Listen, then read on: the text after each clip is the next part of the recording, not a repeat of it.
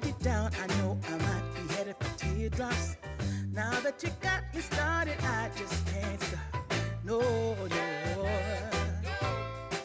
'Cause I love you, baby. I can't let you go, baby. I gotta tell you that I won't. I've been looking for love so true. When I was down and out, along came you. Though you might be a liar and a cheat too, I just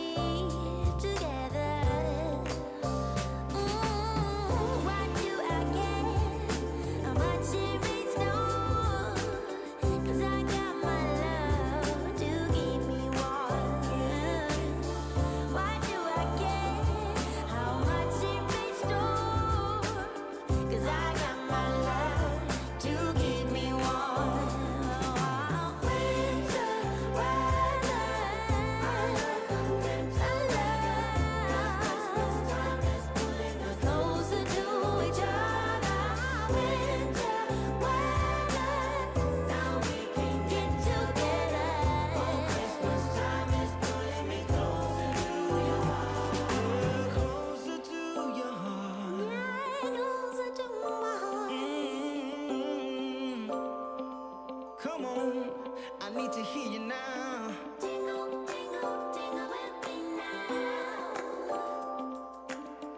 I got my love to keep me warm. Winter weather, cause Christmas time pulling us closer to each other. Winter weather, now we can get together. Christmas time is pulling me closer to you. Closer to you.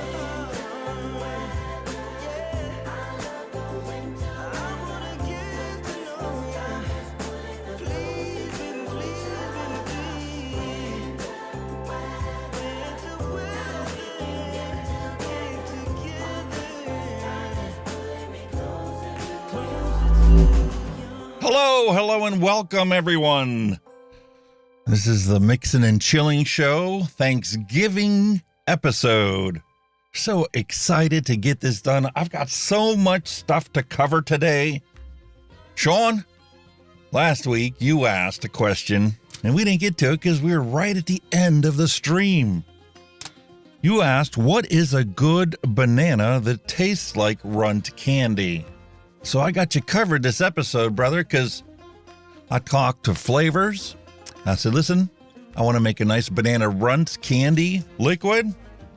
He's like, pardon the ignorance, but what is a banana runt? Naturally, he's in Australia. They don't have runts down there. That's an American candy. So I told him, I said, listen, it's essentially just a banana lolly. So he threw together a recipe. So we're going to be doing that today. We're going to be mixing that so you'll get your recipe. And you don't necessarily have to use their exact flavoring ingredients. If you happen to have some of these ingredients, then you can make your own banana runt liquid. It's fantastic. And as you can tell, Kenny isn't here today. He's doing his civic duty. He got called into court to be a witness.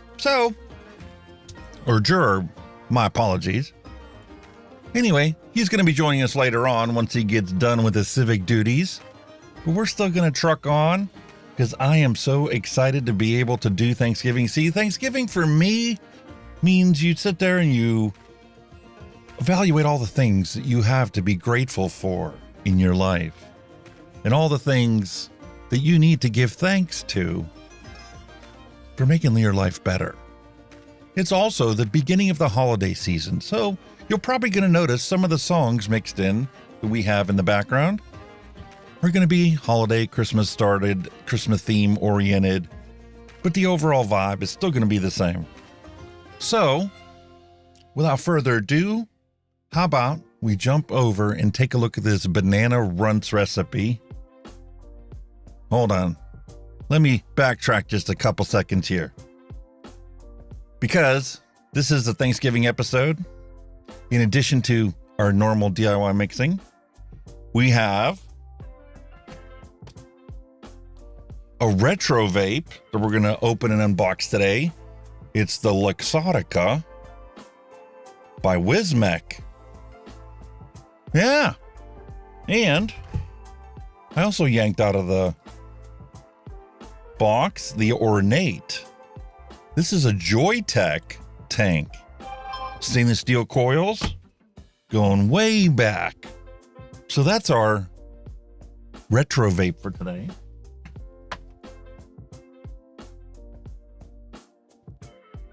Last week, we did the Creed. That's what you guys voted for. And man, have I been enjoying that Geek Vape Creed. Threw it on the Wismec Tinker 2, and I think it's kind of matchy-matchy. And I can't believe how good the flavor is on this device.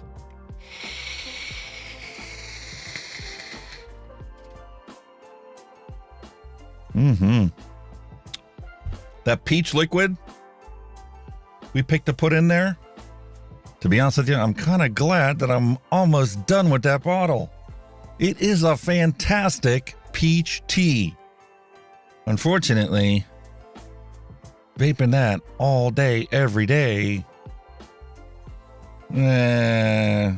it's lost its luster. It's lost its shine. It's not that the flavor's any different than it was a week ago, but I'm kind of getting sick of the peach. It punches you in the face every time you vape it. I mean, it's a beautiful peach tea, but imagine if the only beverage you could consume for an entire week was peach tea. I think you'd be a little tired of it after a week nonstop. All right, moving on. For our build stream portion of it, you guys are going to get to pick from 2 Geek Vape products, since you guys seemed to really like the Geek Vape product last time. So I pulled out the Blitzen RTA and the Griffin. That's going way back. So you guys will get to pick between those two which one we're going to build later on today. But I'm telling you, this Creed is fantastic. It comes pretty close to the Arbiter, airflow-wise, flavor capacity-wise. After a week, it's still going.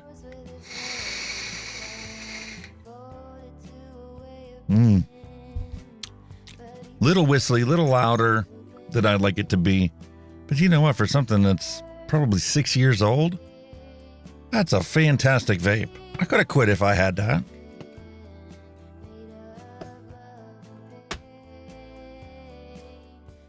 And one last thing, because I plan on running long today.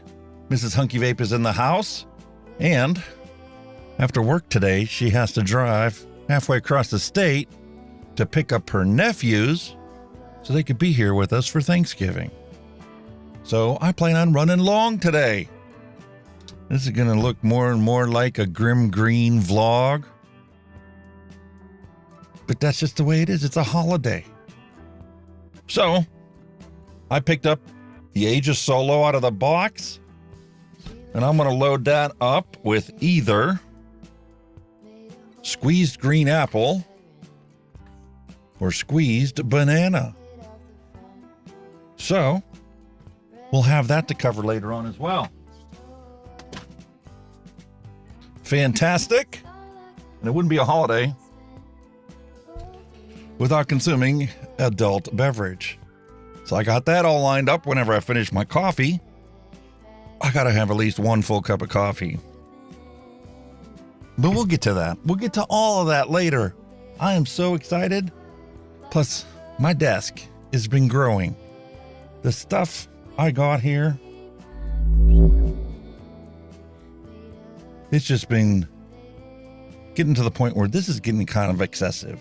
So we're going to go through all of these flavors today, give it our final review, toss it in the bin, in the box, and then later on, after the stream's over, I'll get on the LR and actually put up the review recipes. I'll open up the Excel sheet that I got, and we'll take a look and put a final review up for these flavors that we've been mixing up. Fantastic. Ian Thomas, hello and welcome to the stream. Glad to have you here. So, now that I've covered all the things that I have planned for today, how about we jump over and take a look at this runt recipe, banana runt. There we have it. Very simple. And this is something the Flavrz started doing, and I'm so excited for, because for those of us that are relatively new in the DIY community, making our own recipes, there's a very simple set of 1, 2, 3, 4 combinations that you can easily put together to develop a beautiful commercial quality vape liquid.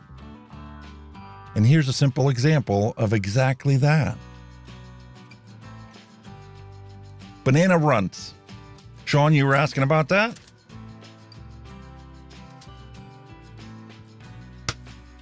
So here we go.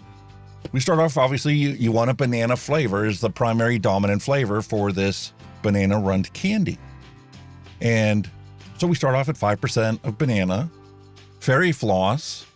It's kind of like a marshmallowy flavor in and of itself. And you can substitute other marshmallows for that. We have at 2% of fairy floss. Marshmallow custard is going to be at 4%. That's to give you that mouth feel so that it's not just a shallow, simple banana flavor. And a little vanilla swirl kind of ties it all together. And that'll be at 2.5%. So I guess it's time that we actually mix this up. And if you take a look at the notes that he included in the bottom of this, you see that this 1, 2, 3, 4 series has been developed for the new to DIY community, or for those wishing to learn how to adjust recipes. 4 ingredients, very simple to do, and some amazing flavors to make. So this is a banana lolly or a banana runt, which is what you asked for. And you can obviously add, a little bit of super sweet to get that sweeter, sticky mouthfeel. You can put in some golden butter, and that will also improve the mouthfeel so that those flavors kind of linger in your mouth like a candy would. So there we go. Let me pull these ingredients out. And unfortunately, before I can actually mix our first recipe, I need to cover all these things I have on here. I love this thing. That's the Dead Rabbit V2. It's been a beautiful flavor. And I've been throwing all kinds of stuff in this thing. Between the cappuccino, the milkshake recipe that I have, the strawberry vanilla custard, been bouncing around back and forth. And this thing's held up as a champ. It's fantastic how it doesn't really hold the flavors like some of the other tanks do out there. And this is essentially, I'm sorry, I don't have a bumper for it yet. I will get there in the very near future, creating a bumper and actually creating separate segments for it. But this is what I've been vaping. So here's my primary arbiter, and here's the candy cane recipe that we did from a one shot. And this is still Nick free. I just enjoy it. I don't feel the need for it.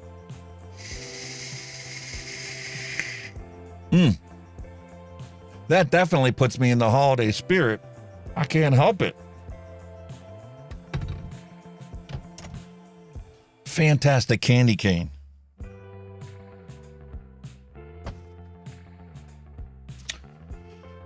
And the other one that I keep switching up just to change the flavor palette in my mouth is bubblegum.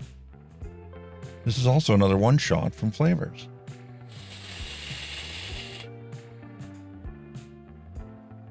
A nice simple Wrigley's bubblegum flavor. Can't talk, but I love this thing. It's a perfect palate cleanser. You get done eating. There's a reason why Wrigley's gum got to be so popular.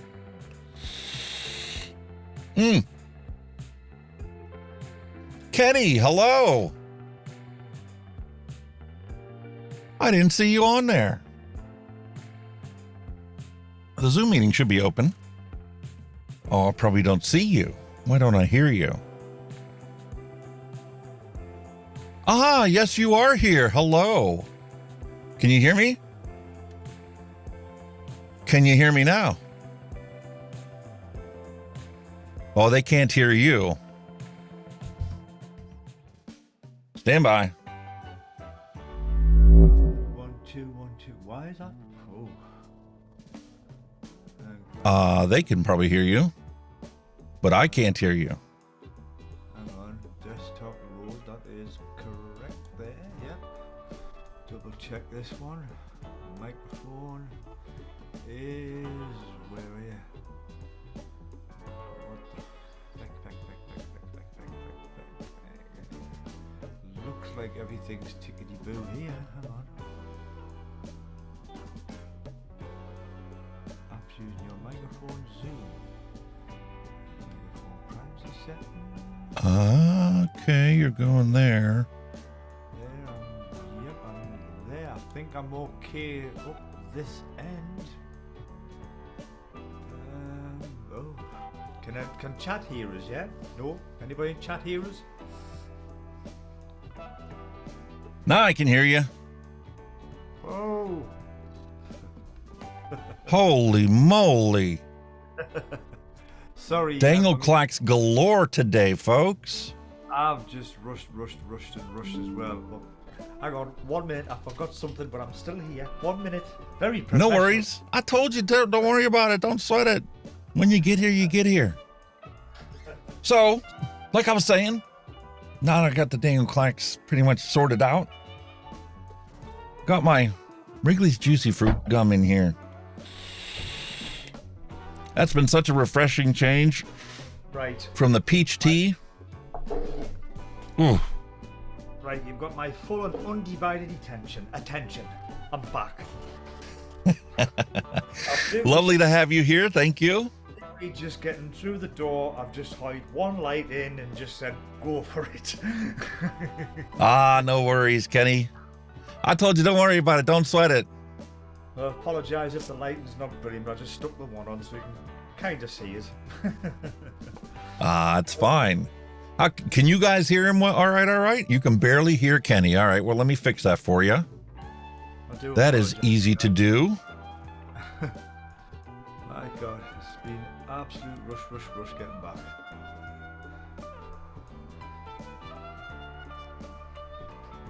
I'm not really allowed to say where I've been according to where I've been, so I'm just going to say services of the community let me out in rush hour. So it's been horrendous getting out. Oh, Bennett. All right, can you hear Kenny now? Hello, Let me bump it up a little more. I'm being bumping up. We're putting on the boost.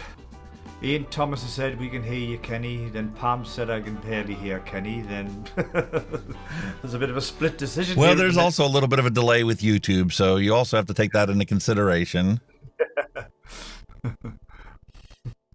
Let me cut this back. Change this. Hopefully people can hear me. Oh, what a week. Again, it's only just started. What a week. There you go. There we go. Hi, Sean. Doing well, mate. I had to bump you up because more software updates naturally. And I was watching the replay from last week and I realized your audio was way off and I tried to compensate for it in OBS. I put a 500-second delay or like move your audio delay 500 milliseconds to try and sync up the video and the audio again, but it didn't work. So I literally just took all the added effects off and now you're going straight through the process into OBS and I had to throw in a 9 decibel gain and a compressor. Wow. So that way if you decide to get excited and shout and yell and scream, it's not going to blow their eardrums out. And hopefully I got the audio level synced. I'm going based on what I hear in my headphone, how much boost I had to put on my headphone to hear him. So hopefully that works good for the stream. Well, as you can see, I've just had a Windows update and it totally affects everything. Really, I've just started to reconfigure all sorts. I mean, I lost me camera, my mic. Like I say, I thought it was that again when you couldn't hear it. I thought, oh, didn't see it's gone again. No. What it was I was listening to the music in the background, figuring if I was going to be here by myself, I wanted to hear what kind of music they were hearing, and that way, kind of as a DJ, I typically learn to shift things one way or the other based upon the feel of the music that's out there. So, despite still being a little discombobulated at the beginning of the stream, because I threw all this stuff together this morning going, okay, I'm going to cover this. It's a Thanksgiving episode. I plan on running long. So I'm going to add this. I'm going to have this. I'm going to, talk about this. And I'm like, okay, it's time to mix up the recipe. And my desk is full of all this stuff. Stuff. William Dobson, hello and welcome. Simpson JFS, hello and welcome. Hello, folks. What are you vaping on? Me, I've still got the little X-Lim going here, but I am testing a new device. Well, it's new-ish. I am testing.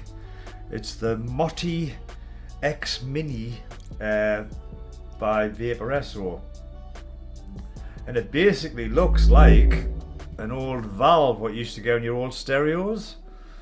That's basically what it looks like. Ooh. it's a pod, you know. It's just a pod that you pop in and out. I'm sorry with the lights not there. You are. The pod, just a pod, but it's got airflow control by turning the pod like so. It's just a fire on off. It's not puff activated. So there's a couple of things I'm not keen on it, but what it is, it's a chucker. Adjustable airflow, fully open.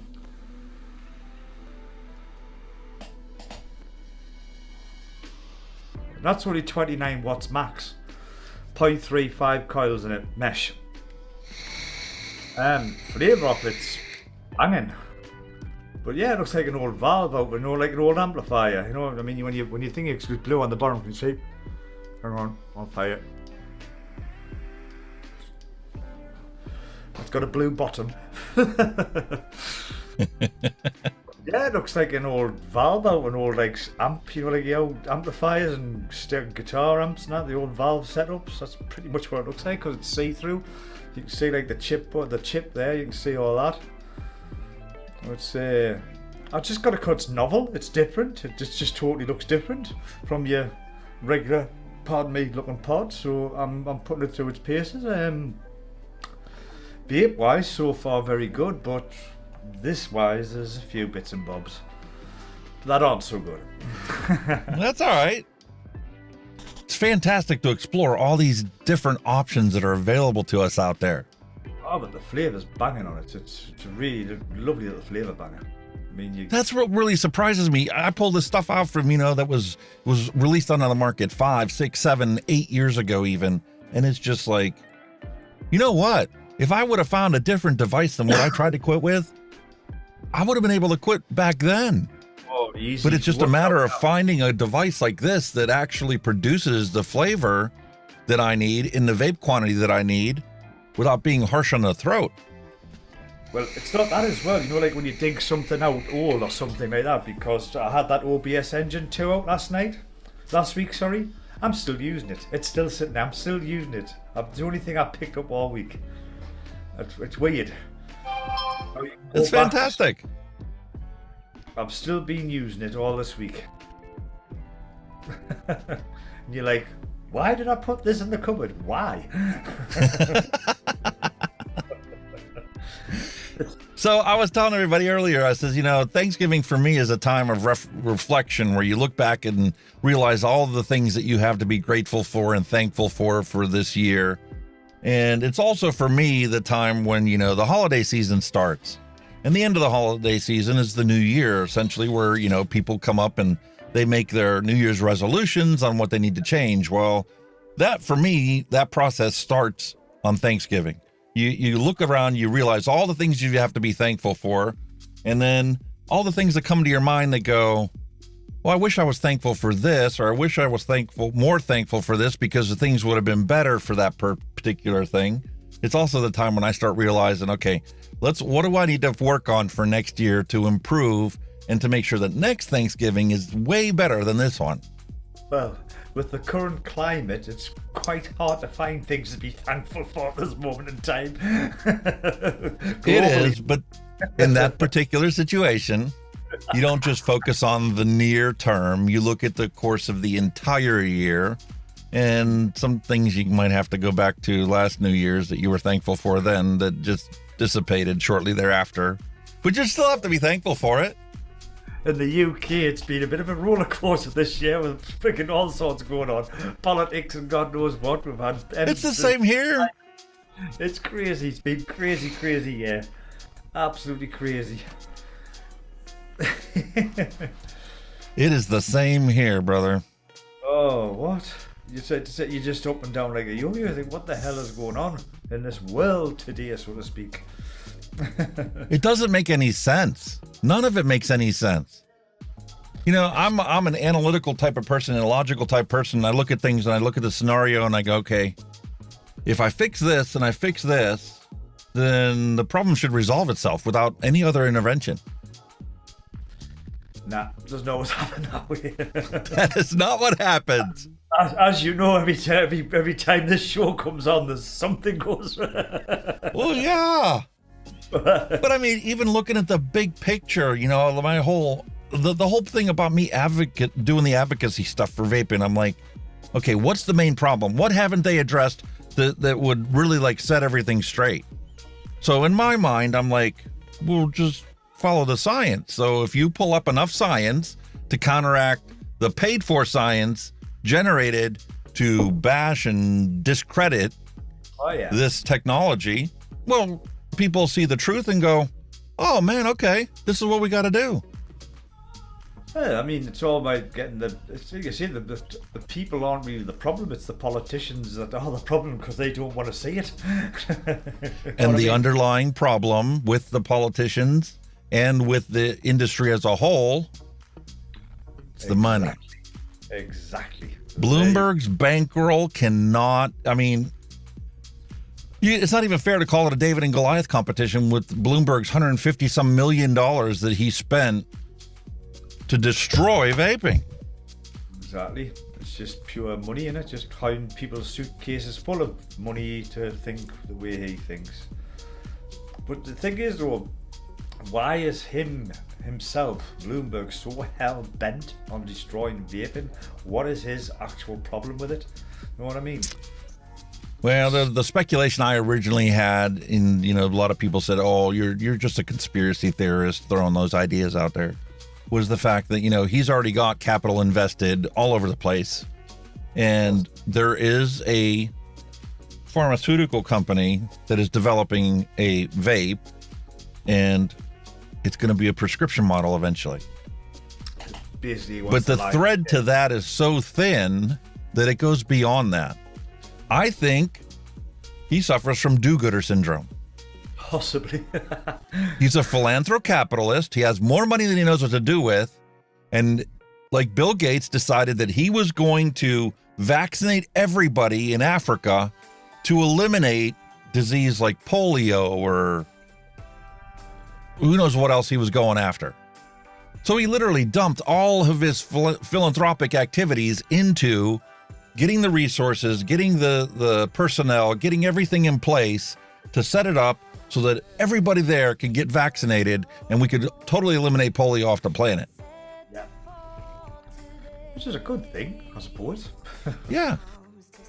And I'm sure Bloomberg is doing the same thing because he got it in his head that all tobacco is bad, period, and we have to eliminate all of it. Yeah. Except, see, the data and the facts don't support categorizing vaping and combustible tobacco in the same group. Like you say, it's categorizing the vape, and vaping is a total different category from smoking tobacco. It's not tobacco, you know. It's a device to get you off tobacco.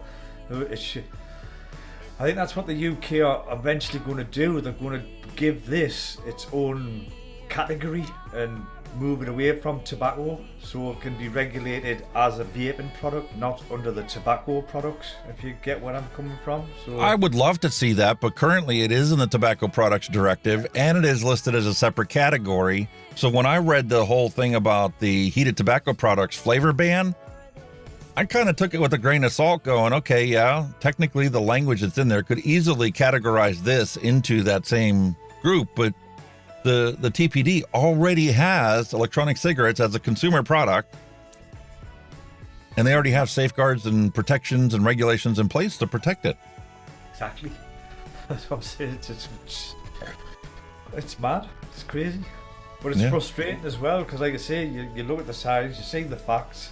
You know, there's been countless researchers. Vaping's been around for quite, you know, a while now, long enough for, you know, most researchers to do some research, and you know, the facts are there, and when people just can't absorb them facts and are hell bent on just not discussing anything about it, then it's just... Kenny, the picture's even bigger than that. I focused on the science, pulling out the science, finding the science, because once you find a valid study that is without bias, that's the foundation to build all other studies from. Yeah.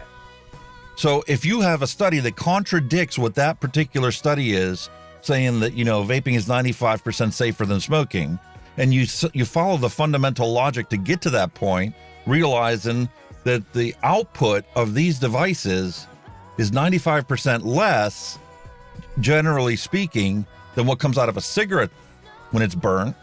Well, then that science can be further expanded to prove you can narrow it down from 95 to 97 or 94, whatever you want, but you can't disseminate or destroy the majority of 90+% in one study.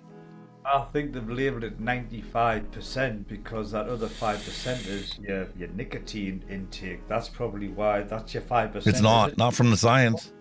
No, it's Nicotine not. has been studied since the 1940s. Ah, right there.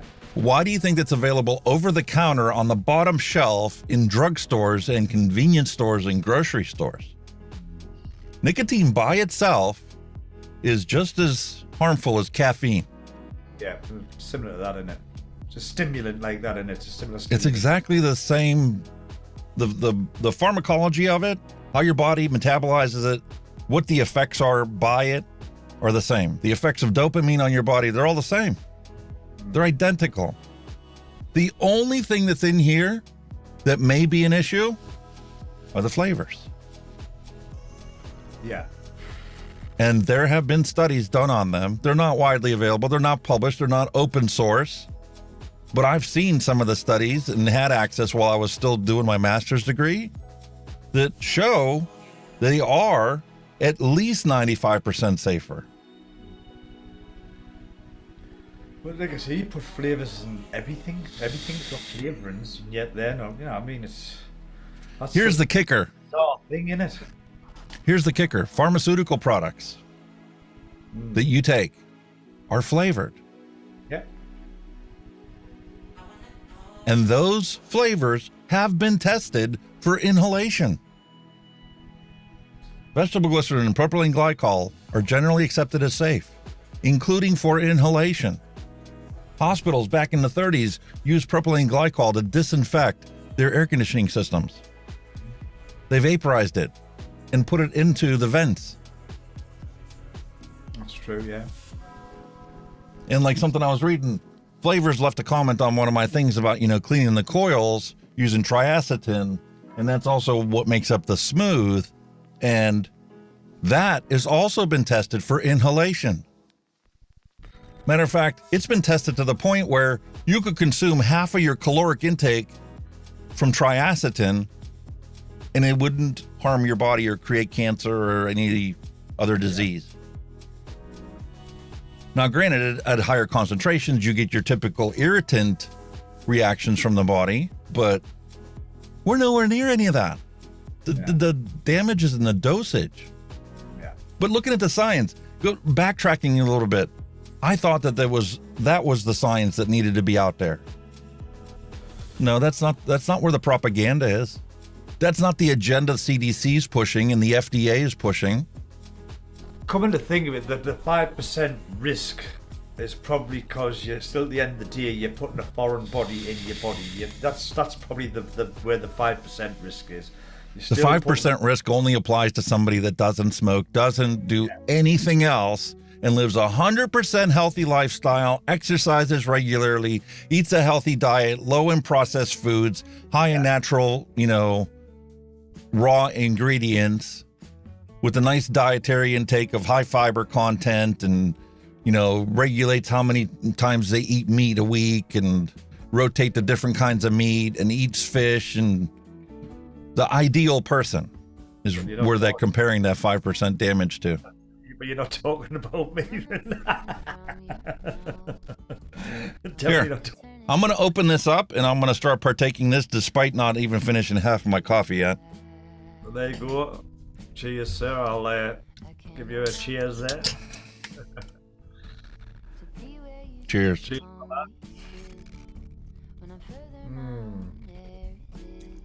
There you go. I just blew that 5% out the window. Exactly. This is more damaging to your health than this. Possibly it is. Depends on your chemistry, your genetic makeup, and a bunch of other things. Like, I'm one of those people, I could sit there and drink every day and never become an alcoholic. But there are those people that if they drank every day, that would turn into 2 drinks every day. And then eventually would get to the point where they're drinking a case of beer a day. And they are legit an alcoholic because it's gotten to the point where their alcohol intake has affected the rest of their life. Definitely. Matter of fact, they don't have a problem with kids drinking.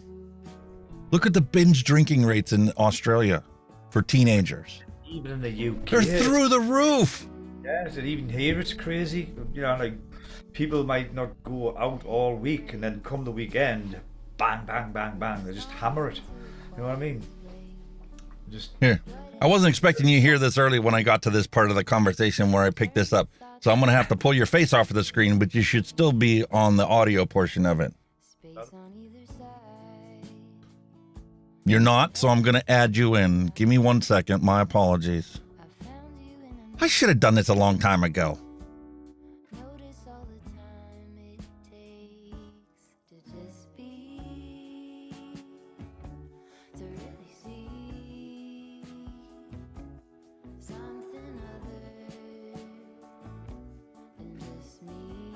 Hold on a second, buddy. They can't hear you. I need to add you in.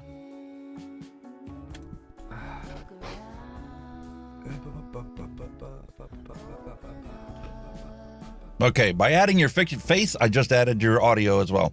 Oh, however, this is what I wanted to point out, and this is what I had set up to talk about earlier.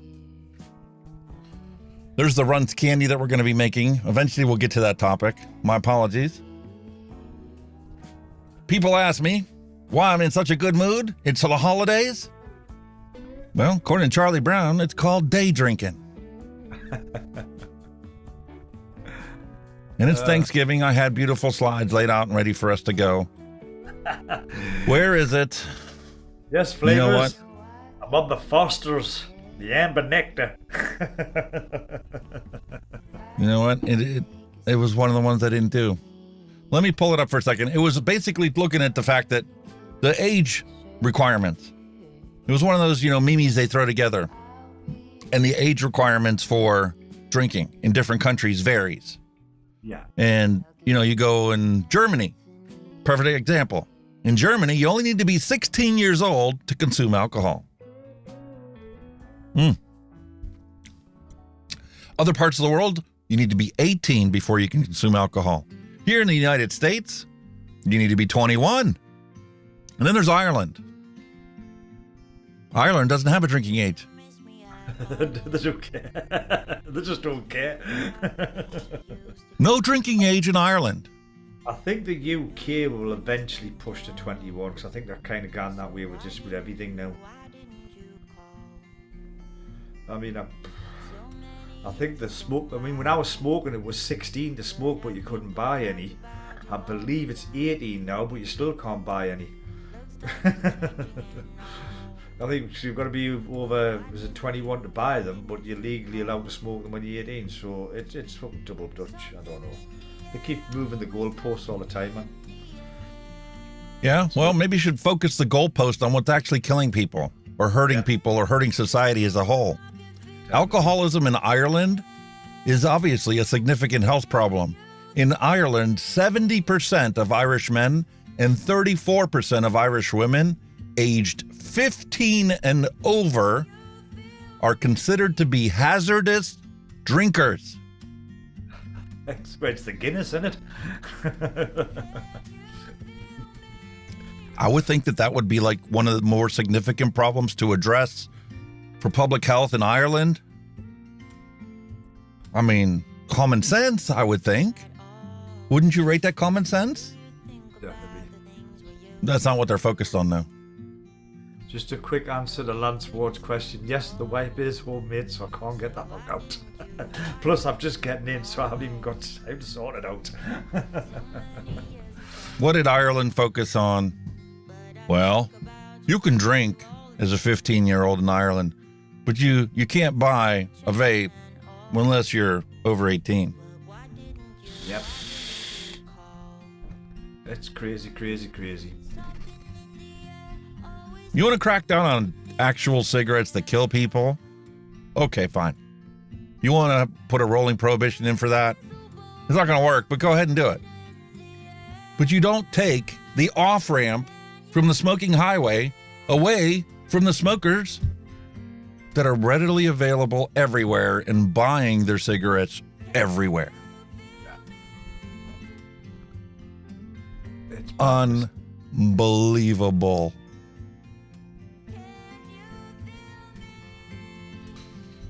Anyway, that was some of the irony I was going to talk about later on today while I consume my beautiful Southern Peach Jack Daniels.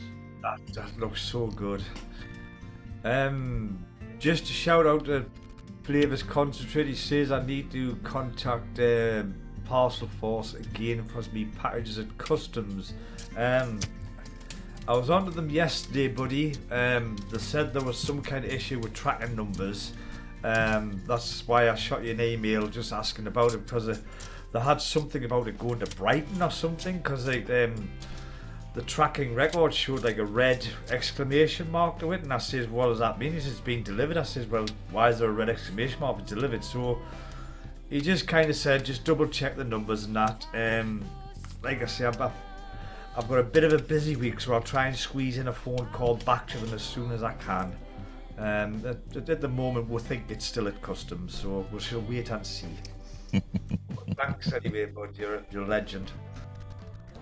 Honestly, I've never known no like in this UK for bringing shit like that, man. It's ridiculous. Hey, the United States Post Office has gotten to the point now where you submit a packet to them, you pay for tracking information, and when you go to inquire about your tracking information, they're like, we have one of your packages? Is that our number? Really? Do we? Have we? And then you go to the front door, and here's the mailman handing you your package that they have no clue where it's at in their system. Honestly, man. The politicians have gutted the United States postal system. Gutted them.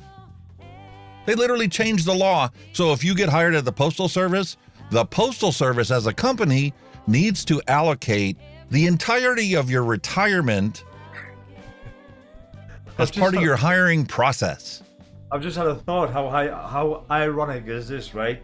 Obviously, the couriers and all that are refusing to ship vape products in America, yet you get your care package no bother, and yet the UK, it's all legal to have vapes, and I don't have mine stuck. And it disappears. What's going on? It might just be luck of the draw. Hey, no, there's no sweat on it. No sweat on it. I jumped over to check because I wanted to welcome Daryl Robicheau, Freeride Vapor, Lance Ward, Flavrz. You all popped in. Sean Lynch, hello and welcome. Simpson JFS, we covered that earlier. Okay. I don't want to miss anybody. That's the whole reason I set this whole printer up in the first place. Exactly. Nice to see you all. More than welcome as always. I bought a book today. Well, the other day. I'm going to start reading again. But that Mrs. Hunky Vape said, don't forget about all the food that your wife is going to make. That's something to be thankful for. Oh, hell yeah. Mm-hmm. I'm sorry, I cut you off. What were you saying? I went out on Saturday night to my local public house, as they call them in England, and we seen a Rush cover band, and I met up with a guy I used to work with years ago. We arranged to go out, and we haven't seen each other for years, and we're having a good old catch up and everything. You know, we're both big Rush fans and everything, so we decided to meet up and go and watch this gig. And he recommended Neil Peart's book, which I have went out and bought, Ghost Rider. Oh. I reckon it's a bloody damn good read. It was after he obviously had that tragedy in his life where he lost his wife and his daughter in a short space of time, and he just jumped on his bike and away he went round Canada and I think parts of America. So, you know, sorted himself out. So it's a very good read. So I went and purchased it. So I'm going to be sticking my nose in the book very soon. You want a good read? Yep. Dr. Colin Mendelsohn, Stop Smoking, Start Vaping. The Healthy Truth About Vaping. Cool. And it is written so that anybody is easily able to read and digest the information contained in this. Awesome. How a doctor wrote a book with such simple language is beyond me. Is it available online, Amazon, all that? Loud Amazon is where Yeah. I got mine. I love Perfect that. gift for any smoker out there. If you've tried to offer them a vape and they're like, oh, no, I don't want that. That's the worse for you than smoking. Hand them that book and let them peruse through it. Well, actually, If they actually make a conscious effort to read the book, they'll quit. I've convinced a person the day I met the day to try vaping again. So there you go. I met a guy at my services to the government type of thing. He said he tried vaping and he couldn't do it. Then he went to the shop and bought a pouch of tobacco again, and he said it was the throat hit or something and all that. And I said, you know, you probably got the wrong amount of nick. Now try this, try that. And he's actually going to go and try one again. So there you go. I've done my little bit that year. Hopefully. You want to talk about throat hit? That liquid I made up was 20 milligram, Oh. and it wasn't a salt nick. Ah. The problem is this pod is bordering on mouth to lung and direct lung. And my wife uses it as a direct lung, so she takes long, slow inhales with this. Too much throat hit. This Motti by Vaporesso, it's not direct to lung, it's mouth. Even if you close that right down, it is very wide open for a mouth to lung. I mean, that's right down, you can hear it. But this is definitely a direct to lung pod kit. So, well, as you can tell by the amount of vape it chucks out, it's just crazy for a little thing. That's like the Oxbar Origin. Such a tiny little thing. But it is a restricted direct lung. Yeah, that's what this is. Barely restricted direct lung. That's what this is. Fantastic. If I was formulating that juice for this, I would have never put 20 in it. So needless to say, I need to redo this recipe because that high of a nick level in here, I'm sorry, but it doesn't taste like a Red Bull or a watermelon Red Bull at all. I tasted the one shot on my knuckle and my finger tastes just like a Red Bull. Yeah. But when you put it in here and put 20 milligrams in, Dude. it no longer tastes like a Red Bull. Has like perfumey aroma to it. The lingering flavor on your tongue is Red Bull. But it's kind of like when you make an alcoholic beverage, you know? And the recipe calls for, a half a shot of vodka in this recipe. Imagine if you were to put 2 shots of vodka in there. The potency of the alcohol itself would be so strong that the flavor would be completely negated and bent into a different direction. So But is that what that's you on think my that- agenda. Is that what nicotine does? It can throw, if you put too high a concentrate, it could throw the flavour off, or you get your balance wrong, it throws the flavour right out the window. It also type of depends, how new and clean and pure the nicotine is. This particular one, I'm at the end of a bottle of it that's been sitting on the shelf since I got it during the vape apocalypse. It's like almost 2 years old. Hasn't been refrigerated. It's been in an air-conditioned room, so the temperature has been consistent, but it's still room temperature, 2-liter container. So it's already dark. Like, it's this color. Yeah. Normally when you buy Nick, it's clear. Or maybe like this color. Possibly, yeah. So it's already starting to get a little more throaty, a little more peppery. So putting an exorbitant amount of that in there, that pepperiness is also going to do that. That's why they ice a lot of the liquids that you have in disposables and stuff, to cover up that pepperiness. We have Dusty Country Road in the house. Welcome. Welcome, Dusty Country Road. It's our Thanksgiving episode. We're covering all the things to be thankful for, looking at our journey for over the past year, see where we've come, see where we'd like to be, and set our goals for New Year's resolutions. I definitely know where I'd like to be. Trust us. Here's some irony for you, okay?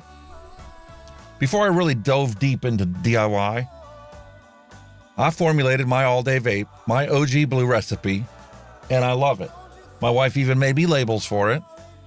It almost looks like a commercial bottle, minus all the BS warnings that are on there. And I used to mix up 4 bottles at a time. Ooh. And I was all inspired by Keep It 100's OG blue. My wife's the only one that uses it now. Because I've got so many other choices to pick from that I really like. You've got that candy cane, that's what you've got. It didn't go far. I thought I've been putting stuff off of my desk back there to shuffle it into the, okay, it needs to be cleaned to move off the desk. I'm sorry, my desk isn't big enough to do like Nick Green. He had a contest on his last live stream. Asked his viewers how many ready-to-vape devices he has on his desk. And the person who guessed it correctly was going to get a present in the mail via a medium-size postal box, flat rate box. Care to guess how many he had? 80. I've never seen it, but 80. He had like 30 some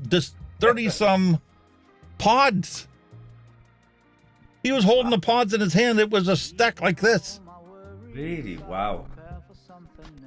I can't believe it. I thought I had a lot. I thought my problem was getting to the point where I might have to seek professional counseling on how to part with some of these.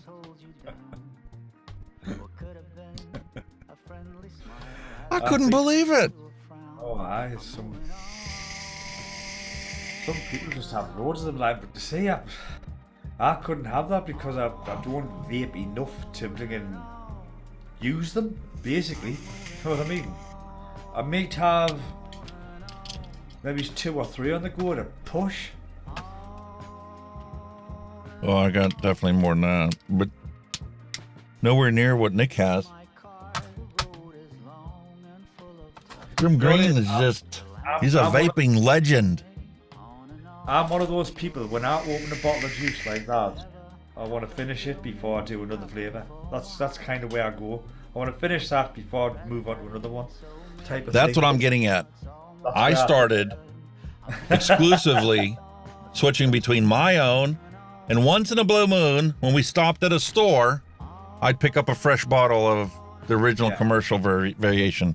Because there's some other flavoring in there, I don't know if it's pomegranate or something, that bends that away from a blue raspberry, but it does it in a way where it kind of adds to the flavor of the blue raspberry. That's why they put it in there. Kind of like adding dragon fruit to like an orange-based recipe. Or like I did this watermelon candy I've been working on here. You know, I got the watermelon and the brands of the watermelon in there, percentage right, and the sweetener just right. I put a touch of dragon fruit in it this past week. It is now officially a watermelon cotton candy. Really? It's just filled in all the gaps between those separate little flavors. That's probably what it is. Like it'll take a flavour to blend the other ones together a bit better. You know what I mean? Because it ties it in with a familiar note, but it doesn't distract away from the actual flavor that you were going for.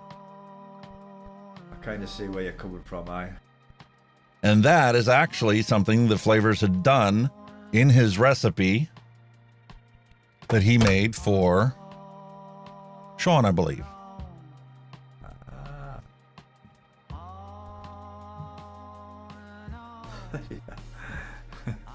So we have bananas as the primary ingredient, fairy floss, marshmallow custard, and vanilla swirl.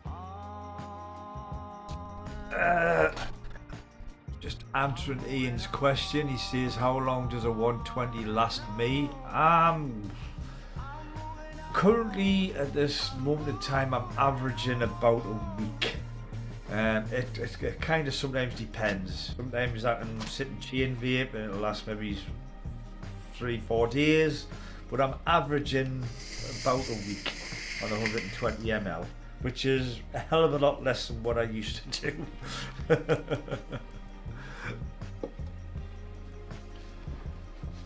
William Dobson said he's got 150 plus mods and RDAs and RTAs at near 100.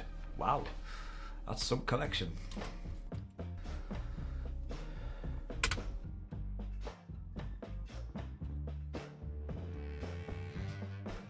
Fantastic. So now that I've cleaned off a majority of the stuff here on my desk, we're going to mix up a batch of this.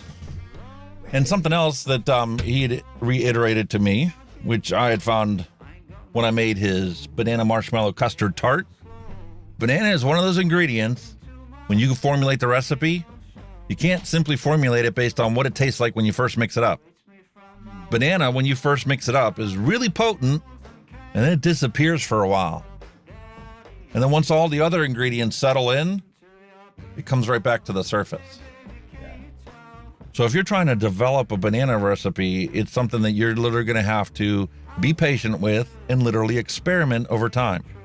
Create your recipe. And that's why this watermelon cotton candy, I've been literally adding in one ingredient each episode to get people familiar with the process and be realistic about how long it takes to develop an actual delicious recipe that has multiple ingredients in it from different directions, each pulling you to achieve a flavor profile that is none of those individual components, but a blending of all of them. Yeah. I really have some envy for some of the mixers that have been doing this since vaping came onto the scene, because back in the day, the number of choices they had for flavor profiles was very limited. And they learned how to bend flavors away from what they are to be something else. Finding out that you can take pineapple and plum and put that together to give you a cherry. It's weird, isn't it? You would never think of doing that in real life. Just think, I'm going to have a pineapple and a plum and eat it and see if it comes out a cherry. You just don't think of things like that, do you? Nope. It's clever stuff. Because you're not actually eating the same flavor components that are in those things.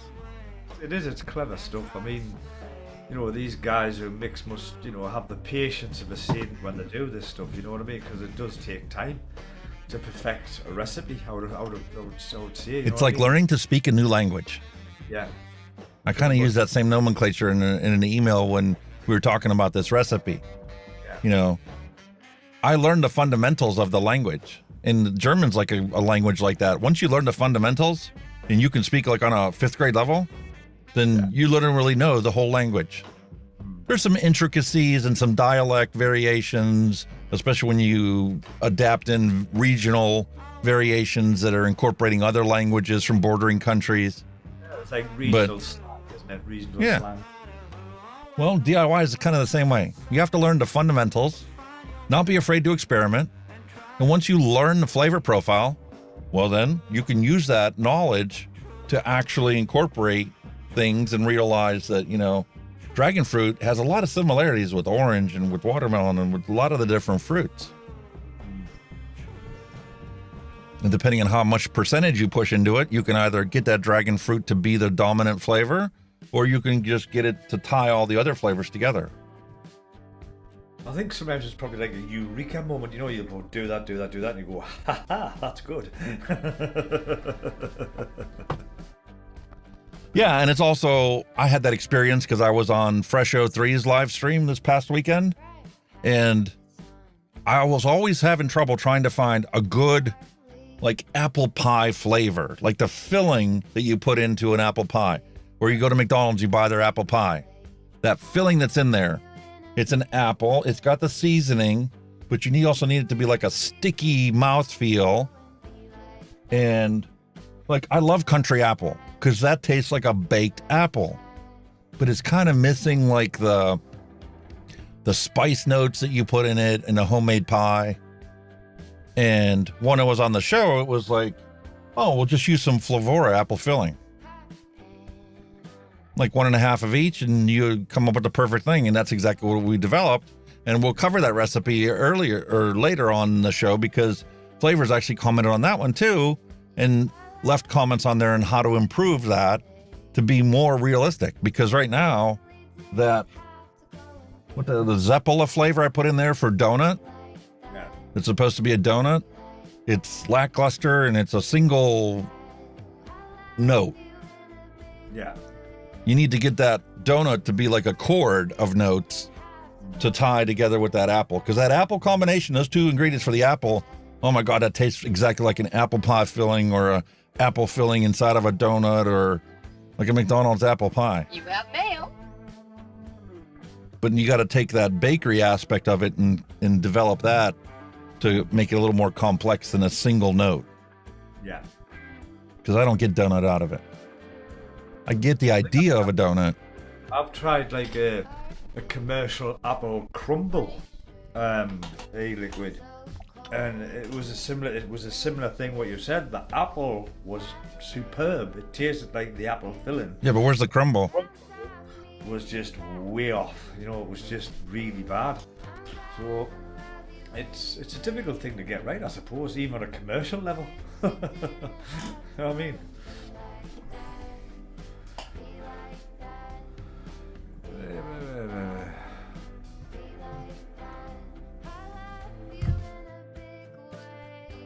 Hot diggity.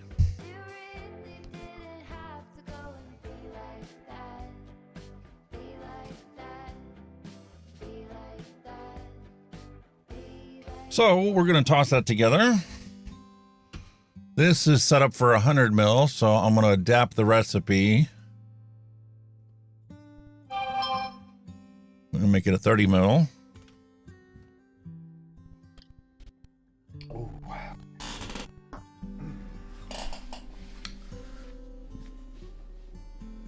nom nom nom. Yeah, when he asked about that last week, right at the end of the show, I'm like, I'm going to save that slip and we're going to do that next episode. And I'm like, that should be pretty simple, you know. You get a banana, you get some marshmallow and, you know, some sweetener in there, and that's pretty much the crux of the recipe. So here we are with the banana, that's 1.5.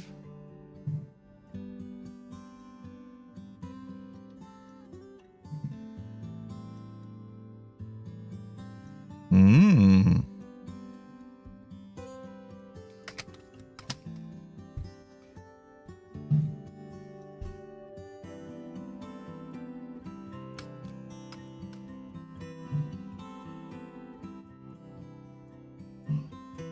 Mm-hmm.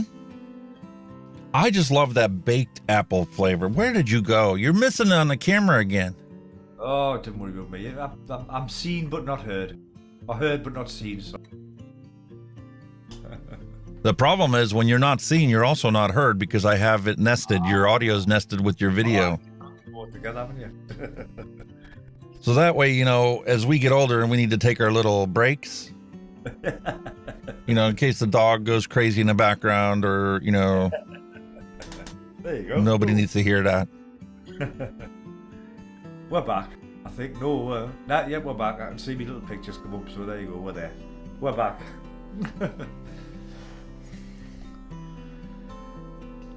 See what happens, folks? He's had one Jack Daniels peach and it all gone peach shaped. I haven't even gotten that much in me yet. That's what I mean. This is Thanksgiving. You never know where this show's going to end up at. Oh.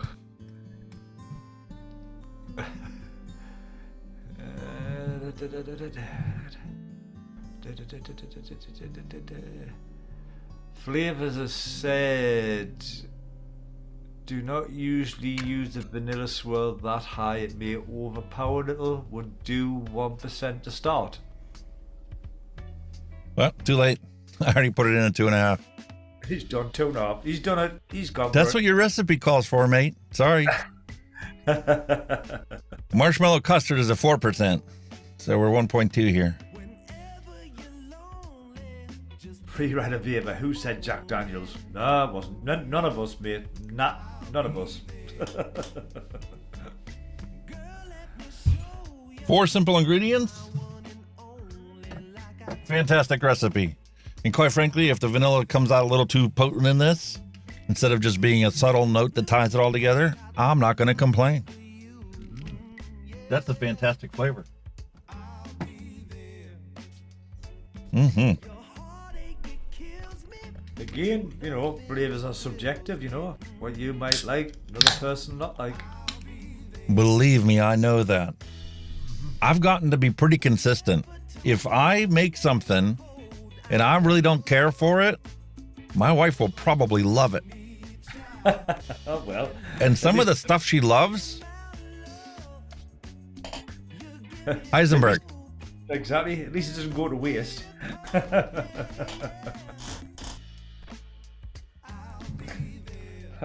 She had me fill it up last night. It's her night vape. She's got a Geek Vape Aegis sitting on the headboard, and it's probably got an arbiter on it. I just filled it up last night. Oh my God. Heisenberg, yeah, it's just wrong, that. I think whoever invented that one was seriously on something. It was just having Perfect example. That watermelon fizz. I'm vaping in this. It's got that floral scent to it because of the high nick. I could vape it if that's all I had. Yeah. It's not my favorite. She thinks it's like bathwater. Sometimes you just got to settle for what you have, I suppose. You know what I mean? If it's No, I guarantee if I would have mixed that up with just a normal 6 and Nick, it would have been fine. Yeah. Because like I said, when you do the knuckle test, it tastes exactly like a Red Bull.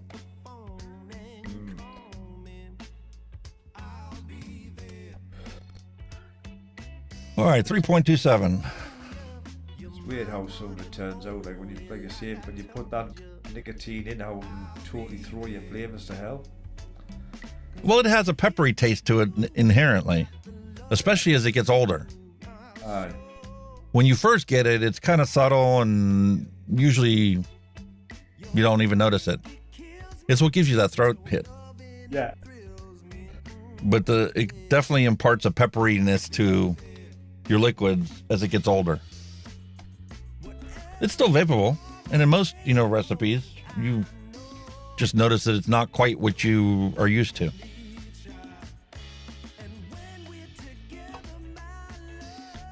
I think if it went to dark brown, I don't think I would personally be able to, but that's just me. If it doesn't look right, I'd go. God, that smells fantastic. That banana smells so good. And it smells like a runt candy. Like when you open a box and you separate out all the bananas from the runts. It's fantastic.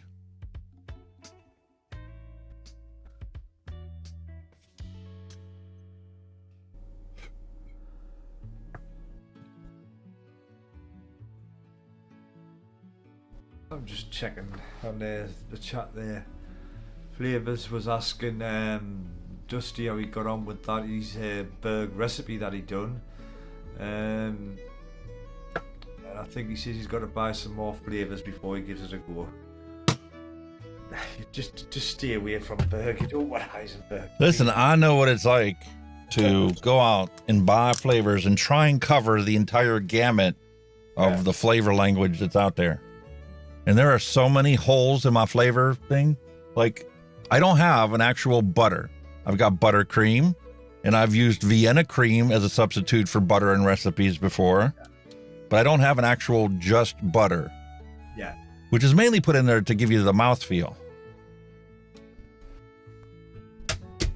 Well, it's like you say, sometimes you can add another flavour to do that job. You know what I mean? Rather than the actual thing itself. Yeah, but the flavorings are so different from different manufacturers. Like, there are some, like strawberries. There's some strawberries you can pair together. And if you pair a different brand with like a sweet strawberry with a strawberry ripe, there's certain brands that just do not achieve a synergistic positive outcome. they kind of detract from both flavors without helping the situation. I'll get you, yeah. That's where people get frustrated in DIY. They'll go to mix up a recipe with the ingredients that they have and think that they can do a one-for-one substitution off of somebody else's recipe that used completely different brands.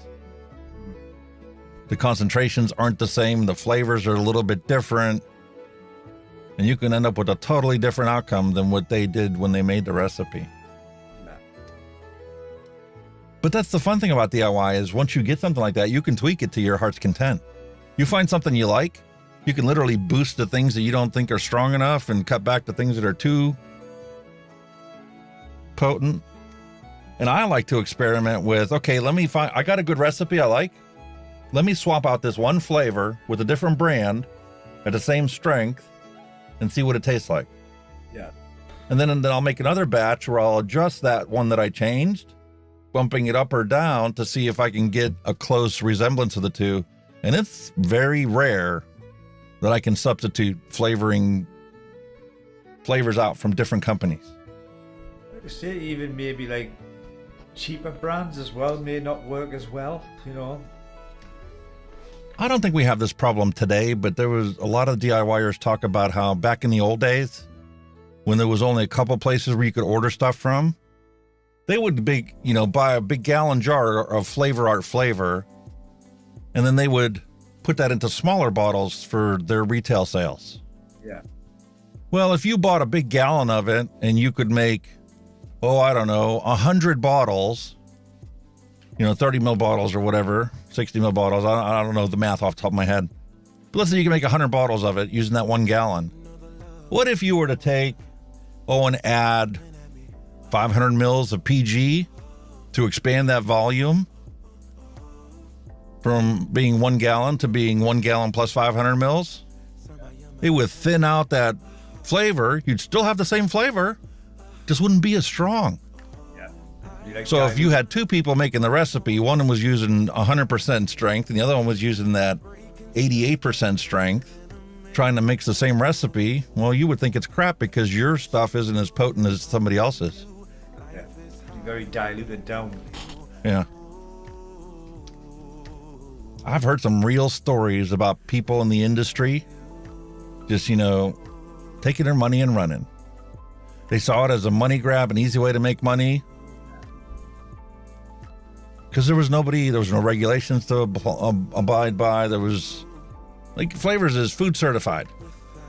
How many of the flavoring rebottlers we have in this country are food grade certified in the way they do things?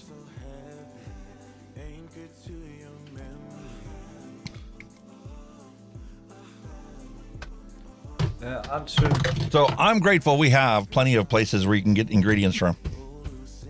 Answering Flavr's question there, he's saying, where do you get single concentrates now from in the UK as chefs are going to hold one shots now mostly? I would say a popular one for one shots, I suppose, is Darkstar. Yeah, but I think they're looking for actual flavors. Yeah, looking for actual. Darkstar do concentrates as well. I think they cater for the beginner with the one shots, but they do actually do one shots as well, concentrates as well. I can't. Top of my head, I can't really think really, because it's not something it's not something I'm really dive into as much, because I just kind of look at a recipe and I just don't tend to follow them up at times. I'm terrible.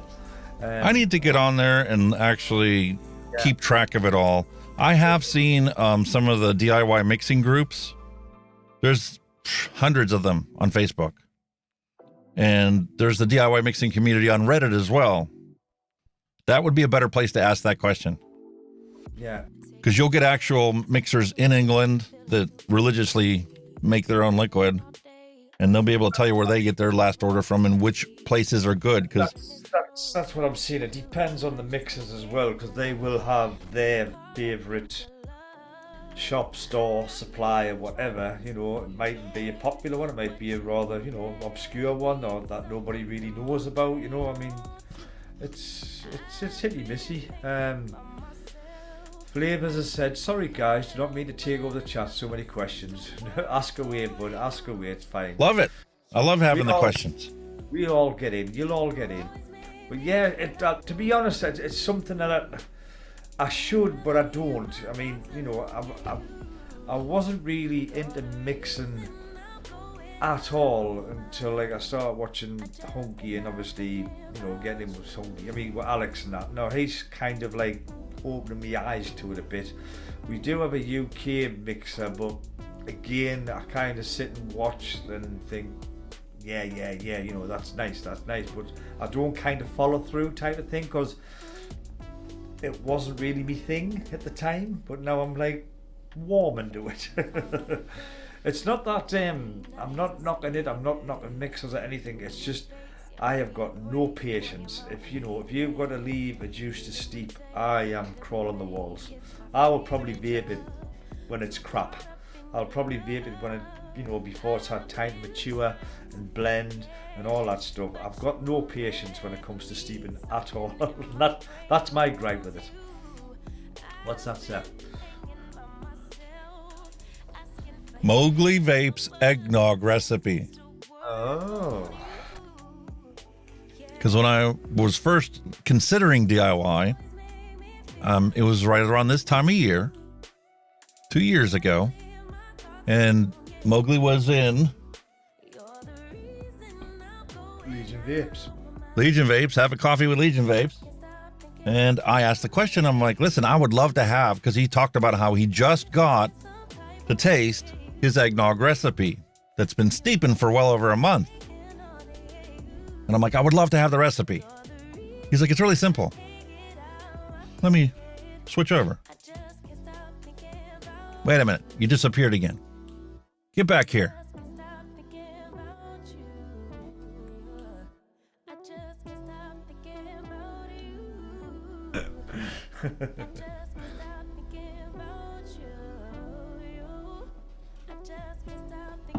Oh God.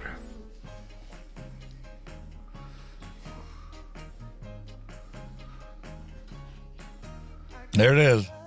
That's a valid point that Lance has made now.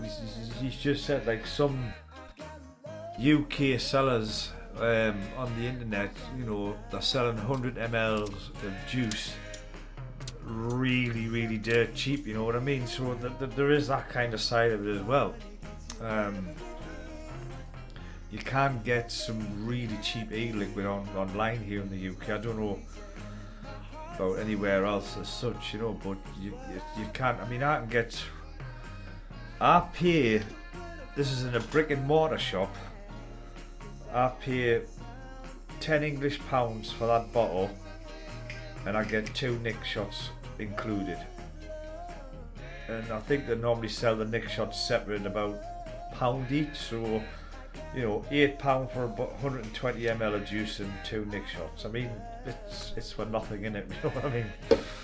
When you think about it, there's that kind of attraction as well. You know, when you can get your commercial stuff so cheap that you think, well, why would I want to mix? But in the long run, it's probably cheaper to mix.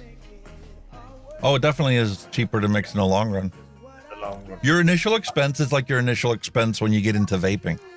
Yeah. You'll buy dozens of different, you know, mods and tanks, and you'll get into rebuilding and stuff.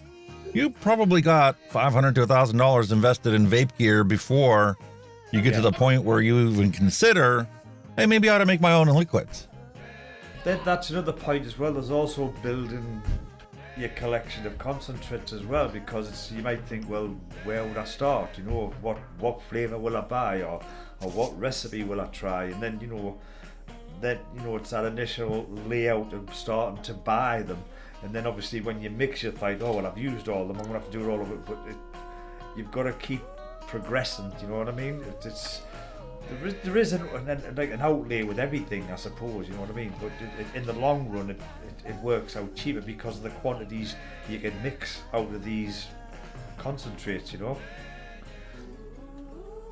Listen, when you get started, just buy the small bottles. 10, 15, 30 mils max. Do not buy 60 or 120 ml bottles until you know that it's a liquid flavoring that you are going to use religiously. This is like anywhere from $6 to $10, depending on where you get it, what flavoring company it is, and whatnot, not including shipping.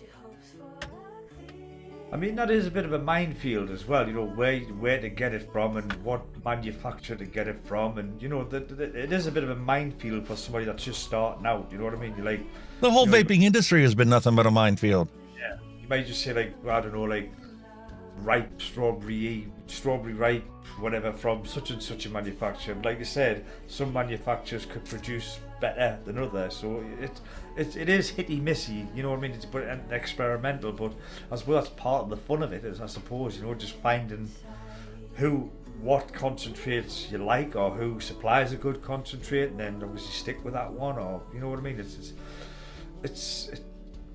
It can be a bit daunting, but it's like that with anything, isn't it? That you're going to take the plunge into, so to speak. Coleman Polking House secret sauce is what keeps smokers from going back to vapors from going back to smoking. It's Nick. It's our friend Nicholas. It's Nicholas.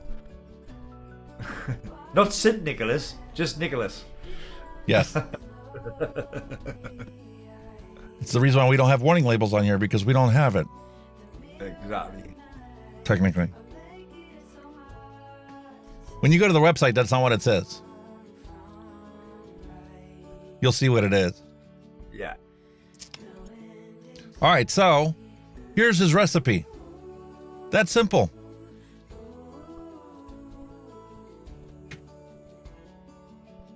Flavor West eggnog at 10%. Mowgli adds 3% of distilled water to it,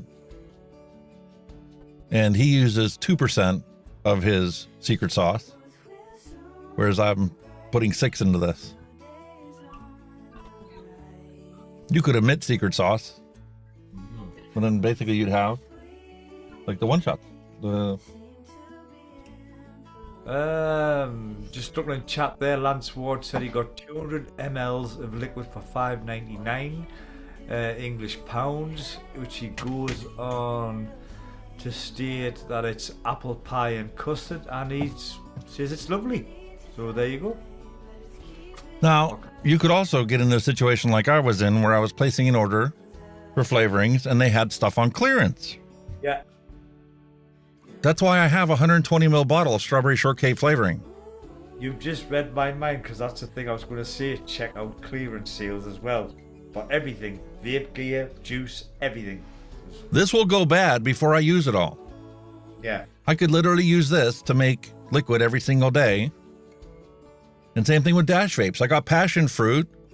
Dash Vapes rebottled their stuff. They no longer sell flavorings because of the taxing situation. They had to create a separate business just for their flavorings. But here's Flavor Art Passion Fruit. This thing was $3 for 120 mil. Whatever happened to him? Did he lost his channel, didn't he? Yeah, but he's back. There's back. Dash TV now. Ah, right. But they don't put out the same kind of stuff they used to before. No. More commentary and whatnot, because they are a business. True enough, yeah.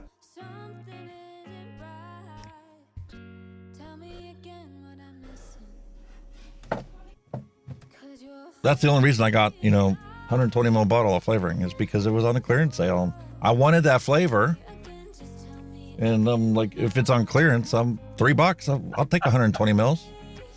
May never use it all, but $3 is what, you can buy a 30 ml bottle, and depending on the flavor, might only be a 20 ml bottle. My apologies for laughing there. I'm just, Ian Thomas is back on form again. He has stated, little Miss Buffett sat on her tuffet, her knickers all tattered and torn. It wasn't a spider that sat down beside it, it was little boy Blue with his horn. He's awesome for stuff like that, Ian. He's an absolute legend. Lance Ward points out on some sites in the UK with Black Friday deals, they are giving it away. Hardware and juices. Yeah, it's Black Friday. There's another guys. It's Black Friday here in the UK. So again, same here. Expect to see all the places that you buy stuff from have Black Friday sales,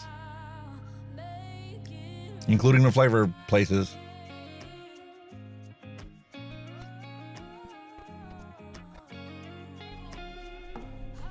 Hey, Kenny, why do turkeys hate the kitchen on Thanksgiving? Come on. It smells foul. Oh my God. What can I say? Who didn't have any friends over for Thanksgiving? We don't really celebrate over here. It's not a thing. Neither does the turkey.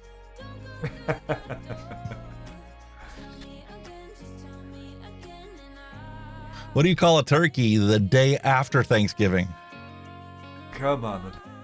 Lucky. Now I've heard a similar one with that, but that's after Christmas Day. Ah, yeah. Over here.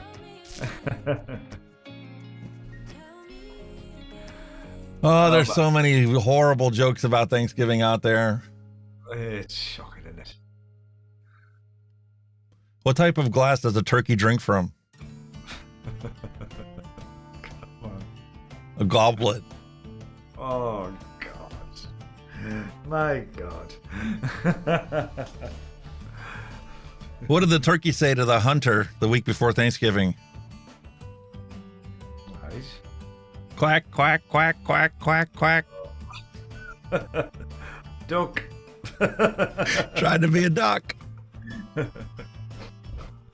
Dear Oh, my goodness. What do you call gossiping with the turkey at the table? Oh, come on. Gobbling? No. Gossiping. What do you call gossiping with the turkey at the table? Come on, then. A side dish.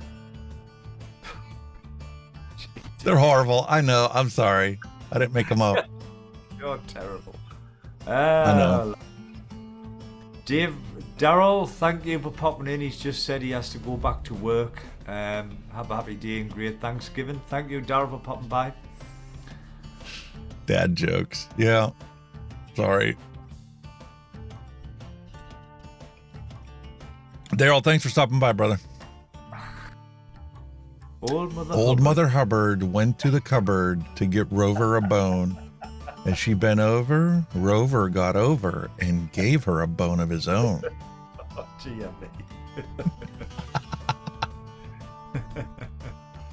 Oh my goodness, never a dull moment. Sean, yes, I have been watching the World Cup. I don't know if the guys in the US have been following, but the US drew with Wales apparently there yesterday. So yeah, I've been watching a few of the games. Obviously England 6-2 win, tremendous start. But yeah, we're watching it when we can. I imagine they will be showing that on Thanksgiving Day. They have a lot of content. Like they don't cover soccer here hardly at all. You have to go to like specialty cable networks to actually watch soccer games and stuff. I thought it might be a bit more coverage on the World Cup, obviously, because the USA is represented in the the World Cup. Thanksgiving's the exception for that. Yeah. Because they obviously don't have everybody working there either, so they like to take a big national stream and just rebroadcast it, and there's only one guy in the control room making sure that the station doesn't go dark. I'm with you. So that'll probably be airing on Thanksgiving Day, and if it's airing, I'd love to watch it. I also don't hardly watch actual regular TV anymore. I've gone with Netflix and Amazon for so long that. Oh, like I say, the football's a massive thing here. Period. Oh yeah. So whatever it's on, you'll guarantee we will try. We'll watch it. But to me, I don't know, the World Cup, it's got too political this time. It's really got too political, and I think it's spoiled it. you know, there were all the human rights and, you know, the LGBT stuff that's going on, and, you know, just let them just watch the football, just leave the politics behind. You know, it's a sport.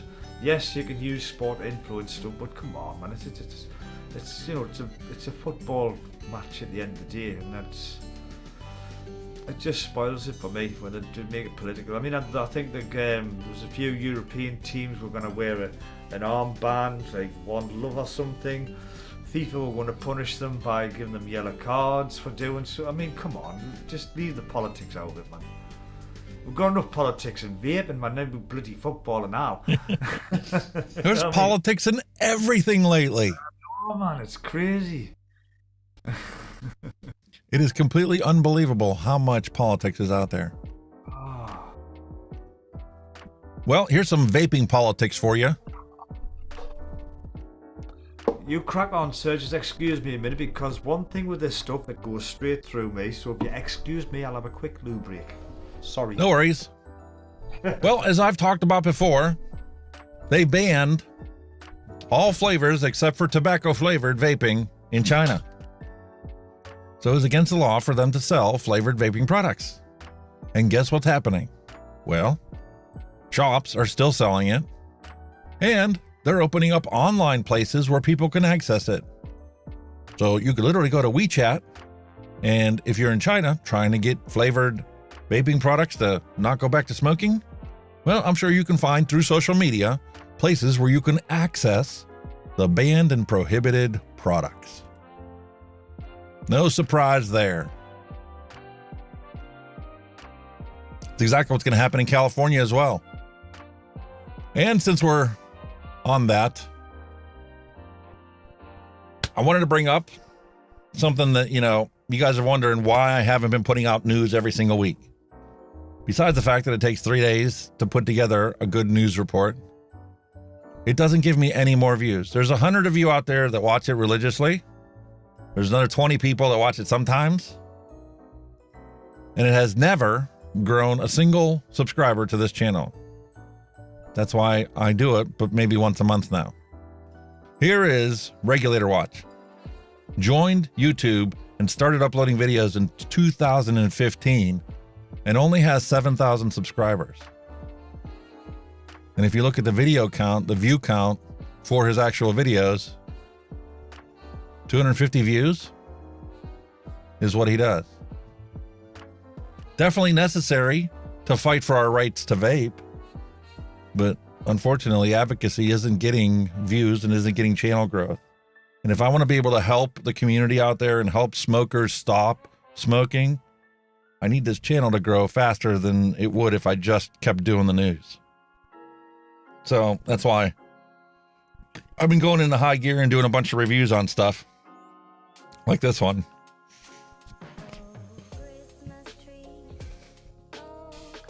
Right now, it's only got like 40 views after 24 hours.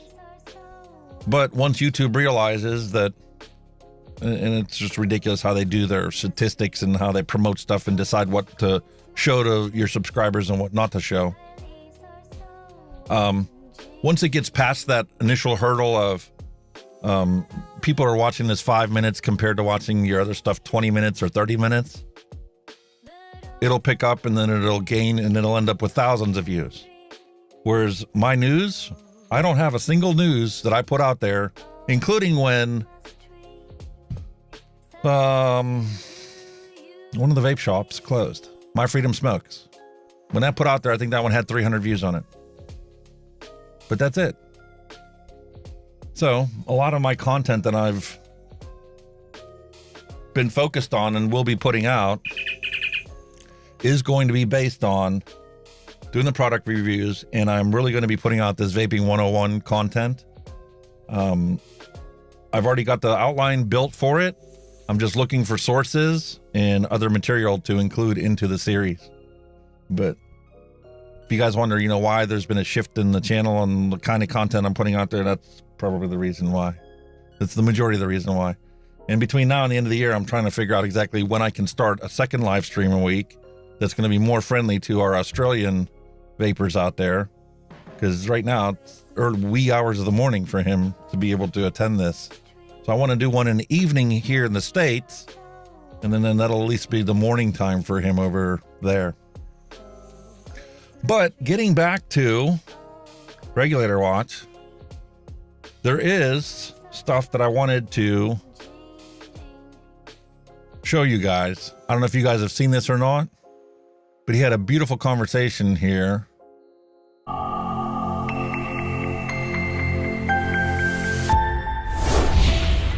Hi, I'm Brent Stafford, and this is RegWatch by RegulatorWatch.com. It's been an insufferable past few weeks for U.S. consumers of nicotine vaping products, dealing with the CDC's double down on the exaggerated so-called teen vaping epidemic, and the shocking revelations that decision-making at FDA Center for Tobacco Products is in disarray and influenced by outside forces, and that scientific disagreement within the agency is being suppressed. And most distressing, a disastrous result in the U.S. midterm elections, where voters in California passed a statewide ban on flavored nicotine vaping products, destroying access for nearly 40 million residents. Joining us today to discuss these developments and more is Charles Gardner, Executive Director of INCO. He goes on to talk about, what INCO is and who Dr. Charles Gardner is. If you guys are advocating out there for tobacco harm reduction, I'm sure you've seen him out there actively partaking in the Twitter conversations and talking about that kind of stuff there. But it was shocking after watching this video, and I know the facts out there. I've done the research, I've done the news, I see the science out there. But what I don't get to see is like the actual numbers of tobacco and vaping product users in the world, or even in the United States. Because when CDC publishes information and their numbers, they're conflated. They don't show you the whole. They scare you by saying, oh, there's 3 million tobacco product users that are underage in the United States. They don't tell you that there's 30 million kids in the country, and then it's less than 10%. And then you take that 10% and you divide it up into people that are actually vaping, people that are actually smoking cigarettes, people that are smoking cigars, people that are smoking cigarellos, people that are smoking THC or cannabis. Well, it was kind of shocking to find out how little vaping actually is going on in this country and how little tobacco smoking is taking place with the youth of today. Incredibly low, and they've always been low. And so there's like a deliberate effort to make people think that there's a crisis when... So, and let's go back to that epidemic claim. The CDC's own definition of epidemic is a disease that is increasing in a population. Teen vaping is not a disease, it's a behavior, and it just dropped 50%. It's not epidemic. In fact, it's lower today than, as I have said, back in 2015, which was 3 years before the FDA declared an epidemic. But the FDA refuses to undeclare epidemic. And I sat in on a video call between the CDC and its partners, who are CDC people, but also a lot of anti-vaping NGOs funded by Michael Bloomberg. And those people were reassured by the CDC that they could still say this is an epidemic, even though teen vaping is lower now than it was 7 years ago in 2015. It's bonkers.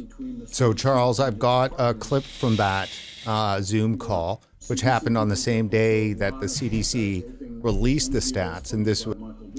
I'm not going to actually play this thing, but it literally is a meeting where the PAVE mom, who originated and founded PAVE, was asking the CDC how she could take these statistics and run with it to further the misinformation out there and to further the scaremongering propaganda campaign. And the CDC reassured her and says, you can still call it an epidemic, even though there has been a 60% reduction in the last 3 years. And something that really shocked me was when I was hearing him talk about overall tobacco use in the last 20 years. When you look at vaping, it's inconsequential. It's insignificant. Overall, nicotine consumption has dropped and cigarette combustion has dropped 90% in the last 20 years. There is nothing to be concerned about, no epidemic, and there's no justification for what they're doing here. What they're doing here is literally negligent homicide. Is that you know for a This is the fact stuff that damages 10 it all, you know, or 20 damages years from the now, vape we'll all be industry, looking it's back on this stuff like time this, which is total with a completely different view, because it will have been discovered that nicotine vaping doesn't cause erectile dysfunction and blindness and deafness and your teeth to fall out and male pattern baldness and heart disease and lung disease and skin disease. And I mean, you just go on. You can't pick a single organ system that they haven't claimed vaping harms.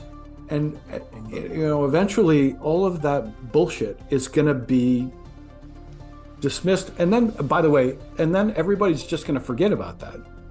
They're going to forget about the fact that there were hundreds and thousands of people claiming those harms. And also 10, 20 years from now, all the teens who are vaping now who should not be vaping, they're going to be in positions of power. They're going to be adults. They're going to be, it's a bit like cannabis, I didn't use it much, a little bit when I was in high school, but I knew it was not harmful. And like everybody who used it in their teens, cannabis in their teens, grew up like probably wondering like, wait a minute, like why? Like alcohol is much more harmful than this. Why is this illegal? Liar. You liar. Alcohol is much more harmful than cannabis, and is much more harmful than nicotine. And the statistics and the science and the actual numbers document clearly that it is. Yeah. And it's irritating because here you have a professional scientist who has spent his entire life dedicated to focusing on the science and improving public health outcomes. And because he's now associated with the vaping industry, when he makes a scientific claim, even when he backs it up with CDC sources, it's utterly dismissed. We should be celebrating the fact that smoking has dropped 90% in 20 years. We should be celebrating the fact that teen vaping has dropped 60% in the last 3 years.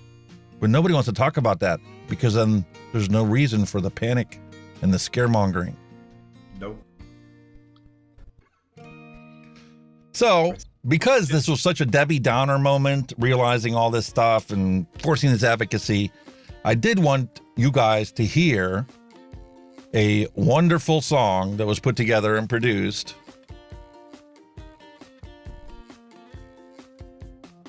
by Joe Gilder. And he actually produced this song in his closet, in his bedroom. And he has a whole channel dedicated to Home Studio Corner, being able to go and produce music on your own, not to give up on your dreams. You always dreamed about making a song or something. Go do it.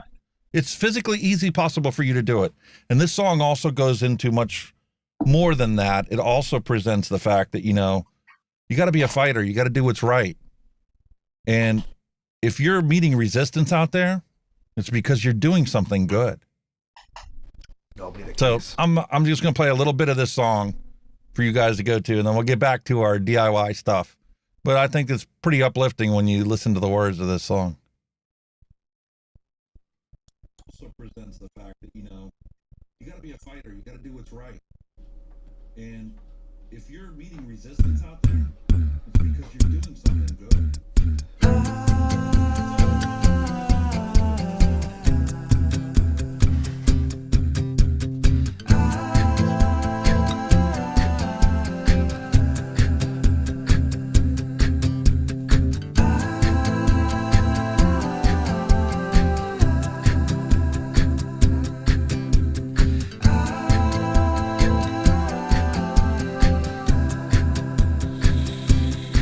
I don't wanna look, don't wanna see what's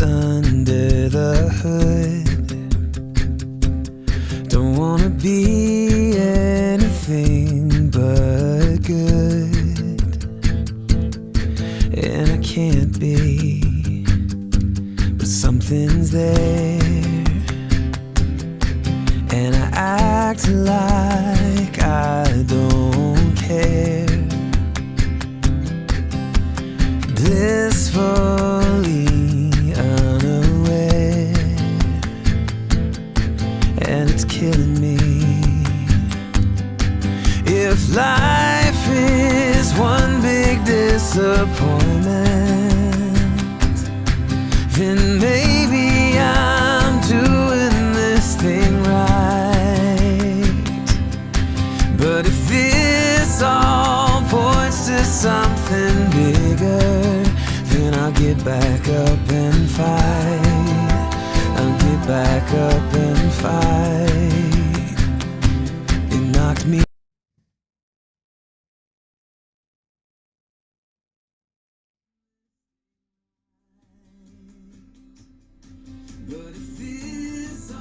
Well, there you go. Simple message. Take it to your soul and feel it this Thanksgiving. We're out here fighting the good fight, and we will come out on the right side of history in the long run. Don't give up the fight, but it's time for us to focus on the things that actually do matter and can actually help people from going back to smoking cigarettes.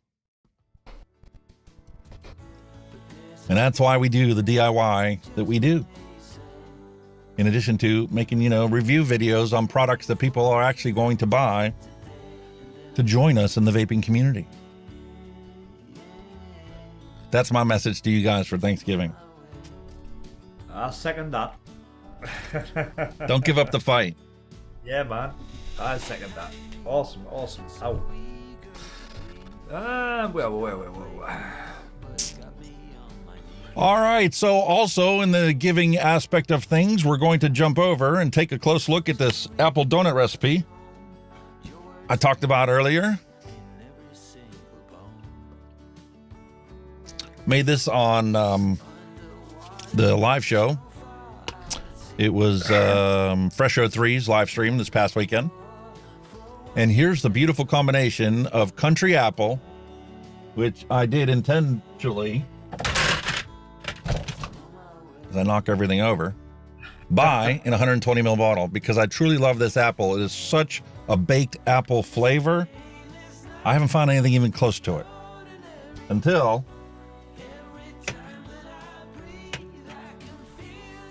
I combined it with Flavrz apple filling. These two is the holy grail to any baked apple recipe you want to make. 1.5% of country apple and 1.5% of apple filling produce exactly the flavor you would get if you bit into a nice homemade baked apple pie. That's the crux of it all. And Zeppela has been regarded as a donut flavor for as long as people have been doing mixing. Well, here we go. Flavrz has given us some wonderful tips that we can take this recipe and take it to the next level. Dragon fruit. 0.5% of dragon fruit will jam up the apple. Cinnamon swirl can add more of that cinnamon-like apple pie filling to it.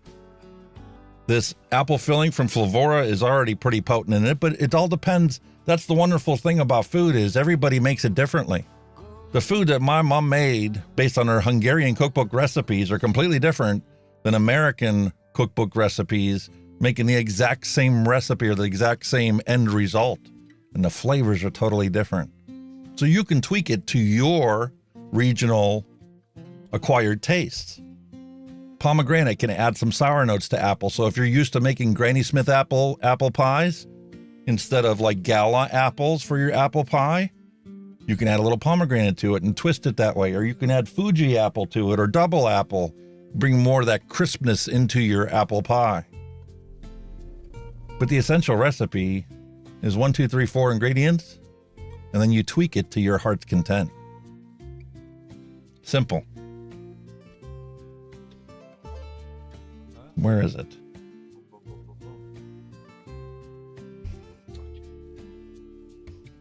I had the bottle here.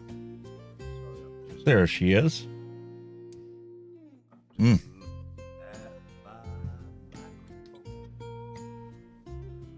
Where's your volume? Have I gone again?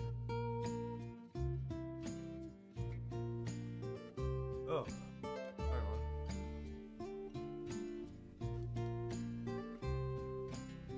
One, two, one, two.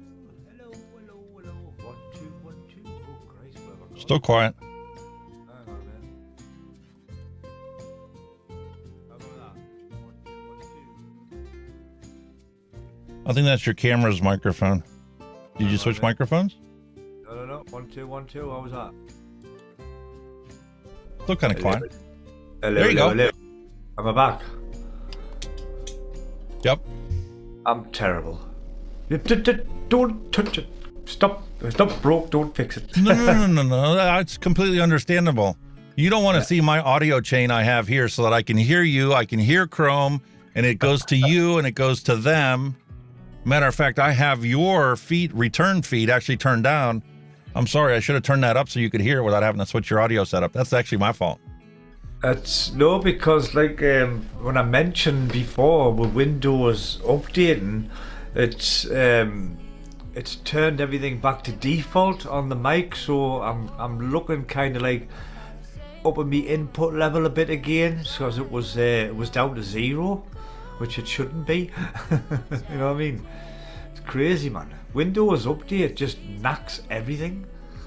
It resets the default audio settings to what Windows thinks your default should be and has no idea what actually you do with your audio. That's what I mean. It's just totally. So I've just looked at me road settings, and it had me input level back down to 0. So I'm thinking, well, how is this actually working? Yeah, because now your audio level is actually the right level, and I actually backed off what OBS was boosting it. It no longer needed to be 9 decibels boosted. See, because it's turned everything down. Windows updates, man, bloody hell. Oh, I love this donut flavor. Sorry, guys, for us waffling on about all the crap. It's just it's what happens when you get updates. It just totally ruins everything. You know, you get everything set up, you think it's running fine, and then all of a sudden an update comes in, and then you're like, well, what happened there? You know what I mean? Kind of like when the batteries die in your mod. You go to vaping and it's like, well, the wattage is the same. The coil didn't change. Nope. Why isn't this thing hitting like it's supposed to? Well, batteries at its end of life. Becca Nichols in the room, and she's saying, hi, Hunky Vapes. Becca Nichols, hello and welcome.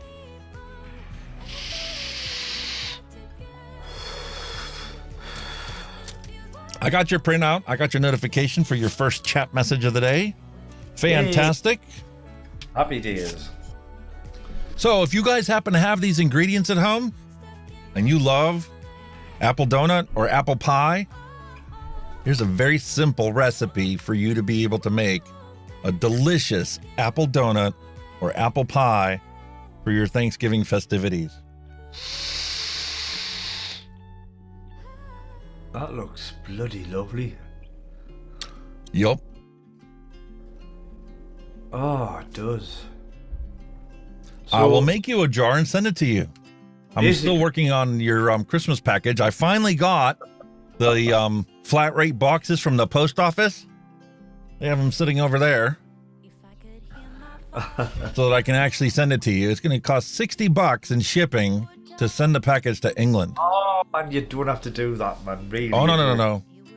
It's the least I can do for all the time and effort you dedicate into coming to these live streams every week. It's really, honestly. No. You'll Besides,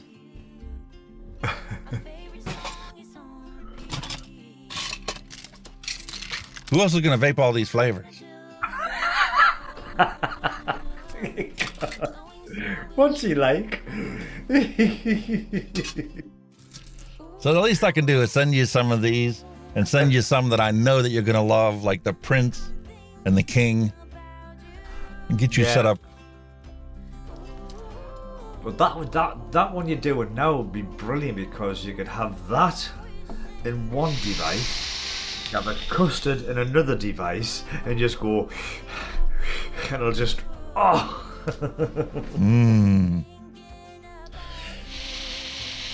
I don't know, like for me, a traditional thing with apple is to have custard or ice cream. You know, then the two things you took on. Yep, you get a nice apple pie and you put some vanilla bean ice cream with it. Man, is that the perfect combination? Oh my God, you make me hungry now, you. Have another drink. I think I need one. Fantastic. So check out the recipe. It's public out there. And you want to make yourself up a nice apple recipe for this holiday season. Simple, fantastic flavor. And you could swap out the sweetness and it would change it just a little bit. But this Flavrz sweetness, man, I really love it in this recipe. Not too sweet. You get that apple filling and you get the spices in that apple filling, and it's just a beautiful baked apple. There's a few comments coming in here. I think they obviously, when you showed that box there, Flavrz said it's like the reject shop, Kenny. Right? And Dusty County Road has said the heat is going to have a great Christmas. Ho ho ho. It's looking that way, mate. It's looking that way. I don't know if you're actually allowed to put that in your comments, to be honest with you. What's that? Maybe I can put it in my recipe. I'll have to look at Pippa's recipes and see if she has hers in there or not. What's that? But I know that, like, when I leave a comment on somebody or I say that I did it on a live stream, I can't actually put a link to the live stream in there. It's against the rules for Eliquid ELR. I think yeah, you can't link anything like that with YouTube. They'll say big no. At ELR, it's one of their rules. Yeah, it's very, any links to any vape related stuff, and yeah, no, they'll strike you. Well, not YouTube striking it. It's a rule on ELR. They'll remove your comment if you leave a comment on somebody's stuff and put a link in there to your social media or YouTube or whatever. Yeah, I know what you're saying, but like I'm saying, YouTube will not like that either. At this point, I don't really care. All I know is I've seen a massive change in the past week on Twitter. I've seen so many different vape community members that have been on Twitter apparently for a decade, advocating for vaping and tobacco harm reduction, and I've never seen them before. Despite other people I know that I talk to on there saying that they've shared their content before, and I've never seen it. It's like a shadow ban, where they don't ban it completely. You only ban it to part of the community. It's kind of like on Facebook. When I post something on Facebook, you only get like 100 some followers, right? Those 100 people will not see my content. But if I give $15 to Facebook and Facebook doesn't look at it as a tobacco advertisement or a vaping related content, they'll happily take my $15 and actually show my post to all 100 some subscribers, plus 200 or 300 other people that are just like my subscribers. You said it's all about the dollar, sir. All about the dollar. I hear Twitter's unblocked Trump. Is that right? Is he allowed Trump back on Twitter? Yeah, he took a poll. And there was literally, I don't know, 30, 40, 50,000 people that voted on it. Really? 52% or 54% of them voted to reinstate his account, and 45 or 48 or whatever the percentage was voted to keep it banned. So he reinstated his account, which has yet to post anything on it yet. Oh my God. I think he might throw a bit more caution to the wind this time, or you would think. So there's a lot of people up in arms, and you're going to get that no matter what kind of change you make or, implement on something that people are used to being a certain way. And like Dusty Country Road said, that he has started to change it up, hopefully for the good. We heard that he went and sacked a lot of people, or a lot of people quit or something when he said to do something, or maybe it had something to do with Trump. I don't know whether people sacked or walked out. I don't know. He's ruffled plenty of feathers along the way. Oh God, But he's also implemented some CEO type, I don't want to call them procedures but ways of doing business, where when you first come into an organization, you tend to shake it up, not in the real expectation of completely changing everything, but to find out who the real workers are, who the fluff is, and who are just the loudmouths. Yeah. That don't contribute but detract from the whole platform. Whether it's going to end up being for the good or not, well, that time is going to prove that. Hopefully it is for that, you know what I mean? But where would he be on the vaping side? I mean, how will Twitter deal with any vaping posts? Is he going to crack down on that, or is he pretty He hasn't specifically tweeted towards or regarding vaping as a whole, but people have specifically asked him, and his policy is on it, that this will be an open platform. Nothing will get banned, but the bad things will still not get promoted. Right. So if you post something and the people that follow you log in, the normal amount of time when the algorithm would normally distribute your content to them, you will get seen. You won't be hidden. And the one thing that I did notice changed is, I can't tell you for the last how many months, I've been liking something and I watch the count actually go down when I click like. It lights up the heart that I liked it, but the count actually goes down one. Really? And I have to click it again and again and again. About the third time I click it, it actually goes up two to compensate for what I just witnessed it doing. That's odd. So imagine what the platform has been doing for how long, where if it was a bad grouping or whatever, they did this shadow ban where half the time when somebody clicked on a like, it actually unliked it. One of the numbers. That's really odd.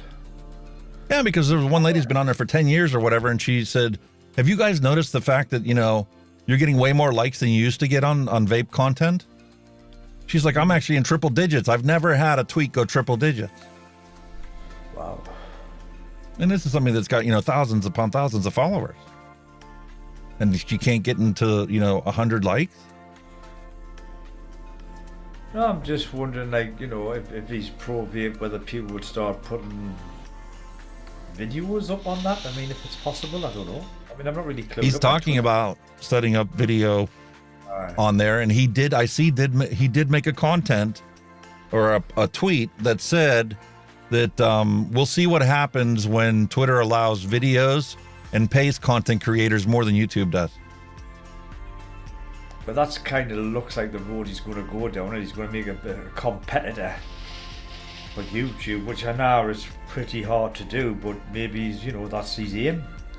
If anybody can do it, he can. Yeah. And Twitter's a big enough platform with enough users, and if he puts the capital into it to host all the videos, granted the sorting isn't going to be there, but at least you'll still be allowed to post videos, even if it's short content. Yeah. And now you can compete with, the likes of Twitter and from YouTube and who knows how many other social media platforms, Rumble, and I think it's a matter of time before most of them end up like that, where they're all video as well as Facebook lets you do video and lets you do live streams. Yeah. But who's going to show up to it when half of your content isn't shared with your followers? That's what I was thinking, the reason behind the video, because you can actually live stream on Twitter, can't you? So that's what I'm saying. It's got the capabilities for video. Well, I mean, I think the foundation's there for it. Well, let's wait and see. Hopefully it's for the good. And that Zeppel, that donut's actually coming through now. It didn't on the first day. It was just the apple filling and got.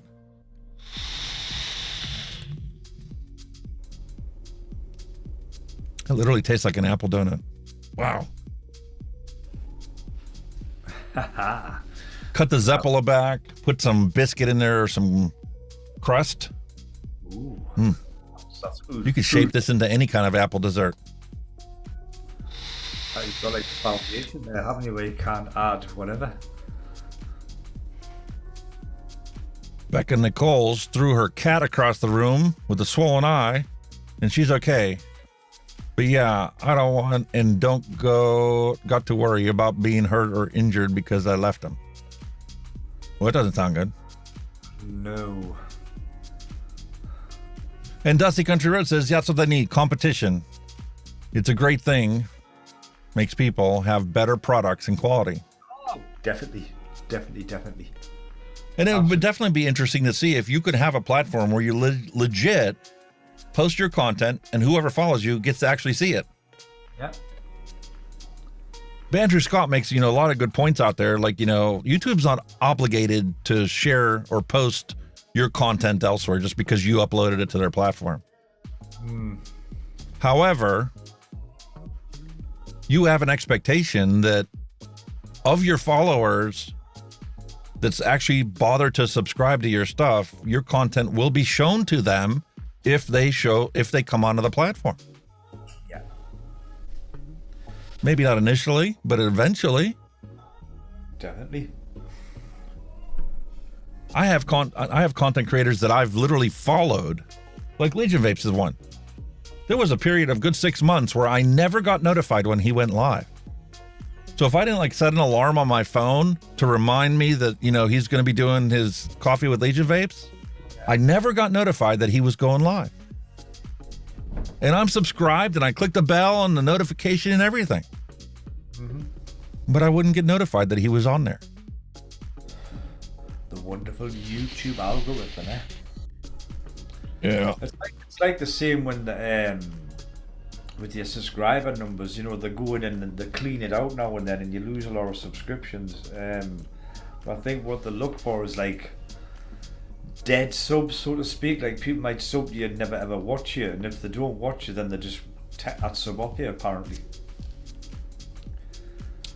They don't do it to everybody. No. Just now and then we'll sweep through some of the channels and do it. Yeah, I've noticed it. I think it's more with maybe it's the bigger channels. They'll come through and they'll say, well, there's a big YouTuber here. You might have lost 200 subs or something one month, for no apparent reason, and then all of a sudden you get them back again, and then you're like, well, what the hell's going on? You know what I mean? I've done that when I first got started making content and stuff. I was closely learning the algorithm, and I signed up for TubeBuddy so I could do search engine optimization, put the right keywords in there, learn how all that process works on YouTube. And I would watch my numbers, my subscribers. I'd go to Coffee with Legion Vapes and I'd get 4 or 5 subs from people that had never heard of me before, checked out my stuff. And and then you get your normal subs from the videos that you put out. And then it was consistent. Like every week and a half, you would just have one day where you lost 1, 3, 5 subs. And then you'd be gaining 5 the next day. Yeah, it's weird, isn't it? And then you gain and gain and gain 1 or 2, 3 or 4, 1 or 2. And then you'd lose 4. It's like this day, 4 people all of a sudden just decided they didn't like me anymore. It's weird, isn't it, man? Anyway, the joys of being on YouTube. But we will get the message out there, and first-hand contact with people is literally what has created the vaping storm that has literally found corner shops in every city, all across the country, all across the world, because people actually quit smoking with it and went, wow, this shit works. All that other crap I've been told to take doesn't do anything. Exactly. Except maybe you want to smoke more. Definitely. That's it. A lot of the stuff didn't work for me. It just made us feel worse, if anything. All right. Enough jibber jabbering and complaining. We're supposed to be here being thankful for what we have. So what better way to be thankful than pull out some retro vape we have laying around. not being shown any kind of love whatsoever, just sitting in a bin, a laundry hamper in my case. That's terrible. So I picked out two things.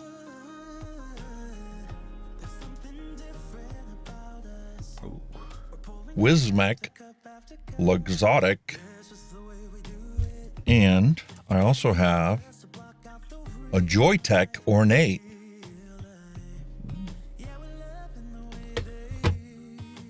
What do y'all want to see? We are all being thankful that Hunky Vape has finally pulled out something and he's given it some love. And not sitting here bitching about stuff that we have no control over. I've never seen that ornate before. I'll give you that one. All right. I've never seen that before. Listen, I have no problem running along today. Like I sent you in the email, my wife is going to pick up her nephews so they could be here with their brother for Thanksgiving and be with us for Thanksgiving dinner. Awesome. So I can literally stream as long as I want to today. Way past your bedtime. Nah. My God. So here we have the Joytech Ornate. So you're on a free roam today, eh? Wow. Why do you think there's day drinking going on? I need to pull out some buns and make some buns for Thanksgiving dinner, but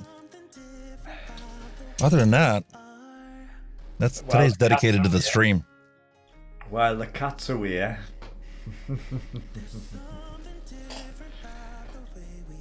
Oh, I've never seen. Ooh, that looks interesting. Bottom airflow. I love that drip tip. See how it's got that shape to it? Yeah, it looks cool, doesn't it? That's going to be a nice mouthfeel. How's the top come off? How are you supposed to fill this? Is this one of those filled? Oh no. It's a proper unscrew the top. Nice big openings to fill that. Triple coil in there. Round wire.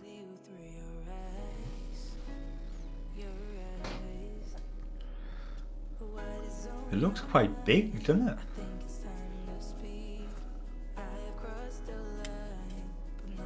There's the coil. Nice big kidney holes. Yeah.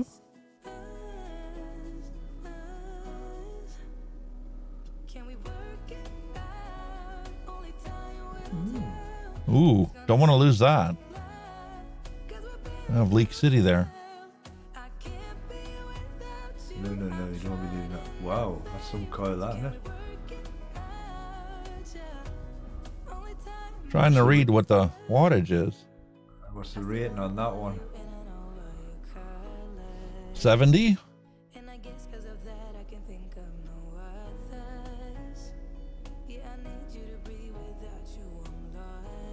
To 260 watts. Eh? 0.15 ohm. Whoa.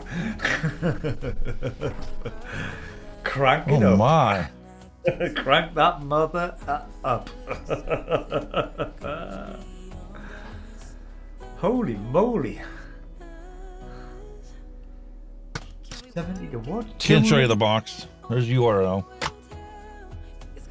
Up to 260. No way.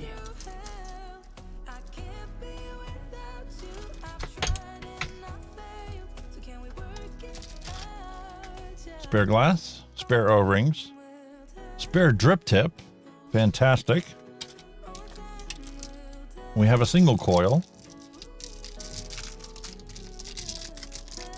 You think about it, there's not many sub-ohm tanks that can get up to that wattage off them coils. Like, I think it was only like the smock one, wasn't it? The big tank that the smock done. That was had high wattage coils in it. Yeah.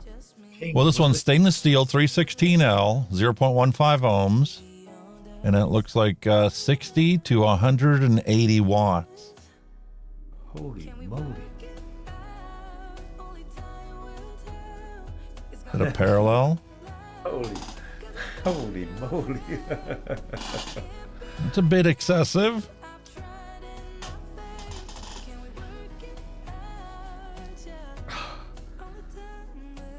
That's crazy. So That legit says 260 watts on there. I cannot get over that. 70? I wonder where the sweet spot will be. But 180. I don't know about that one, man. Jesus, that's mad. Airflow openings. High wattage coils. There's no stops on it. It's just a smooth rotation. See, the thing that worries me with like high wattage sub-ohm coils is, will the wick at them temperatures? That's the thing. That's the Bushido. Aye.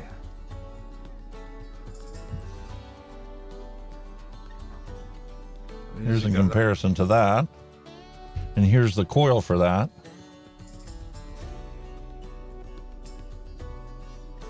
Now that's mesh compared to round wire.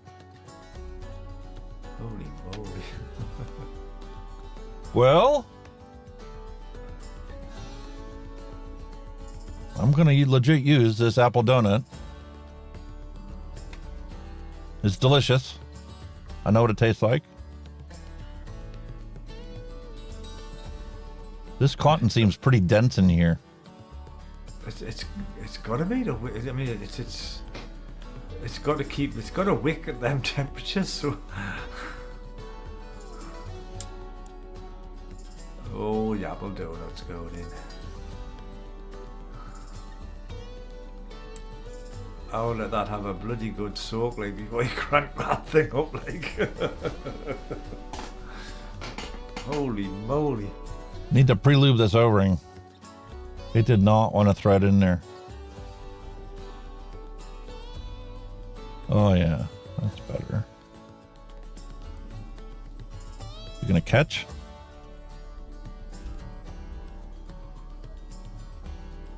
I lost an O-ring on the bottom. Geek Vape was right though. They have definitely spent a lot of time researching the actual materials to use in these gaskets. Yeah.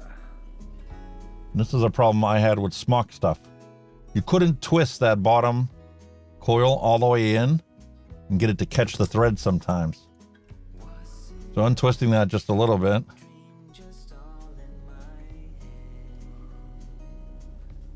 And look at that, like butter.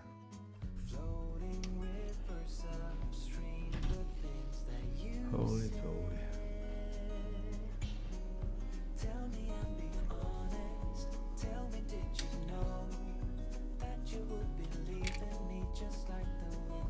Wait a minute, this ain't gonna work. Single battery is not gonna be sufficient to drive that. Oh, no. You get 120 watts out of the single battery there. No, you're not gonna get that over single. And the thing that gets me is a lot of these older mods didn't really go that high. Here's this Jabo mod that we opened up.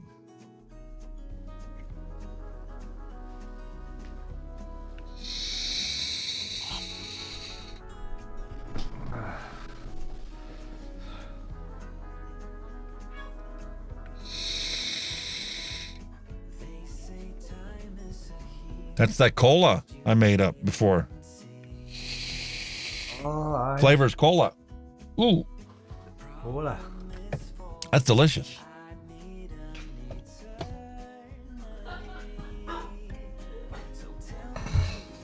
Pull out the Dove Po.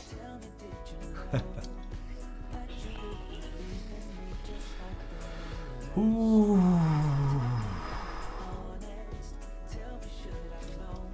I'm just having a quick. That's the same apple.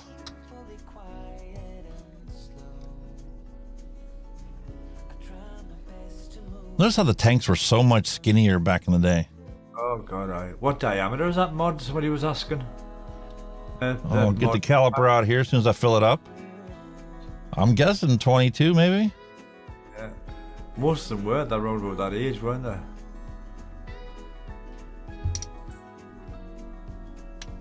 There's the Bushido. Maybe it's a 23, 24.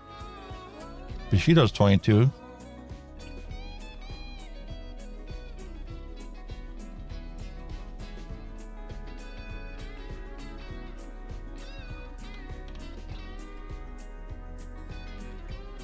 Just tell me and be honest.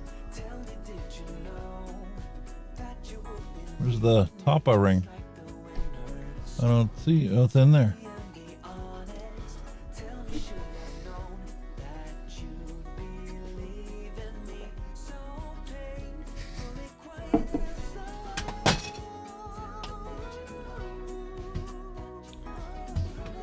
I would start that off low and work your way up power wise. Just to give Oh, it yeah. time to get the wicket in.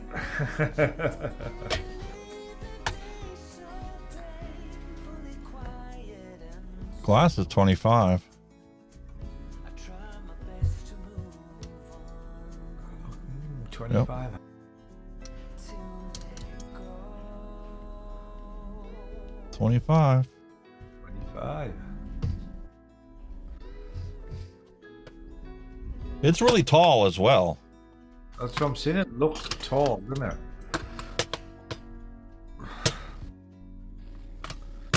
Then again, like with the tanks not being that wide, then you know they did go taller, and just obviously for the juice capacity, didn't it? So you can get that bit more juice in. There's the Arbiter. Wider, shorter. I wanted to escape for a while. Thought that a couple of drinks could ease my mind. I've been thinking of you for 2 years. Ton of airflow. I see why they have it rated so you can go that high. Yeah. You'd probably be able to breathe through that, man. You can. It was back in the blink of All right. it's like you're mine. You're still mine. We're going to chuck this stuff back in the box. Just slow down, 'cause you know me. We'll open up our Wismec while this is soaking up the juice. Since I saw you, but it feels like yesterday somehow. Time has stopped, nothing's changed. We're the same. Holy moly, man. Skipping the small talk, 'cause you know me. Yeah, you know me like nobody. Nice to see you having a bit of a tidy up there. I have an empty box next to the desk. So as I use things up today, it's coming off the desk. Good man. I got reviews I got to finish, dude. Too right, man. This is the one that really I've been dying to get to, but I haven't been able to dedicate enough time to it. The Aromizer Plus V3. Oh, I love the previous Aromizers. I'm a big fan of them. Like, love them. You're still mine. My only complaint about it is that you do have to tinker with the wicking to get it exactly right. Oh, Otherwise, when you get to really high wattage, it literally has no flavor. yeah. Ah, I found that most of them are pretty simple to wick as long as you don't push it right through that hole, you know what I mean? If you just sit on top of the hole, your wicking's normally fine on them. yeah. That's a We got a pretty switch on the front. It looks nice. I like that, like, was it a walnutty effect on there? That's epoxy resin. Ah, it's a resin, isn't it? It's That's a resin. And I think that they were going to try and give it that like stabwood look. Like here's a stabwood mod. Yeah. So they were going for that same kind of look, but you can clearly see that that's just a resin that's blended together. I like the resins. They look nice. Yeah. I love this stabwood mod. Ultrona Gaia. That looks really nice, that. I was very content the day I was actually able to get this. Oh, mine's broke. All right. So we have a knob on the front, assuming to adjust the PWM probably set up. There's no display. You have a switch on the top to go from single or dual battery.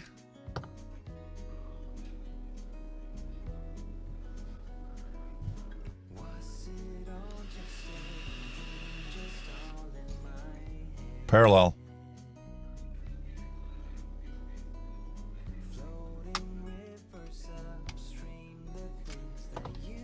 That's pretty cool, that. Dual battery box mod, no? I really like the look of that. Was it a 200 watt there, 200 watt box model, yeah?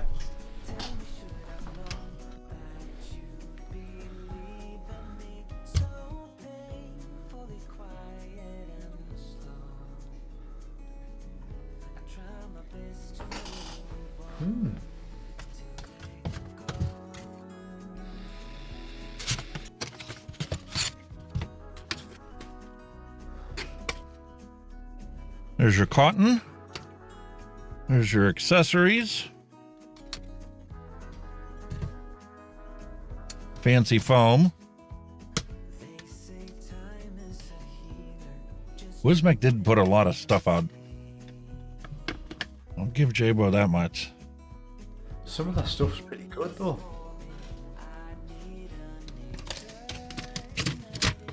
So we have a mode switch on the top. So we can either go into parallel or series mode for this device. We have atomizer protection, short circuit, low voltage, resistance test, temperature protect.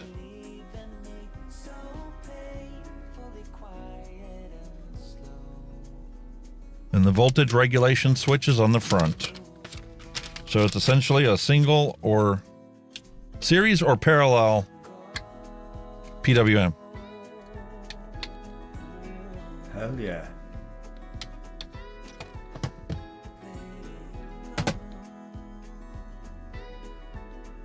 Well, I just think it looks really nice. Just the look of it, it's a really nice looking thing.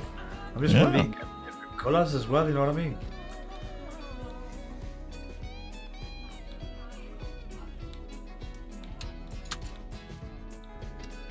I don't believe it. Alternative drip tip. I don't believe this. And they included a set of coils. Awesome. It's not marked. Excuse Go ahead, me. buddy. Oh, God.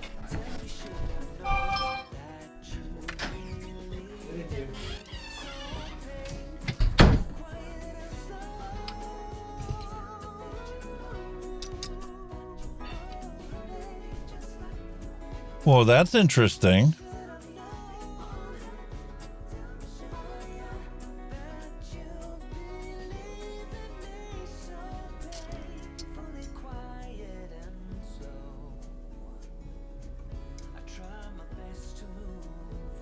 A beauty ring on the bottom.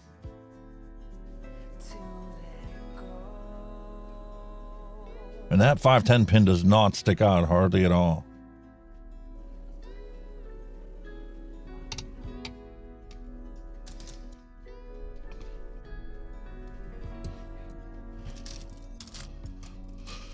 Well, they gave you a set of coils. We're going to use them. Why not?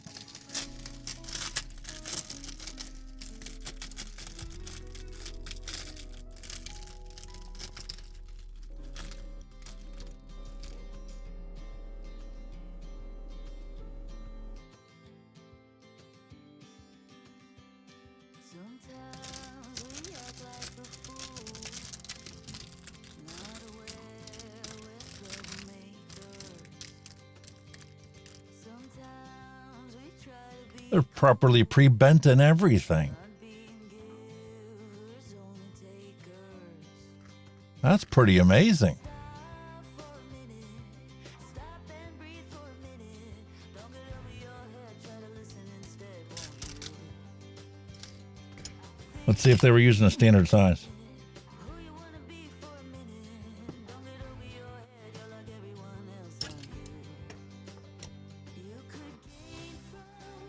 What do you do? I've been drinking too much coffee and tea today, that's the problem. Oh. Well. Derby County Bike mod. Dusty County Road is saying, is it like a mech mod? It will be regulated, won't it? Yes, it's a regulated series or parallel. This dial on the front lets you adjust the voltage. You may not see what you're adjusting it, but this will adjust the power output of the device. You take a vape, if it's too cold, you give it a nip, little twist up. If it's too hot, you turn it back down. Simple. It's a bit like that one I had last night, you know, last week with the dial on. Mm-hmm. Lance, it's not just the Fosters, Lance. Honestly, I've been drinking tea and coffee all day for fun. Out of sheer boredom, trust us. This won't be helping, I do agree.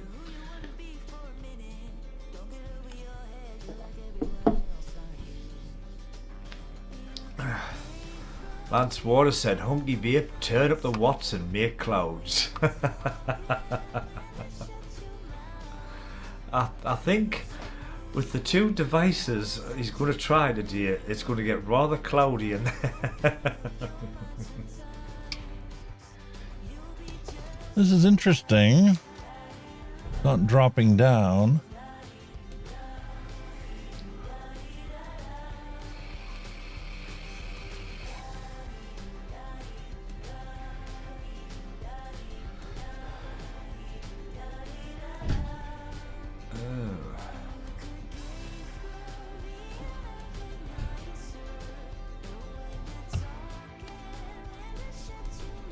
You would think that as you open up these Allen screws,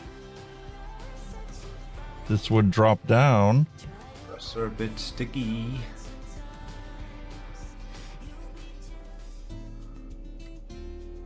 Might need a little gentle persuasion,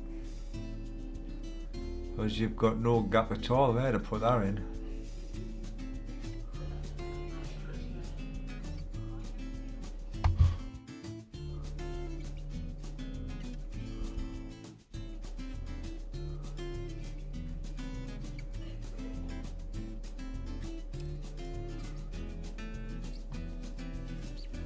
Ha.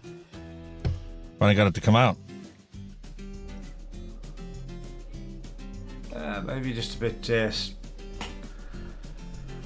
no spring or anything on it. It might just be a bit sticky with it standing for a while, perhaps. It's to make it even more complicated to put together.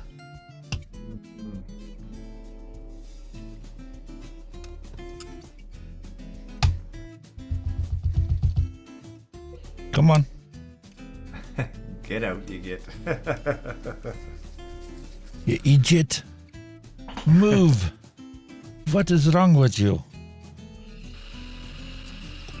Come on.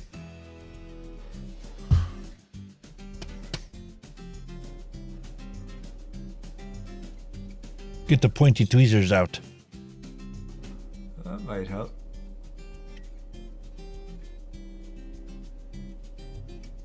Can finally get it in there. Looks As like soon as I put it down, is it going to drop? they're a bit sticky, that's what I would say. Yes. They'll probably free up over time.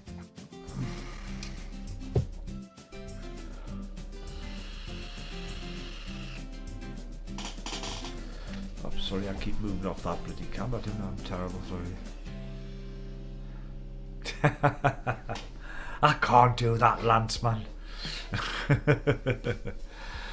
Lance Ward said, Vaping heat, get your hog out, cloud competition time. Lordy do. I have to give him a little space. Ian Thomas suggested insert the coils with the deck upside down so gravity creates the gap. Is that Yeah. possibility? If they were loose, that would be a perfect solution. The tight is out, that's the thing.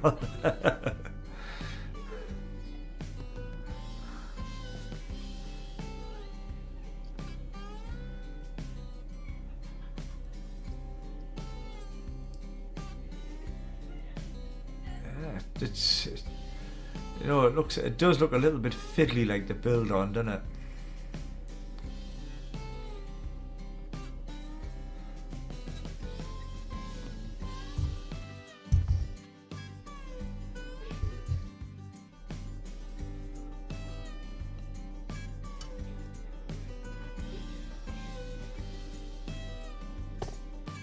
Yeah, I think if you get like one leg under each side, drop your screws back in, there should be loose enough to get your other coil on the other side, I would have thought.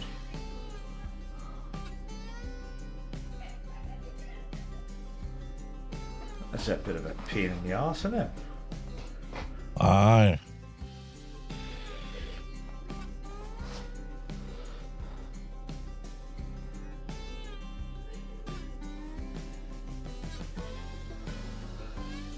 Yeah.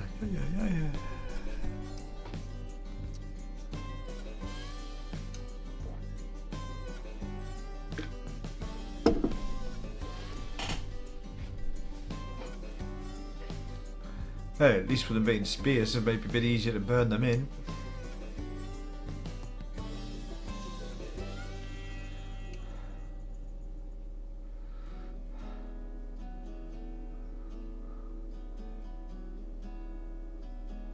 You were the top that eclipsed the room. I was the one who arrived. Now I see why they preformed them, Ah, the leads. Ever bet against us. If they saw us exchanging glances, You have to be a contortionist was too busy to get them to perfectly fit in there. You were too busy to break my heart. Nobody else was there to stop us. All right. Nobody else was We're both in there. on us. Now we go on and on with this poor love song we've been working on far too long. oh, it does look a bit of a chew on, doesn't it? Need 3 hands. Normally the case. Don't go anywhere.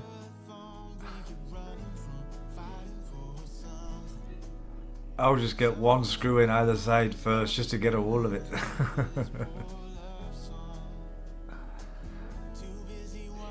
Holy crap. Now we're just betting on broken dreams. Nobody's gonna come and save us. We cashed in too many empty favors. That's so finicky. Now we go on and on with this poor love song we've been working on far too But, you know, perseverance get you there in the end, and it could be worth all the fanny on. Oh, there's some people that would say no matter how good the vape is, it wouldn't be worth this much aggravation.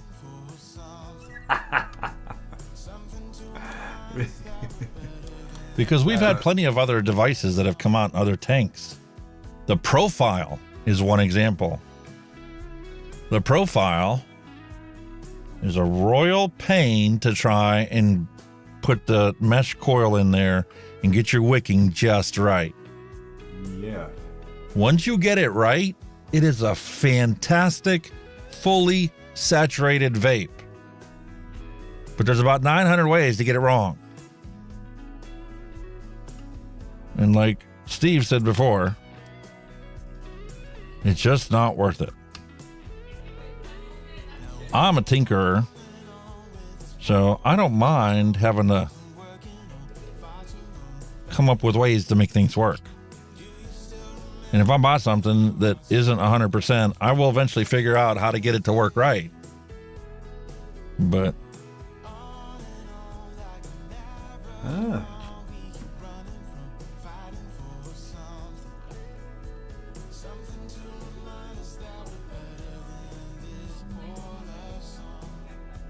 .18.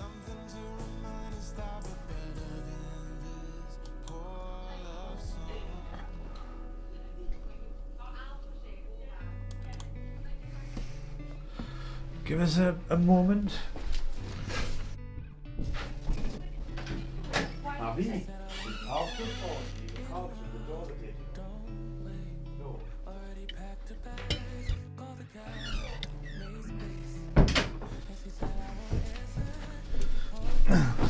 Sorry, mate. I was just Flavrz asked us to check an email, and according to the email, he says that they've tried to deliver the goods. They didn't put a card through, but they haven't. They have not put a card through. I think what I said to them before, they said it had been delivered to Brighton. So I need to ring them back up just to double check. But we've got there's no cards on out neither, dear. But sometimes they don't always leave a card. Sometimes they might just leave it with a neighbour, and the neighbour will just bring it. Well, you've got to trust the neighbour to bring it. So with me being, I might be able to ring them tomorrow morning before I go out. So I'll double check tomorrow and see where we're at with it. Because if they're going to charge us taxes, they'll be hell on.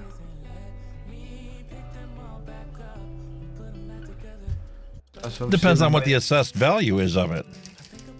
So I'm saying they might have just left it and buggered off, because what's been happening, that it's in the UK. It's been to Gatwick, which is a London airport.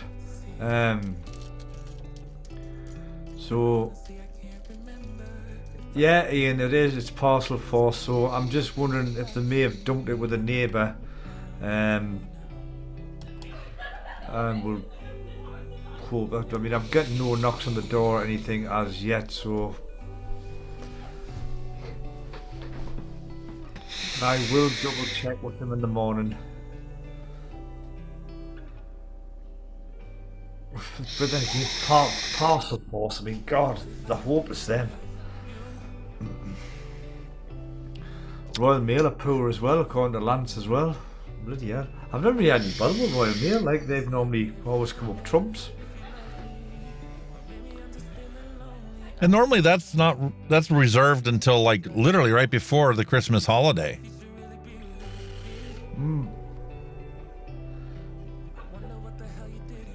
So Not anyway, used to it being like that now. Yeah. All right, well, Right, come on then. What's these devices like? 60 watts. I get a ton of airflow. 60 watts. I get the apple and I get the spices, but I don't get anything else. And it is Warmer. very weak. Warmer.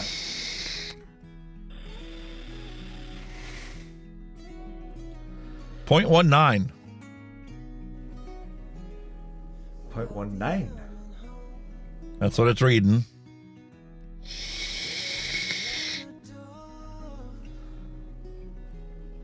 when I'll be coming home. 75 watts on here. I plan to let you know Thereabouts. the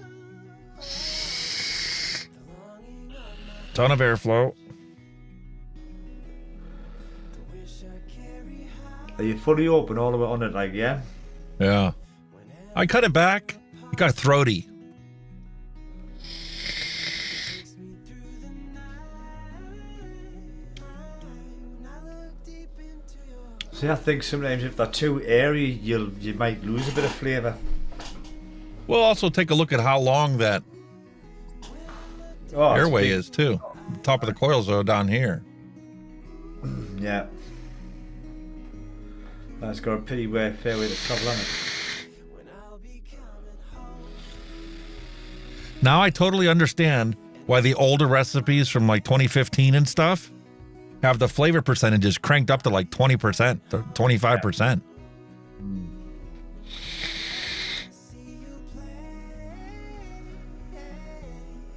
It's like you say, it's like the colours are getting better. You don't need to have them so, you know, cranked up there. Whenever we're apart, 125 watts. I'm getting a warmer vape, Yeah, but it is definitely. really throaty. look deep into your eyes. Wow.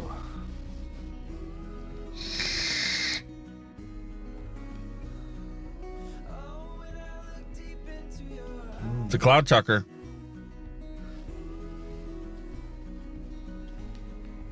We were up to 5 volts, and it's still hardly any flavor. Wow. A lot of throat hit, though. It will be due to the bloody airflow. It'll be whacking in that, man. All right, let's cut the airflow in half.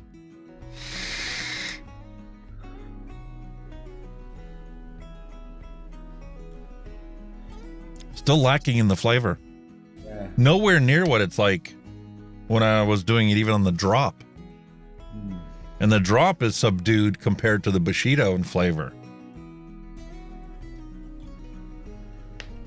Just barely open it up.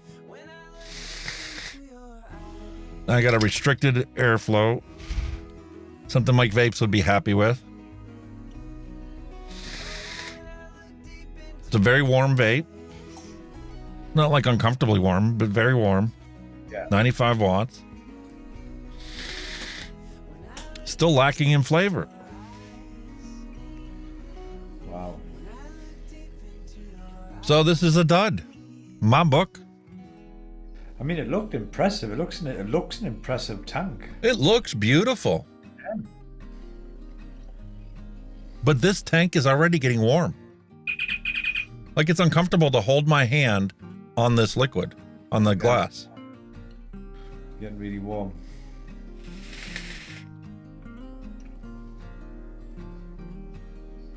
Yeah.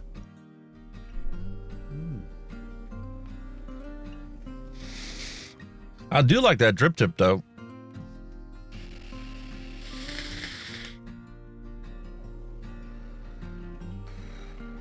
Yeah, maybe like if the cod's got a bit of a longer soak time, it might improve a little. You never know.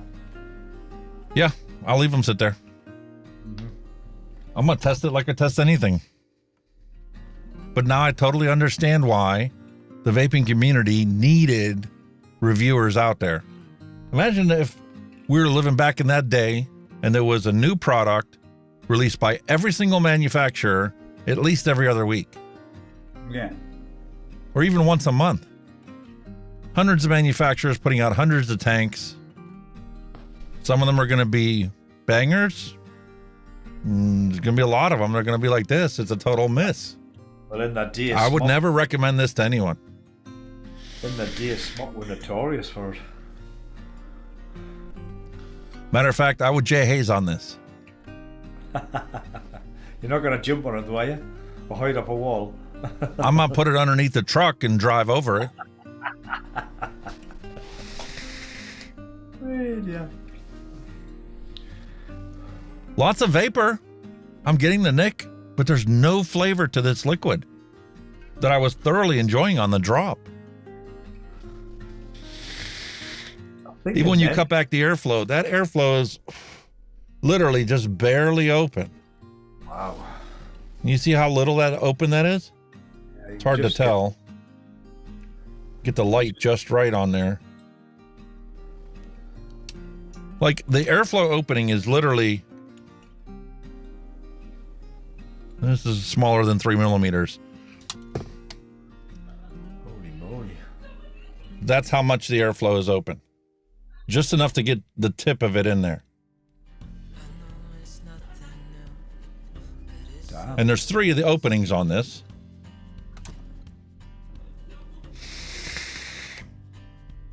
No flavor. Ian Thomas has turned up to 200. I need a drink for that. Boom. It's kind of... Sometimes you need power through them, you know. I mean, I don't know. You wouldn't be able to chain vape on it. The tank's already getting hot. The base of that tank is already uncomfortable to keep my finger on. Like you say, like most of the steam cribs need power, you know what I mean? So, you know. But the steam crave has enough bulk and heat and metal to distribute that heat. Here we go, 150 watts. Whoa, yeah, pushing the board.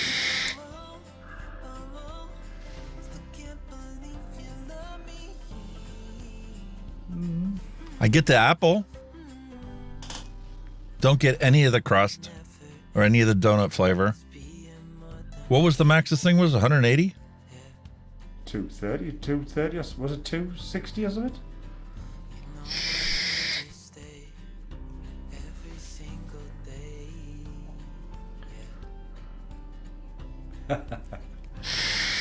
Then watch the battery die. No, I just put 2 fresh 21700s in there. I'm just wondering, will you be able to high wattage, you know? That's a very warm vape. The max for the Dove Po Odin, 200 watts.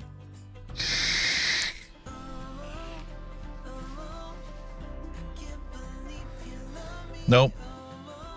Starting to singe the cotton already. Yeah. Like 180 would be the max you could push this coil to. I see where they come up with it, but you wouldn't be able to vape it for very long. This coil will be dead in a couple days. 2 days max. That's not good, is it?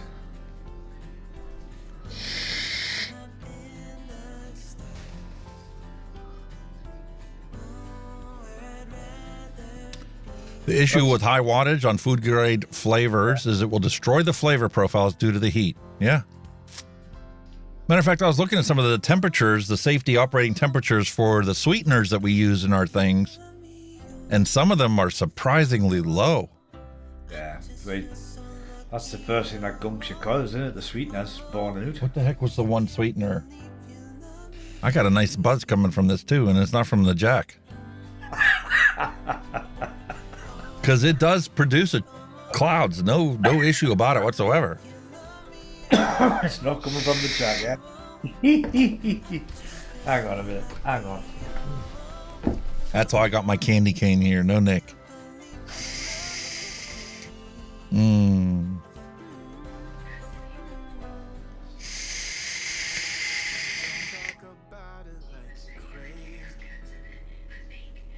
Way more clouds, tons more flavor. Arbiter knocks this thing out of the park. I mean, if we were trying to relate this to baseball, this wouldn't even be Pee Wee League, no flavor. Sorry. A little bit of the apple, get the spices, no bakery notes whatsoever. A bit disappointing, eh? Yeah, and the mouthfeel is like watered down. It's got a watered down mouthfeel. That's a Where's shame. this?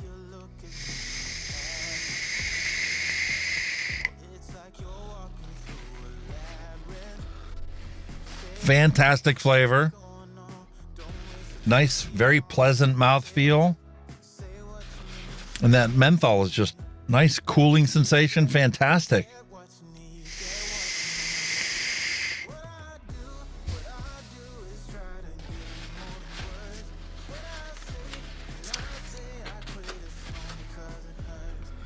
The whole factory smells fantastic by adding it prior. I bet.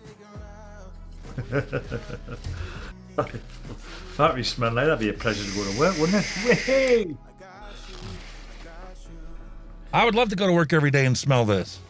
Are you sure? Nice spearmint, peppermint combination. This, not so much. Obviously not.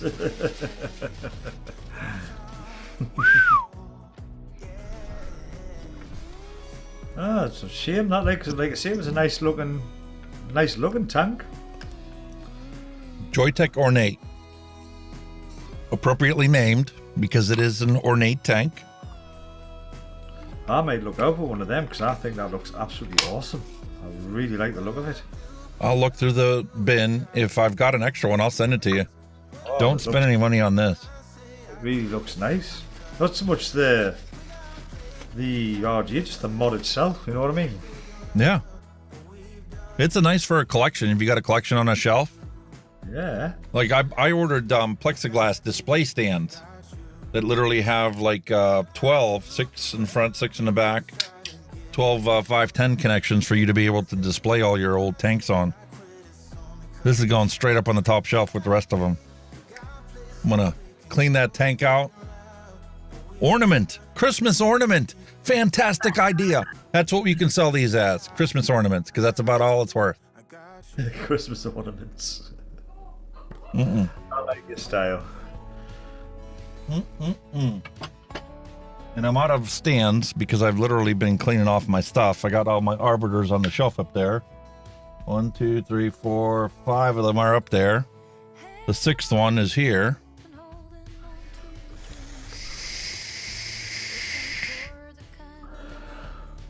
Mm. Delicious. All right. Let's get this guillotine.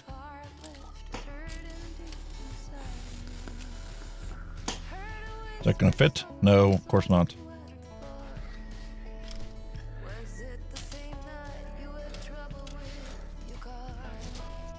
I'm not giving anybody any guesses on what I'm warming up.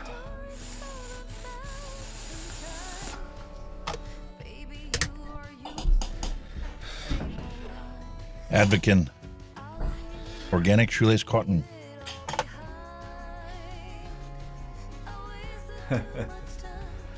Lance, have you guessed what I'm vaping on yet? Hang on.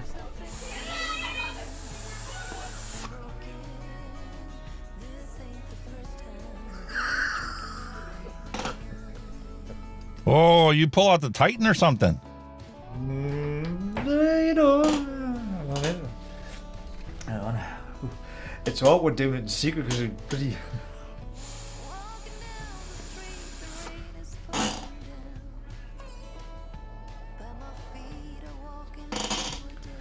It's Lance's favourite. The Heisenberg. Nope. Woohoo! The hog. I'm gonna get shot with shit. You have the godfather of vaping devices there. Hey man, this Valhalla, for the size of it, the flavour of it's really, really good. You know what I mean? It's huge. I mean, no, it's not me. Me wicks could probably do with changing, but if I can just show you the size of them coils, hang on, where's me light? Can you see how big them are? They're something like, I think they're about 12 wrap series coils. It all needs a bit of a clean, I'll admit that. But I have been using it quite a bit lately. Yeah, they're absolutely huge. There's another little note, guys. If you're using like stuff like this, get the proper series coils made for them.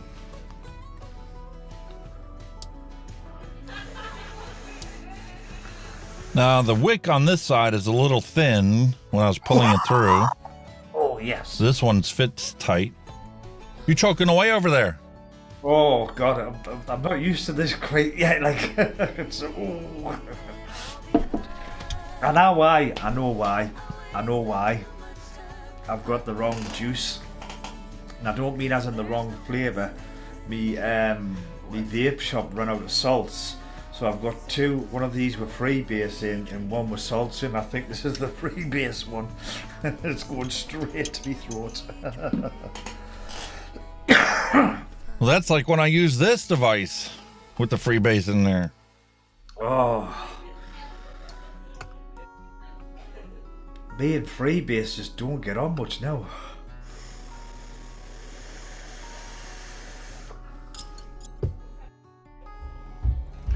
When you find what works, you stick with it. I like salts. I'm a bit of a pussy now. I like salts. Amazing when you first quit smoking how you needed that throat hit. If you didn't have a good throat hit, you just didn't get a satisfying vape. Now, the longer this goes on, it's like you don't need it. And as a matter of fact, there's days where you don't even want it. No.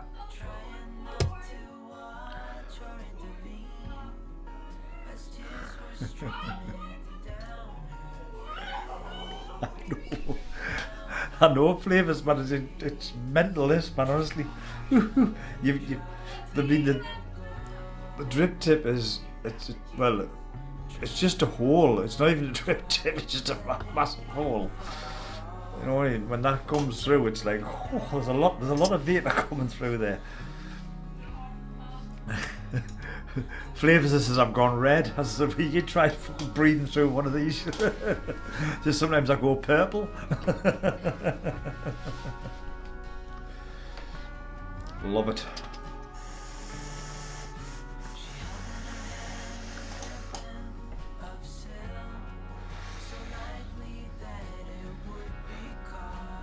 Defo, like I say, when that package arrives, like there'll be some of Flavrz juices getting put through this bad boy.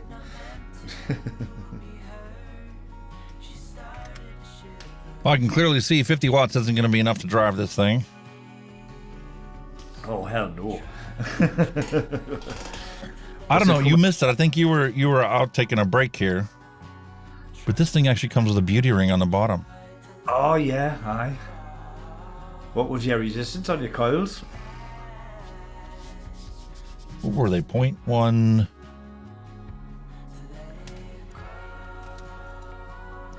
Clean this mess up.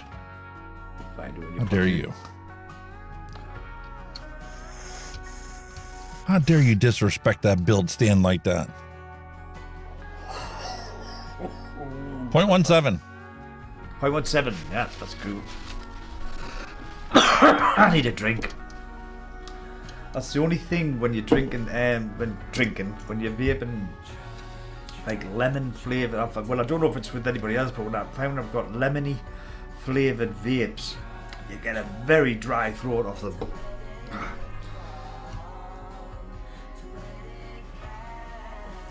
Boy, that's a finagling act there. Hey guys, you've had your hog. I'll take one more hit because like I have absolutely fog boxed this room out.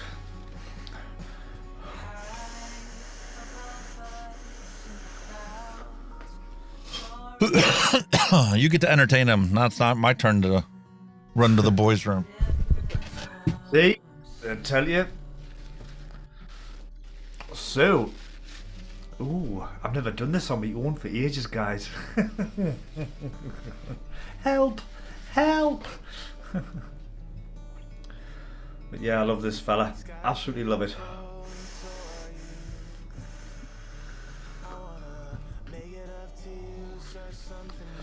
It's not one you would take outdoors with you, I would say, like, but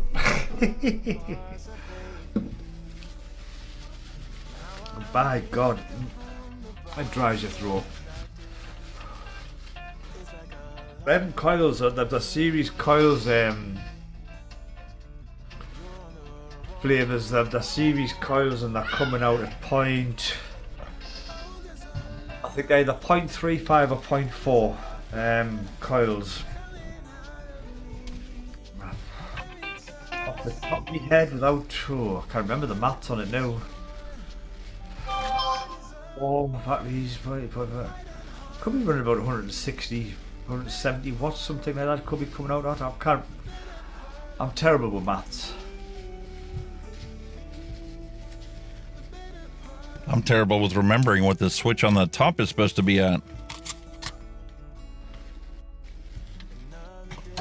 It's a unique deck to it, Flavrz. You know, it's like you've got two holes. They've got like a hole on the bottom of the coils, and you've got like 2-3 angled holes at the side. It's the Valhalla deck. You know, it's the Valhalla design. I've also got a Valhalla Mini, which is, I think it's a 25 diameter RDA, and I'll tell you what it is. If you want a good flavorful RDA, I would recommend that all day. The Valhalla Mini flavor, because it's bottom airflow. The airflow is right underneath the coils, so it's banging for flavour. And it's a cloud machine as well. But yeah, I better let this stuff like dissipate, if that's a word, through the room, because it's rather misty. I'm just hoping the better half doesn't walk in.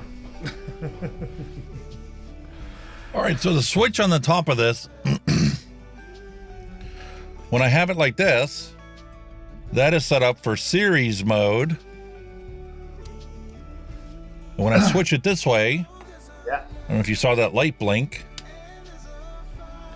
I do like that mod, mate. I really like it. When you switch it that way, it's parallel mode. Parallel. Yeah, that's awesome.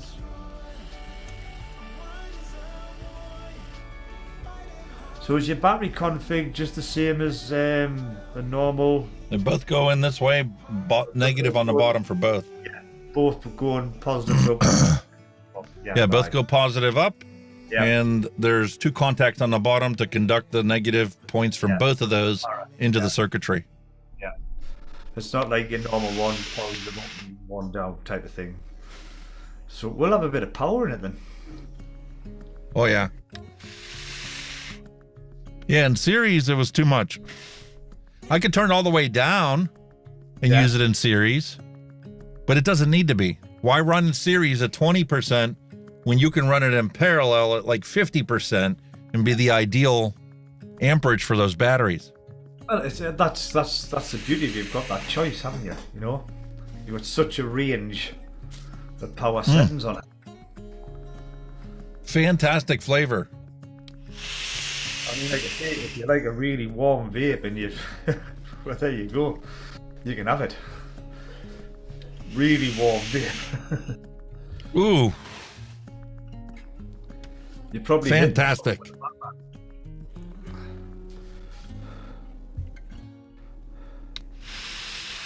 I think Flavrz must have been away when you were unboxing the mods because he's asking what mod is it.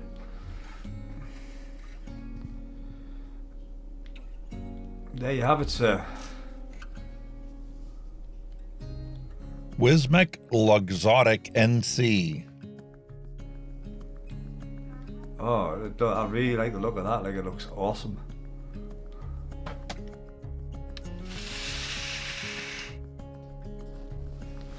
I hope you've got a spare. I'll take a look. I don't think so. Oh, damn. At this one. I just like the look of it. Like you say, it's something you could put on the shelf and just, you know, look at. It's gorgeous. And that stainless steel, brushed stainless steel on there. Beautiful looking mod.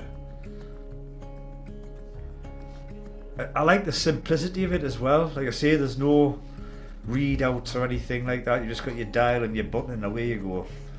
And you just adjust up the button on the dial on the front until you get a nice, comfortable, warm vape. It's the simplicity of it. That's the thing.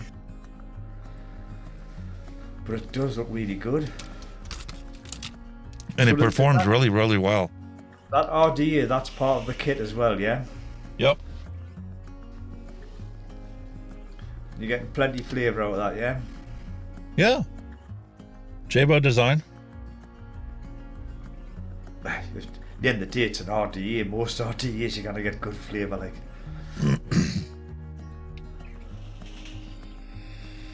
Yeah, I didn't like the way that the posts were. He should have put a spring in between the actual leads. Like in the bottom, he could have drilled a hole in the bottom, put a little spring on there to lift that bar up. Yeah. And then the 2 Allen screws would literally push that, clamp that down. There's another RDA that's got that design, but it has got the springs in. When you back the screws up, you see the gap, you know, opening up as you put it in. I can't think what it is. Oh, I'll have to fucking check that one out for next time.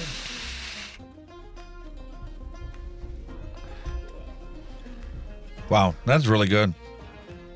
I'm so glad I pulled this thing out.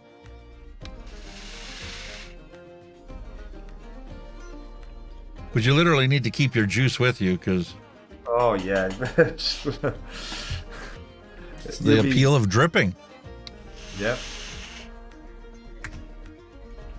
There's no wrong with dripping. There's no wrong having a drip now and then, honestly. Fuck, that is fantastic. It's well, it was probably too old, but I was just wondering if it was if it had a squonk pin. But probably not, will it? If you wanted to use it on a squonker. I didn't see one in there. Let me look in the little baggie. The pennies just dropped because if it's part of that kit, it'll not be a squonk pin. What am I talking about? They did include a squonk pin. Oh, they did. Oh. Yeah. That'd be Can't use it impressive. with this mod to squonk, but Yeah, you know, use it as a squonker. could throw it on there. 0.17, It's probably silver pushing as well. 65 watts or so, 70 watts.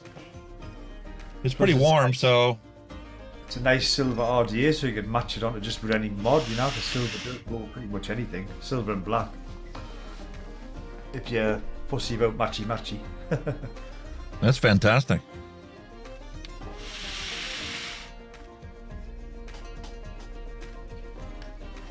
That was lovely. That. And that candy cane fits in there perfect. I'd see you've got a lovely comp. That's going to be a daily vape now for you, isn't it? I don't know. I like squonking more than I like dripping. Well, it's just easier, isn't it? Yeah. Having to constantly take the bottle and go, that would get old after a while. No, but like you say, if you just sit at your desk, you know, messing about, doing whatever, you know. Well, if I was sitting here editing a video or something like that, yeah, sure, I could see myself doing that. Yeah. Having the two sitting there side by side and then just, you know, every couple drags, drip on it. And Dripping's a pain in the arse. You know, I don't take drippers when I'm out and about, because you know yourself, it's just pain in the backside. You're just constantly dripping. But you know, when you sit in the house on your chair, in front of you, whatever, it's near bother. now, because this is a stainless steel tank, it is retaining a lot of heat. That's the problem with a lot of these older tanks and stuff. There was shit for getting rid of heat. And because this is a resin mod, it's not like the mod itself could absorb any heat either. So So you're left with whatever airflow you have to cool that. And that's the reason for these drip tips. So having a really short drip tip like this one, you know, after a while, it's not something you can chain vape. I think I remember, like I say, when I was vaping stuff like that, I used to try and find a longer drip tip so your gum was like further away from it, so you could get a bit more out of it without burning your lips. But I've never been a fan anyway of the little short dumpy drip tips. They don't sit comfortable with me. Yeah, I don't like the chuff cap design. That's just Very too short. It looks good. It just doesn't do what the drip tip was originally designed to do. You could find like maybe it's a resin drip tip that matched that mod. It would go lovely. Get some Ultim, I can pull it off of the Geek Vape Yeah. Creed.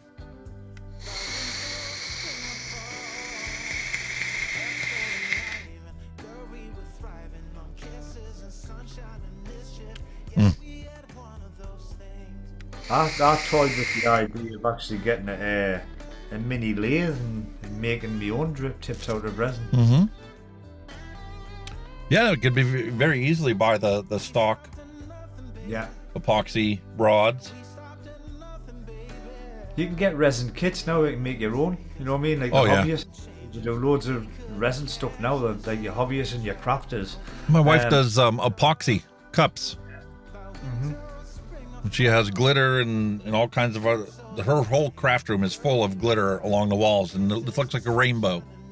And she has the turners that she puts the cups on, and then literally, you know, puts the glitter on it, and she can literally like put a pattern onto it Yeah.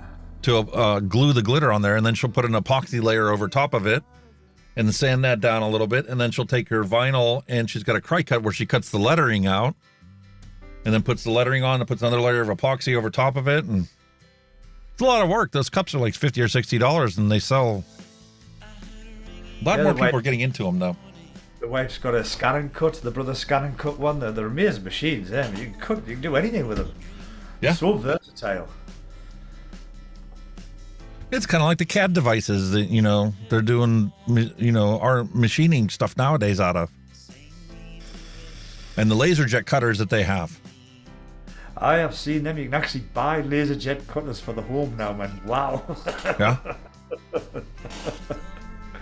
Holy moly. And those things all started out as sandblasters Yeah. because it was an aqua jet, and they literally have water flowing through that had sand in the water stream, and it would literally cut through plate steel. There was plasma cutters as well. They were a Yeah. similar thing. Yeah, Plasma they still have those too. Yeah.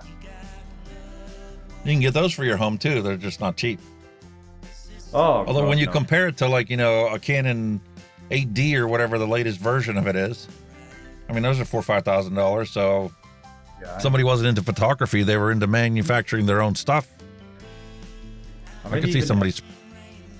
Even them 3D printers you get, they're expensive, but they're tiny. You know, you only making like little figurines. You know, and it's that tiny. Unless you know, you can get an industrial one, which would obviously cost more and more. But it's phenomenal what you can actually get now for doing shit like that. Yep. Yeah, this thing's gorgeous. It's just the heat retention on here would prevent me from using this all the time. Because that resin does not absorb any heat whatsoever. That's a good insulator. I would.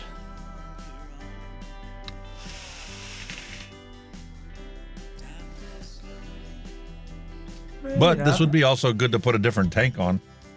Oh, Like that I could put this onto it. easy. Yeah. The mod No itself, dials, just that little round knob. There's loads of mods I've bought in kit form that have come with like an RGA on or something. And I've probably tried that RGA. I think the Invader 4, I think was the last one which had a kit RGA, but I took that off and I put the different RGA on, and like I say, the mod shines, man. I mean,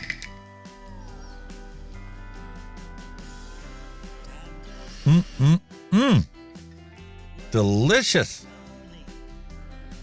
very All right. good.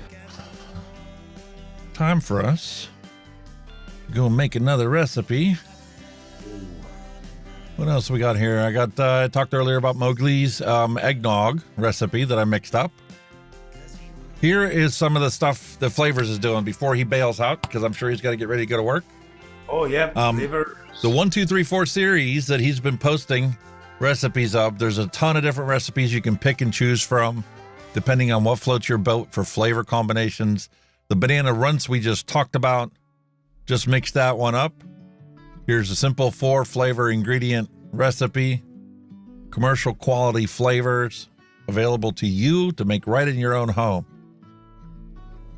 Awesome, man. Simple French custard, Oh, butterscotch caramel, vanilla custard, vanilla swirl. oh, my God. Pink lemonade, blue dragon, white chocolate mocha. There's all different ones available to you, but take a look if you're interested in throwing together a simple recipe. Plenty of these 1, 2, 3, 4 recipes out there. They look good as well. Awesome sauce. He's even got the Dusty Road Berg there on, just next to where your mouse pointer was. I like it. And there's the V2 version of the Berg. Wow.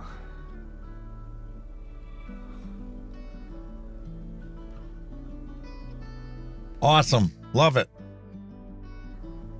Nice one, Flavrz. You're a legend, sir. And if 4 ingredients are too complicated for you, don't sweat it. You can literally get 4 different ingredients that you can make a single ingredient recipe to get started on. Holiday is a perfect example because we got the candy cane here from Flavor West. And you just simply go down, take a look at the user notes, see what the average percentage is, and something that we talked about last week, and I failed to add the actual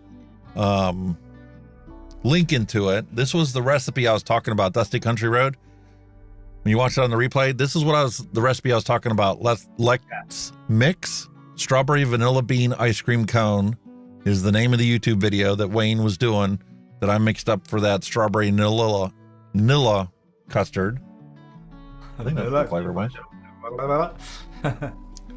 Strawberry vanilla bean cream. My apologies. Tongue twister. It's a belt I like. But this is the video that I was referring to. I didn't get a chance to actually go and edit the description of the video. just so you all know what it was about. But in that recipe, he talks about how when you get a new flavor that you're unfamiliar with, there's the 5% rule. Although nowadays, some of these flavor concentrates, you can have a 1% rule. When you get it, just make a little small batch, 10 mils even, of just that flavoring in VGPG solution at a 5% solution, just so you get to learn the flavor. Make another little 10 mil at 1% solution and see what the flavor tastes like. See how much of it you can actually notice when you vape it. And then that way you get to learn the flavor, what it actually tastes like. Does it actually taste like what this is on the bottle? Yes or no? Yeah. And how much do you have to crank that volume up on that flavor before you get what you expect to get out of it? Again, I think if you want to start simple, I mean, I'm sure he does the one shots as well, so you can always try the one shots and just, you know, have a single flavored juice and go from there. And that is definitely the easiest way to get into it, is just to buy the one shots. Available in lots of different places. And you can pick, you know, you want bakeries, you want desserts, what do you want? Tons of one shots available. You like cola? You can get a cola.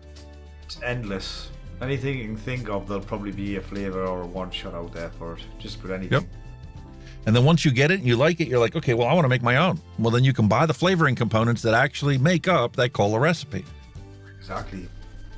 And then you can bend that recipe to be whatever you want. You can buy some whiskey and some cola flavor, and there's your Jack and Coke. Whiskey and Coke, come on. Simple. It's all right. It's clever stuff. Do a random recipe.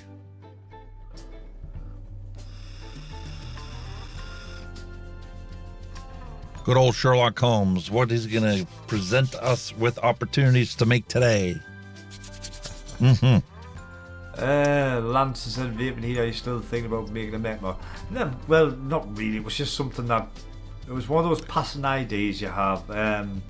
If I ever got a lathe, but where we are now, I wouldn't really have anywhere to do it. We're limited for space. I haven't even got a studio. You know, I can't even get a studio for me vape videos. So it's something I would like to do if I had the opportunity to do it, but I can't see it happening.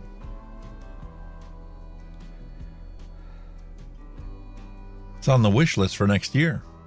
Maybe I could win the lottery and I'll just have my own workshop and then happy days. That makes two of us, brother. Yeah, man. I'm at the point now where I'm about ready to, you know, if I could do this full time, I would. Definitely, but man. Definitely not going to get the income cash flow from YouTube. No. I think I've made 24 cents so far in advertising revenue. It's just, yeah, there's stuff I'd probably like to have a go at making, and you know, but you know, you've got to have the facilities to do it. I know I can do it if I've got the tools to do it. You know what I mean? But it's just the tools to do it can be very expensive. That's why DIY is so fantastic, because it doesn't take very much to get into it. You know, you buy yourself a one shot that you truly enjoy, and then, you know, you can use that to vape while you learn the other stuff. Especially around the holidays now with Black Friday coming. You know, a lot of these places are going to have some pretty amazing sales. I was listening, what was it? Dave Lloyd said that he spent $750 in flavorings. Wow. That's just unbelievable. You're going to have to spend another $750 on a storage system for it to keep it organized. I think that's Flavrz leaving us now, because obviously he wants to spend a bit of time with his wife before she goes to work. So again, thank you very much, sir, for all your information, hints and all that stuff, and for being here. Absolute legend you are, sir. Thank you very much. Very much appreciate it. And I love the recipes you posted out there. Hope the community grow and come up with some fantastic flavors for them to be able to never smoke again.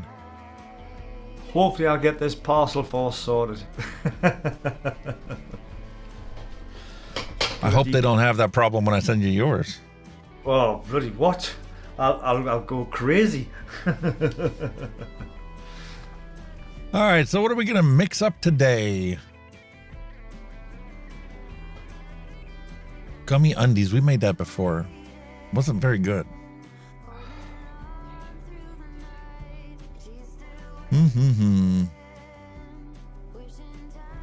Take care, bud. Dusty County Road says, where did you pick up your Oxford Excellent XQ at Hunky Vapes, and does it keep its charge all day? It's not something that I've been using exclusively, but I've not had to charge either one of these devices yet. Well, no, the original X-Slim I did, but not this one. And what was it? E-Cig Mafia or Element? The one I had sent to me, Oxford sent to me, and I don't remember where the other one came from. It had to have been E-Cig Mafia because that's the place where I just got the recent order in. I'll tell you what I forgot to mention about this this Motti Mini. There was a guy from the US done a review on it. Oh god, I can't think of his name again. It's gone off the top of my head. But he said for these, you can actually get sealed flavoured pods that'll sit in it, but I've never seen them available in the UK. I think they must only be available in the US at the moment, but you can actually get sealed flavoured pods that sit. I mean, they're disposable ones, you know, once they're done you throw them away, but they're already flavoured. But I've never seen them in the UK.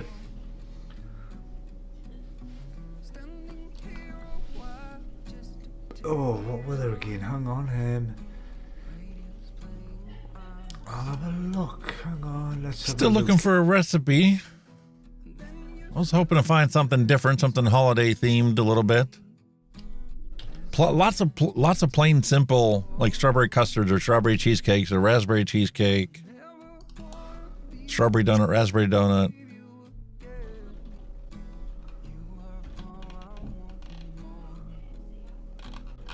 We did the Myogi's Pine Orange Popsicle, strawberry gelato cone,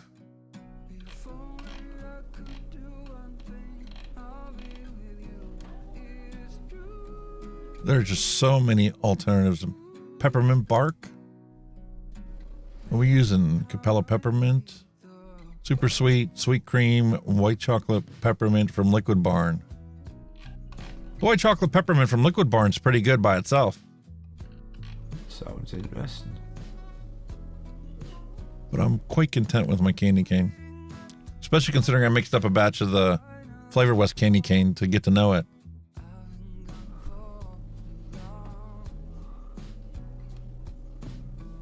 What kind of flavors are you guys interested in out there? Yeah, that's what I've seen these Motti, they've got flavoured pods. I'm just having a quick look now. But you can't get them. I've never seen them in the UK. You can get a melon kiwi, you can get a rainbow fizz, a honey lemon fizz, a raspberry mint, a blueberry raspberry, and a strawberry ice cream.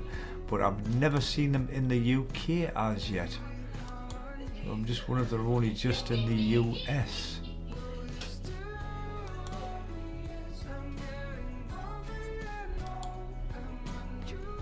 I don't know. But I was keen on trying them if we could get them. This looks interesting. Maddie's Apricot Dream. What's that? Haven't had a good apricot in a while. I don't think I've ever had an apricot, to be honest with you. No. No. Obviously there's peach in, that's obviously peach, obviously apricot and peach go well. They're similar, flavor-wise. The tanginess is a little different in it. The sweetness is a little different.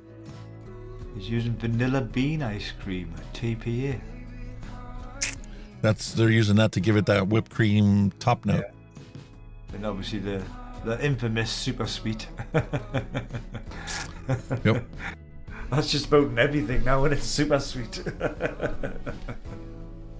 Yeah, although I definitely am glad that I was actually able to use this Flavrz sweetener in that other recipe that I did for the apple donut. Yeah. It's a different kind of sweetness. Less artificial.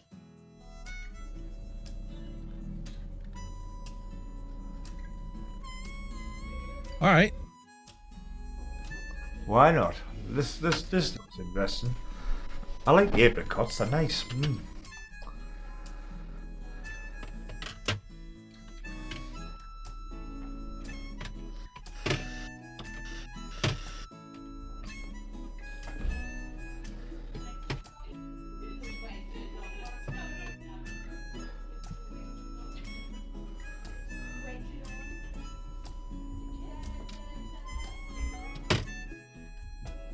Secret sauce, PG, VG, total base, apricot, dragon fruit.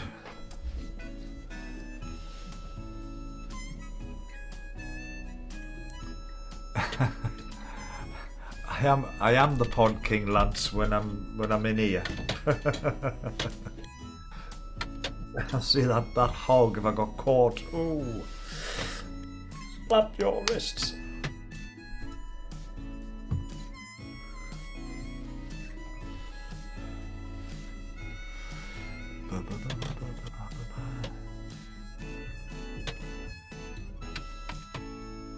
Sean Lynch come up with a gingerbread custard.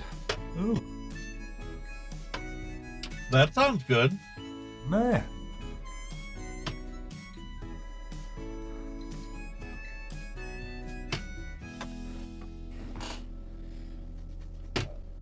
You can turn anything to a custard. You can put any fruit with a custard. Yeah, especially apricot.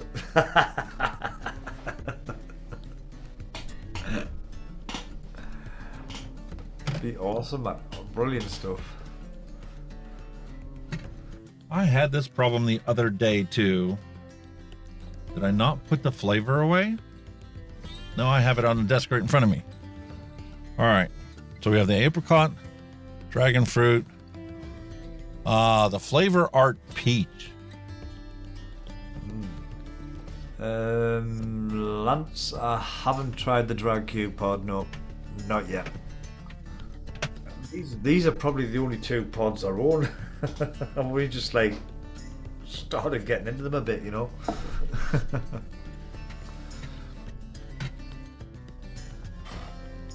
I'm a bit late in the party.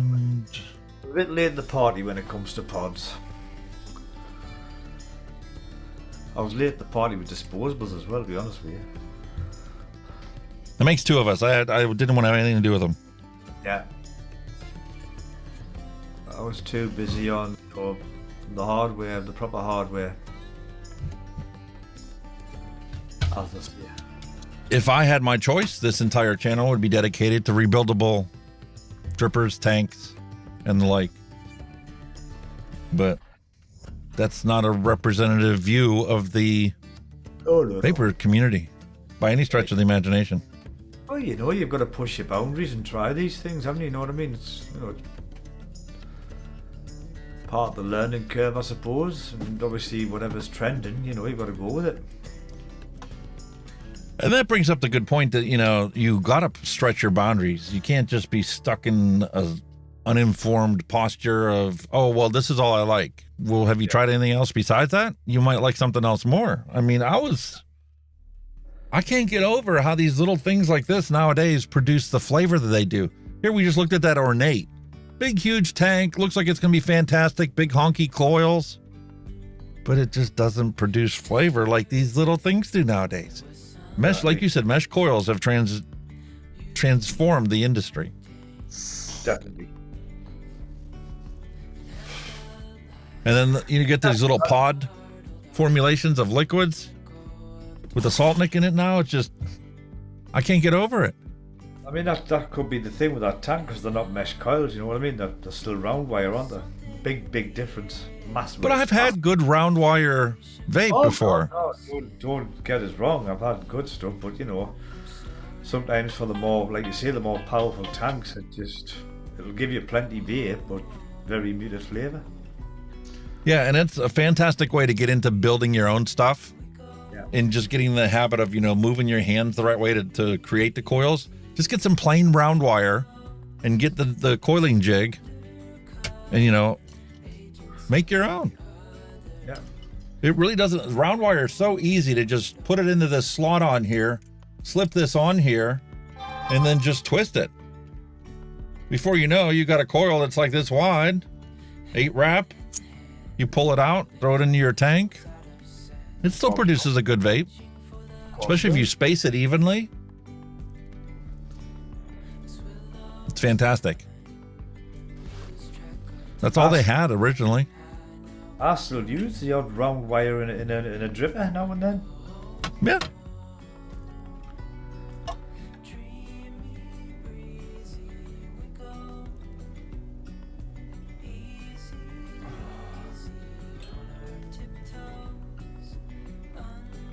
I mean, you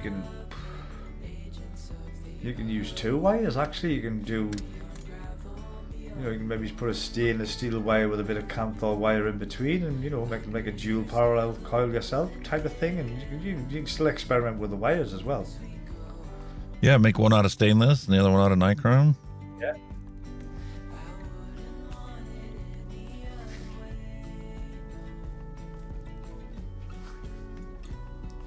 Oh dear. I actually had planned on using the wire that I made with the Diadalis to put into the that Luxottica today, but it came with a set of coils, so I ended up not using it. Got it right here. No harm in saving them for another day.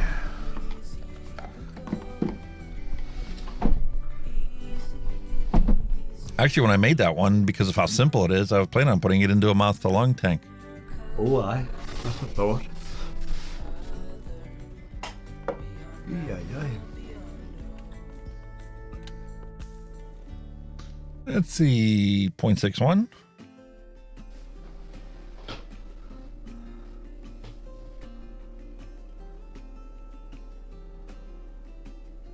Looks nice. There are so many recipes out there and so many different flavor combinations. It's mind-bogglingly endless, as you would say.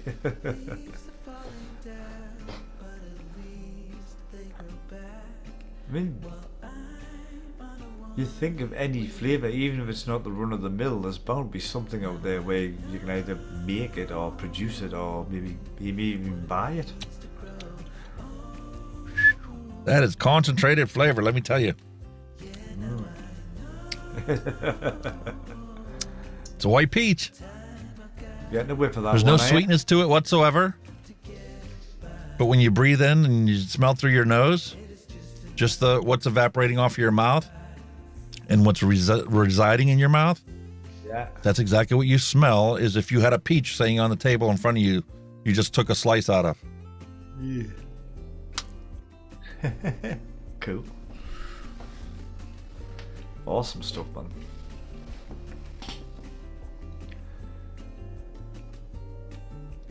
Holy moly.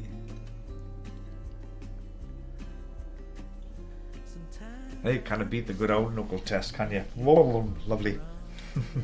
There's some things that I refuse to take a knuckle test out of. The cherry is one that's way too strong, way too potent. Really? See, I look. And whoever made the comment about the coffee, you're absolutely right. I've literally cut the coffee back 1/10 of what it originally was in the original recipe. And when I first vape it and, do the shake and vape, fantastic. Exactly the right percentage. But coffee has a behavior in the recipe where it tends to grow a little stronger the more it steeps in there. So now I see why they take their flavorings, their coffee flavorings, and dilute it down to 10% of what it originally was. Drop it back.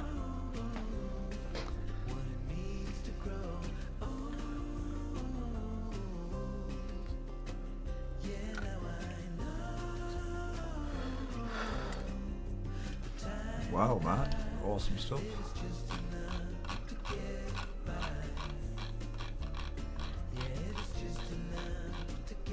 Just Close enough. quick shoot through the chat there. Yeah, see you guys. Did I miss anything? Not really. I think everybody was just saying their farewells to Flavrz. That was way too much. That sounds. It's one thing I do not like about the Super Sweet. 0.18. That's going to be real sweet. That's going to be an apricot dream.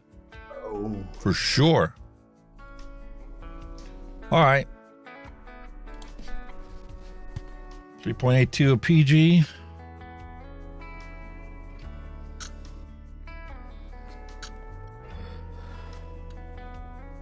We must definitely be going long. My dogs actually are checking on me now. Oh my god. Is he still alive in there? What you doing? Huh? Well, he's not camera shy, that's the thing. No, she is not. She would get into my lap if she could. Yeah. Chill. Ah, it was beautiful. All right, go. Mine tries to do it all the time, straight on your knee. We spoil them. We spoil them too much. Oh, my wife and I do as well. More so her than me. She's got a bark box that we get once a month. Has treats and toys in it for them. She originally got the bark box not just because she wanted to spoil the dogs, but because we were looking and hunting for toys that the dogs wouldn't destroy in less than an hour. Oh yes, and those toys come with a guarantee. Number one, there's a toy inside the toy, so once they finally do rip like the stuffing out or whatever, there's like a hard rubber ball inside the thing. But if the toy gets destroyed, both the inner one and the outer one, they will send you a brand new one to replace it free of charge. Really? Well, the toy I found the best is Toys A. I think it was originally designed in the US. That thing, it's the Kong. Yep. That thing is indestructible because my dog's a staffy and he hasn't destroyed it yet. That is definitely a hard rubber toy for the dogs. You can chew that all day to his delight and it'll just not break. Especially when you stuff some treats in it. Whoa. Yeah. We actually got in the bark box the one thing. It looked like a Scooby-Doo van. It was a hard rubber van looking thing, and it had a crack across the bottom that you could put treats inside it. Yeah. It's amazing how they can get it out of there. Before there's any comments, it is not a butt plug, it is a dog's toy.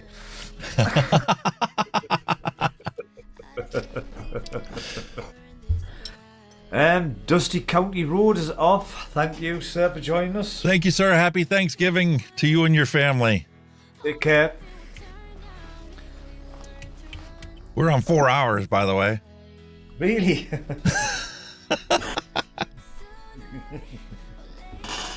You and I sit here and chat after we finish our normal stream. That's why it doesn't feel out of the ordinary. Sick. Oh. He's not bailing. Nope. Oh, I thought he was. He just said good night. Oh, he was saying good night to... Oh, sorry. My apologies, bud. He wasn't. Good night to FFCA. That's what it is. So FFCA, good night. My apologies. I thought... When I seen that, I thought, nah. What am I like? What am I like? I think it's just been one of those long days. I don't expect to get any of this ice cream. Ooh, And I certainly don't need to run it at 160 watts. No, I don't think so either. with a 0.4 coil. Ooh, hell. Let's go down to like 35. 0.4, that would be interesting. Boom.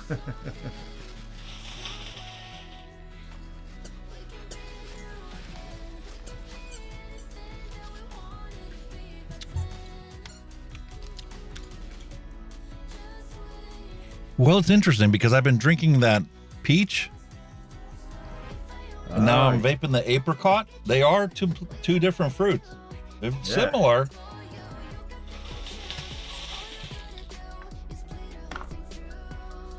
They're a good combo, though. I would have thought. And the flavor on this is more like, you know, when you remove the pit from a peach, how it's that dark red. Yeah. And it's got much of a pungent or more abrasive flavor than the juiciness of a peach. That's the apricot. Ah. Like a less ripe peach.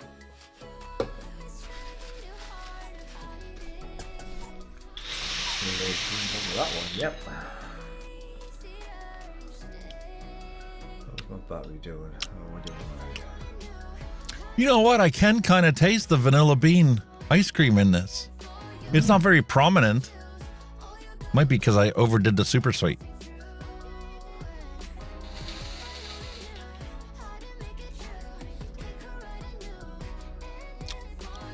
Wow. But actually is really good. It sounds good. Sounds nice. Like I say, give it a bit of steep time. I bet it's lovely. It legit tastes like what that looks like. Jeez, I've just looked at this this X-Lim. I've done 7,326 puffs on it already. There's a puff counter on it. Yeah. I didn't even notice that. Mine Says does that bottom one. right. Bottom right. Got your wattage, then your coil resistance, then bottom right. Oh yeah. 1700. 1700. Is that all? Yeah. Oh, I'm way ahead. Listen, I like my big cloud chucking. Oh, so do I, but still, I mean, this is just, you know, we're in here watching TV, etc. You know, just. Yeah, I mainly use mine when I go out. And now this one, you know, I love having it around my neck. I don't have to like carry my mods with me around the house or anything. You know, go make a cup of coffee downstairs or whatever, and I end up staying down there for an hour or two. Yeah. I feel like vaping. I just. Yeah. I haven't been brave enough to take these out far with this yet because I've always got that fear that my battery will die and I'll be knackered. So I've got that fear to come over here. It lasts a long time. I'm surprised. I don't know, it's just sometimes me vaping reflects whatever I'm doing. As if I'm out in the car and I'm stuck in traffic, you know, I'm winded down and you just, you know, I'm out of boredom and all that stuff, you know, so I've just got that constant fear that when I need it, it's gonna fail. Yeah, 900 milliamp hour for the little batteries. I mean, the little coils that they have in this thing is more than sufficient. Yeah. This one, yeah, I don't know what the crack is with this one. What's this? Home adapter power 29. Well, this Mito, it's saying it's got 1,150 milliamp hours and it's 29 watts. It's got something called adaptive power control as well, whatever that means. That's a good question. Something that's always frustrated me is, especially on like the Dovpo Odin, when the battery gets low, like 25% or so, you have a completely different vape than when you pop in a new set of batteries. Oh god, it just loses its... It's just a very slow taper. It's like before they came out with alkaline batteries. when you would put regular batteries into your flashlight, you would turn it on and it would turn on every time, but it would continuously getting less and less brighter. And it was doing so slowly, you didn't even notice it while you were using it. It wasn't until you would pop a new set of batteries and then all of a sudden it's like, oh, that's how bright it's supposed to be. Yeah. I do that with myself all the time. That is such an interesting thing. With me putting so much super sweet in this, I get the sweetness of it, but the apricot by itself is inherently a much less sweeter flavor.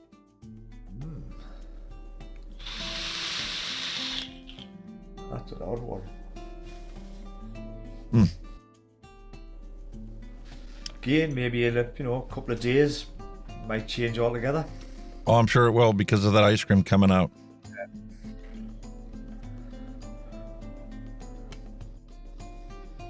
Another delicious recipe. Another one for the library.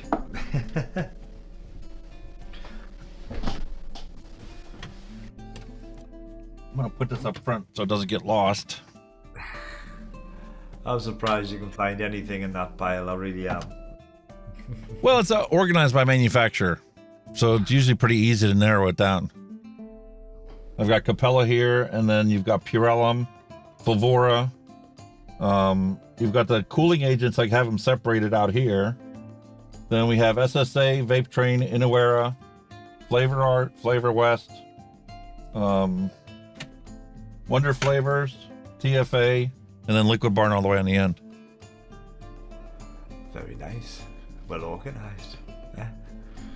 But sometimes it's like people have a mess and say, I know where everything is. Don't touch it. You know what I mean? I know where everything is. I know it looks like shit, but I know where everything is. Do not touch. The sad reality is I'm so analytical that when I first put this together, I wanted to do it alphabetically, so I would always be able to just go zip, zip. Oh, there it is. Yeah. But I'm like, no, it'll never stay that way. First off, these two will get switched. It's like, when the DVD cases or the VCR cases, you'd pull out, oh, you know what? I'm gonna watch Blues Brothers tonight. So let me go and get the case. You get the case, you go and you pop the tape in without looking at it. That's not the Blues Brothers. No, it's like My Little Pony or something playing. Because the kids are horrible at putting stuff back in where they belong. That's exactly what children. Mine still do it now with Xbox games. You know what I mean? My daughter does the same thing. Go over, right? I might play, I don't know, Mortal Kombat or something. Come over and it's like, well, no, that's not Mortal Kombat. Or, nightmare. And then when you go hunting for the disc, it's just vanished. You're like, well, where is it? You know what I mean? It's amazing how they vanish and like reappear on their own. You know what I mean? Yeah, and then when you go up to the shelf, if you have all the stuff on the shelf, it's always going to be in the last case you look in. It's sod's law there, isn't it? It's sod's law. You found this one, so you take this one and put it back in that, find that case, put it back in that case, you find this one, now you got to find the case that goes up with that one. That's so true. That's so true. I've been there so many times with that one. Lance Ward says, you look like you're ready for bed. Oh, I've had a long day, a really long day. I've been up very early, a really long day. I did do me late shift last night at work, so I never got to sleep about 1:15, 1:30 this morning by the time I hit the sack, so... Ooh. It was a late They had one. jury duty on top of it all. Yeah, and it's late one and an early start. That's what I'm saying. I was sitting at the day and I was like, oh, stay awake. And it's not like it's an exciting, responsibility to do either. We didn't even do anything today. We just pretty much sat about all day, and it was just long, tedious. I did get to watch a couple of the football games because we've got a TV there. So I mean, That's good. That killed a bit of time. They've got plenty there because, like you say, once you're in, they don't let you out. So Yeah. they've got to keep you entertained. So they had like bookshelves, and there was a book table at the top which I didn't notice till I went home, because it was tucked round the corner. There's like a canteen there where you can get some hot drinks. The basic facilities to keep you entertained are there. But yeah, just long and tedious day. Well, if you want to cut it quits, we can do that. I have no issue with that. What time? It's 5 to 9. Oh, I haven't eaten yet. There's a thought. Ah, so you're hypoglycemic. Yeah, totally. Oh, If you were here in the States, I'd DoorDash you something. hi. DoorDash. I've never heard that one. DoorDash. County Board is asking, have you mixed up a papaya milkshake yet? Mixed one 3 weeks ago and it tastes great. Now it took 3 weeks to steep, worth the wait. A papaya milkshake. No. Do I have papaya flavoring? Let's go and take a look. Yeah. Flavor list. I don't know what he's done. I don't know if like there's a recipe up there for it, like, but that's obviously what he's done. So, papaya. I can never say that. Papaya. No. I need to check my flavored stash, not the flavor list. There we go. Stash. Nope. He's obviously let that sit for 3 weeks, and it's it tastes good. 237 flavors in the stash, and I don't have papaya. Really? Wow. I have kiwi and cactus and a bunch of other oddball stuff, but papaya is not on the list. I don't have plum either. Oh. That's why when I saw that, you put a little bit of plum with some pineapple and you can get a real tasting cherry. I'm like, ooh, I need plum. So that's going to be on my wish list. Plum. Used to have plum trees in the backyard when I was growing up as a kid. My dad had 6 of them, 7 trees. Wow. Plum trees. He actually used to make a plum brandy. Hungarian Palinka. We used to have, I'll tell you what we used to have with custard as a kid. It was more like school dinners as well. Prunes and custard. Mm-hmm. The stones were awful. Because you were picking this big stone out when you eat, and that was really downside. They're a bit like a date, really, with the stone in. You know what I mean? They were lovely with custard. Bull City, 50% off right now, papaya. I'll have to add that to my cart. I was looking at their 50% off stuff that they have. You get all kinds of stuff on clearance sometime. It was Nick Giant. I can't say the whole word. But I was looking at that. They sell flavors as well. Flavoring ingredients from the different brands. You know, Flavor Art, the Capel, all the big names are listed there. It'd be interesting to compare pricing between them and Bull City. Dusty County Rose also said his Prince is about ready to vape. Will be 5 weeks on Thanksgiving. Ooh. There we have it. I'm going to try it today. That'll be alright, that, you know. 5 weeks for the Prince, it should be okay.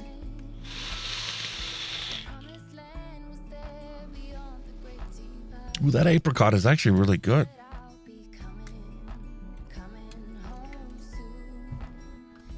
Coming through all nice. Alright now, is it? Well, do I want to vape it on... What's this one? Big Giant. Yeah. Suicide Mods. Ooh. Or the Mongrel. Mongrel is a single coil. Yeah, the mom was a single. Still a nice little RGA, like.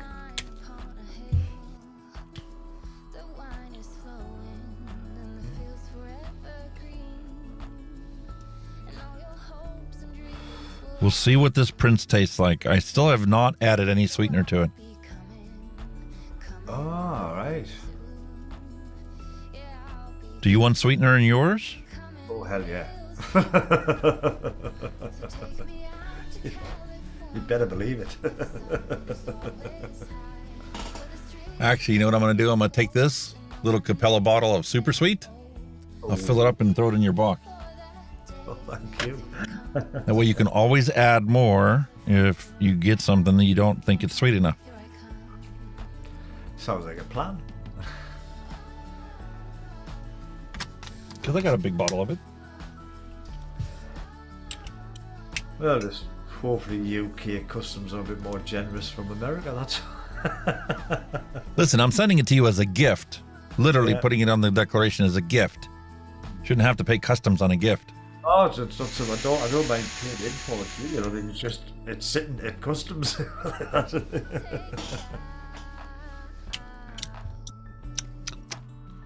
Ooh. It's not as punchy as that apricot.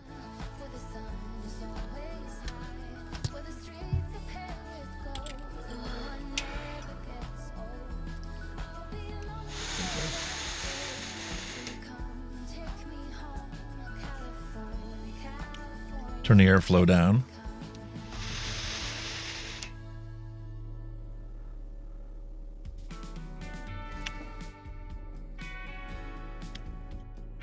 Still need sweetener.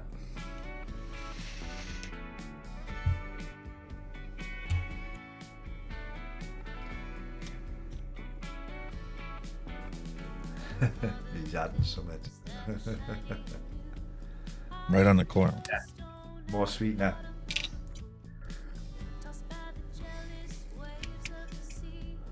That was one thing nice about these little bottles. It might want to come out, but it comes out just as a single drop. When I have the super sweet in the big thing like this with this, it just wants to squirt out. It just clumps out all over. All right, so I put some of this on the coil, then I put some super sweet, and I put another layer of this on there. This should be a nice sweet.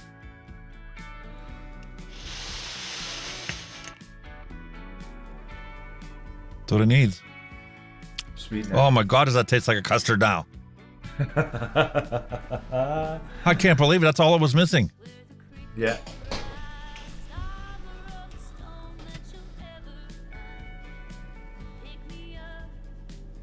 Wow.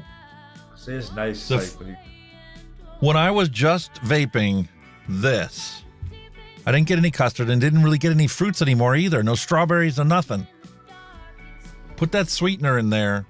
Put that back on here. Bob's your uncle. Total different. Holy shit, what a difference. It's like night and Wayne day. is right once again. You have to put a tiny bit of sweetener in your recipes. Definitely. Now I see why when people submit recipes and there's no sweetener in it, even when you're using like, you know, a candied apple or whatever, you know, a juicy peach, always adds a little bit of sweetener to it to see if those actual flavors come through or not. And boy, does it come through in this. A rich, delicious custard. It is a nice custard recipe. Like I say, it's lovely recipe. But how can Vic vape this without any sweetener in it? I think he does put some in, you know. Or is it because he's not a fan of artificial sweeteners? I can't remember. It was more something like that. I'm sure he does put some in. I'm almost certain. But Did you see his What's Up from Sunday?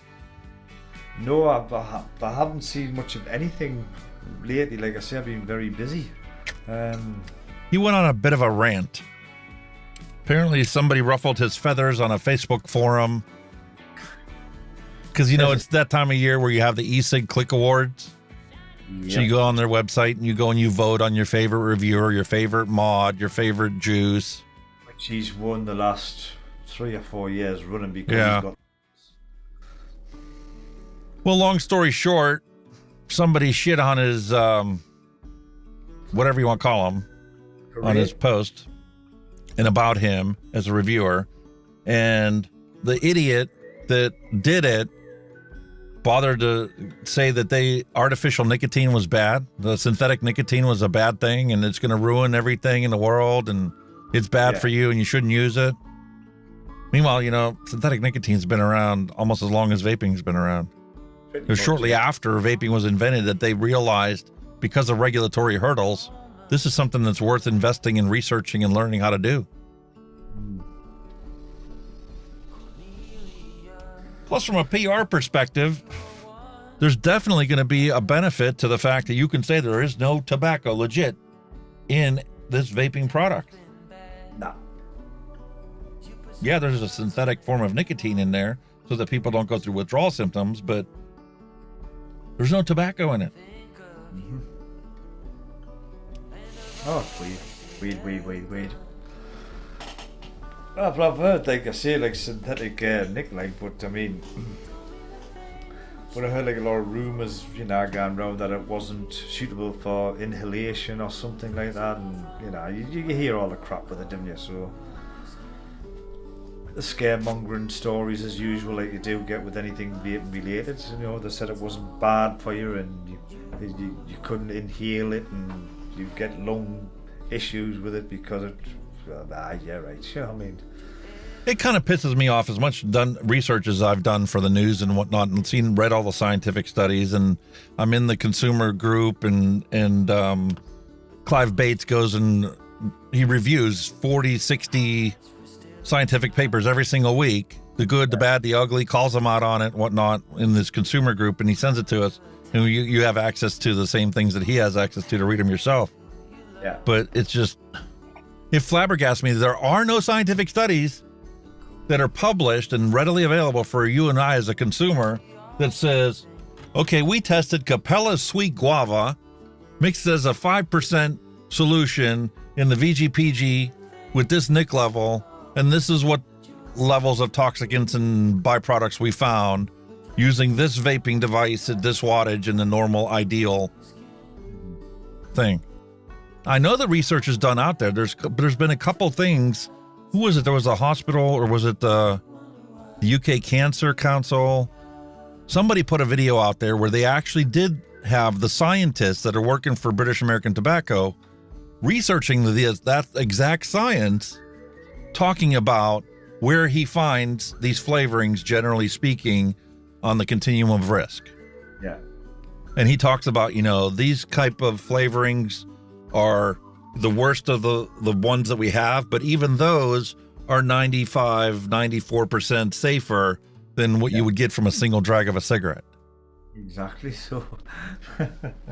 But the actual science that shows what these flavors are and what happens when you combine peach with donut flavoring, what kind of different chemicals are produced in those two chemicals blending together. I'm with you, yeah. Useful science, nowhere to be found. No. Science either to bash vaping or generally say that it's better than cigarettes. That's readily published and made available for us. But the rest of it is a industry secret. That's what I'm saying. All the bad news and all the scaremongering's totally readily available to any Joe blogs, you know what I mean? But like I say, the good stuff, they kind of like put on the back burner, you know what I mean? All the way. And that's exactly what they said in that video too, on Regulator Watch. Yeah.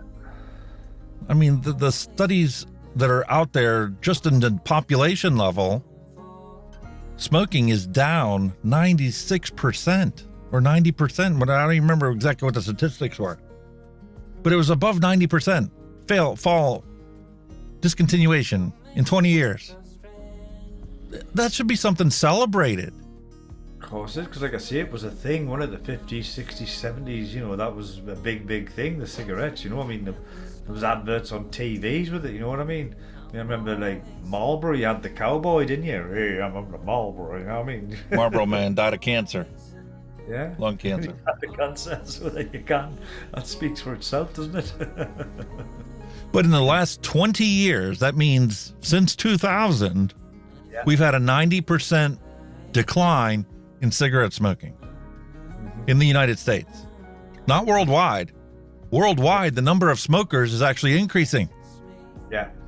Going up. Tobacco control hasn't accomplished a damn thing. They blame it on population growth. Right.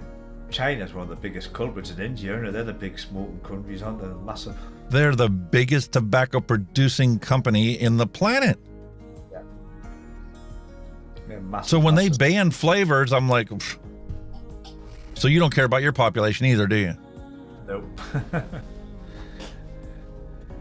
That's what I mean. Like I said, it's when they're producing vape gear and then obviously they got banned flavors, and you're like, it's heads. You're scratching your head, aren't you? You're like, what are you achieving? You know what I mean? Unbelievable. All right. This isn't going to wait any longer. Who knows?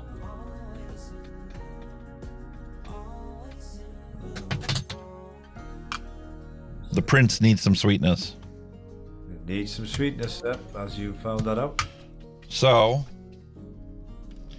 why not use this as an example on how to add sweetener to something after the fact?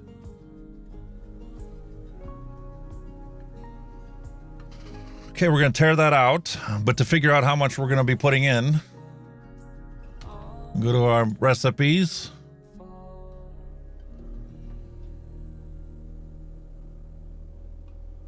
How far back are we going? 8:30. Just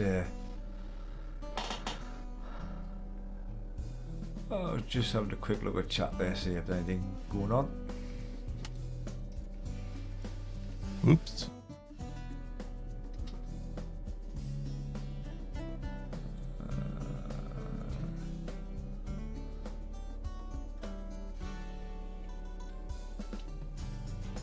Remember Prince.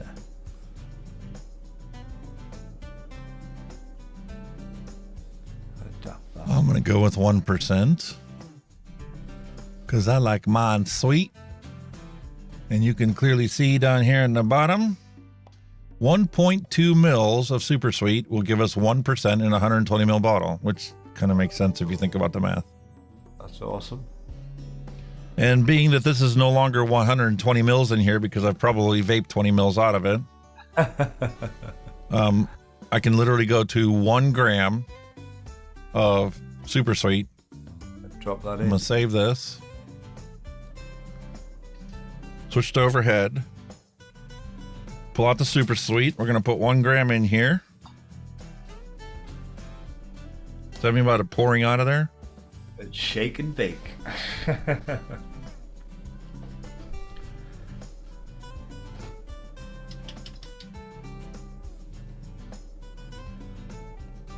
One more drop. Come on. 2 drops came out. All right. That's it. It's done. Now we added sweetener. Brand new street, brand new me. Side by side, by friends I need. They've got it. I mean, the custard's got to be sweet. Now you get some vanilla custards where basically you're like getting that vanilla pod flavour. I mean, I'm not keen on them. You've got to have a bit of sweetness in them. Without a doubt. And you go, just you, County Road said this will blow your mind. I can't believe the difference. I literally put a drop of super sweet on that dripper. And I'm like, okay, this is going to change it a little bit. It's just going to be sweeter. No, it literally awoke all the flavors in that recipe. And now it literally does taste like a beautiful custard. It's just so amazing how like something like that can change it. You know what I mean? Something so small. The strawberry, the peach, is just... And this mongrel, I got to close the airflow halfway.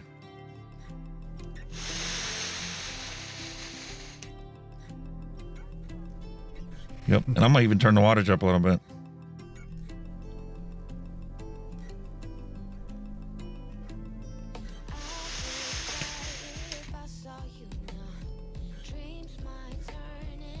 Better? Holy shit.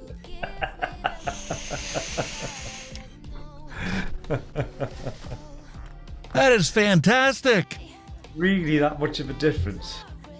I was sitting there going, man, why would somebody want to buy this in a shop? It just... You see? Throw the sweetener in there. Just a hint of it. 1% is all it took. Custard has got to be sweet, man. Got to be sweet. That is definitely a beautiful custard. I think my wife might even like it. Really? Now you're pushing the boat. That's asking a lot, but shit, this is fantastic. Now I know this is all day vape. I totally get it. Yeah. I totally get it. That's awesome. Freaking delicious. There you go. All right. Problem I need to do a poll. solved.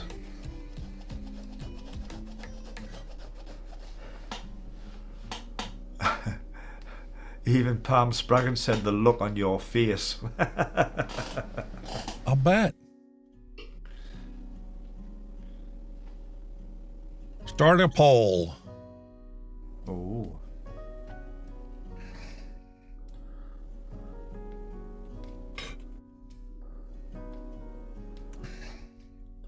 If I wrote you a song, if I got every word perfectly weighed, Yep, true right there, Dusty Road. It says it all. Wasn't quite the face he pulled when he had the candy cane, mind. He was like a kid in a sweet shop with that one. I mean.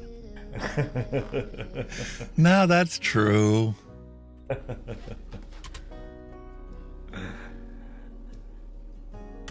Holy moly. There's your poll. Are we going to use green apple or banana? Ooh. You don't make it easy, do you? Squeezed green apple or squeezed banana? No, it is. Ooh. 50, Get your votes in now. 50-50?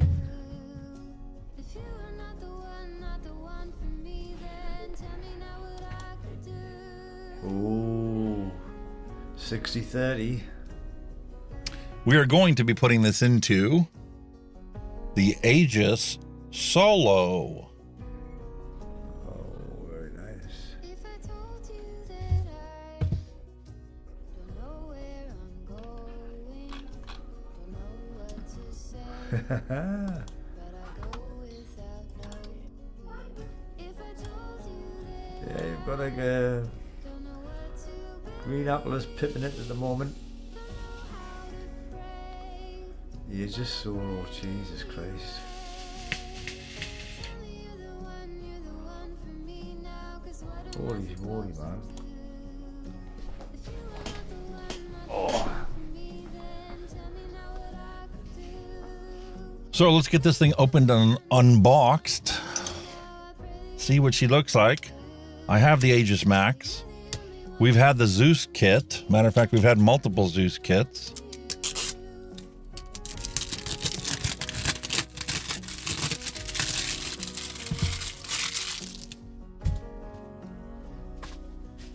These things always look better once you take the saran wrap off.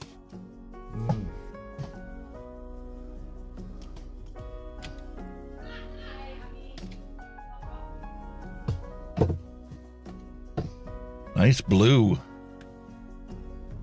I think my legend was a blue. For me now, 'cause what am I supposed to do? If you are not the one for me, then Nice clearly marked. what I could do. Tell me you're the one, Typical deep big box. pray that you believe it too. That you're the only one. I have to pull one of the spare batteries out of the box Absolutely the same colour. because the other ones in my charger aren't full yet.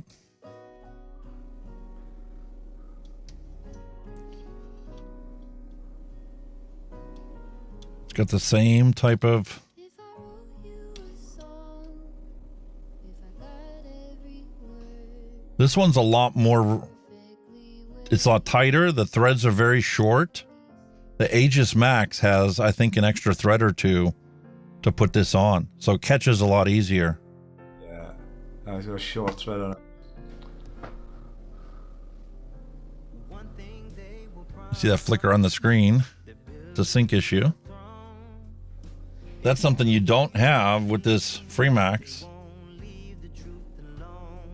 Embedded multi-layer screen on this one. That's why there's no flicker. The extra layer of plastic they put on here diffuses this so you don't see the refresh rate of that LED. It keeps the brightness at a constant rate. Whereas this one, you can obviously see the flicker.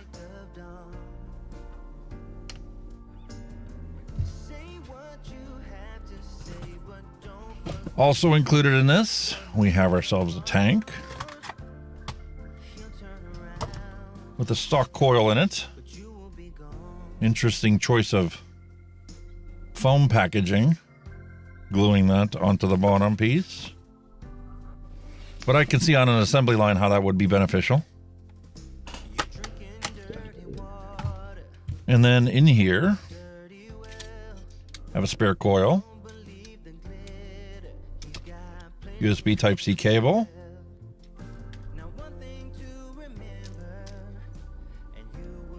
screwdriver, and a rubber seal for the charging port. What is that used for, that rod?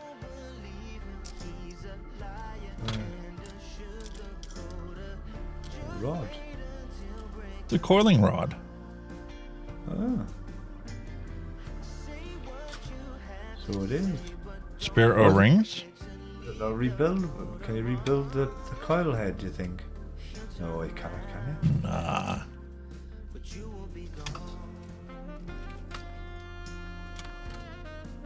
Spare glass.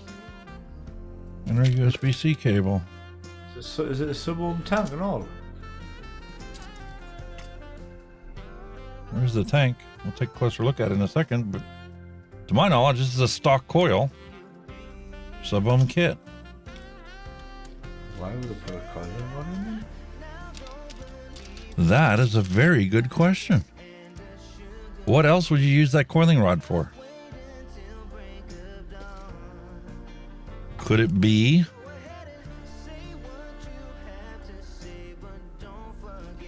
to put it in there to get a little torque on it? They have a little slot in there. You could use a coin, I imagine. Interesting.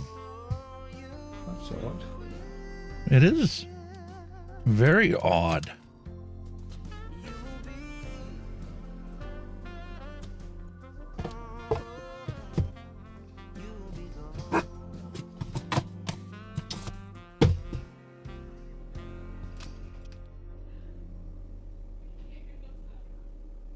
Very strange one, that one. It's a Cerberus tank. The Canthal Cerberus. A1 mesh coil, 0.3 ohms.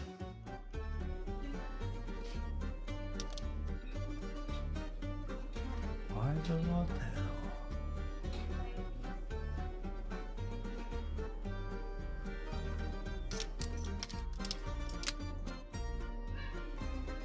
And the spare coil is exactly the same.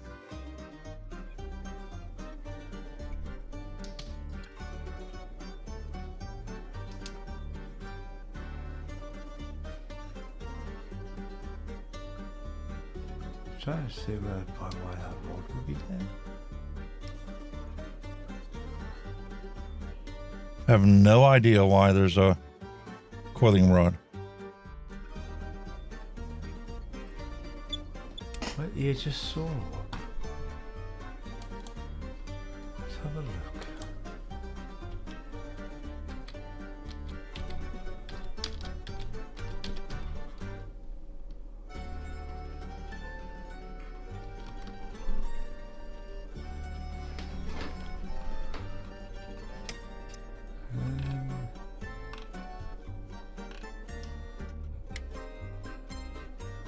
Love the tolerances on this.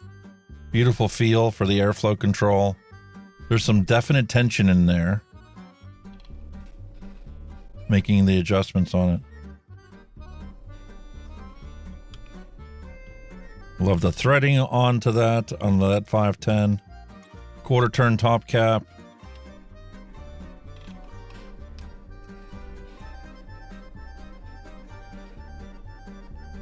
The opening, however, is just a hair too small for this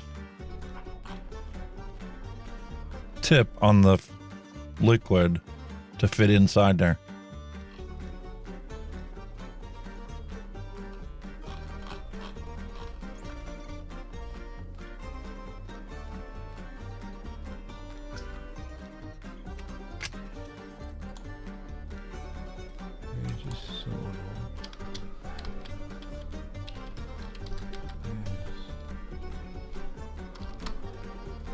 Man, the angle that they have that at is perfect.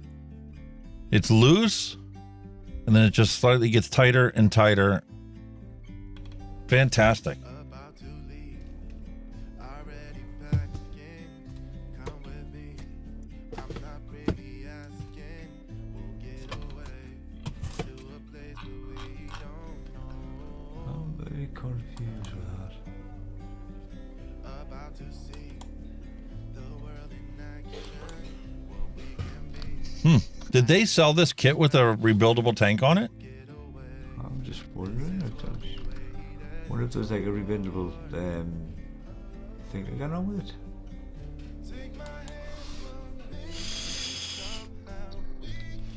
Little whistly.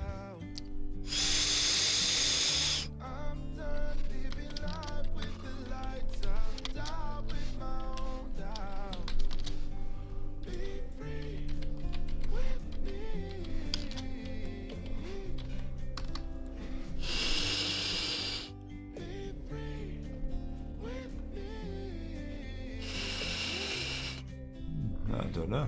Nothing on that site saying anything about that. Which is strange. Ooh. Banana's making a comeback.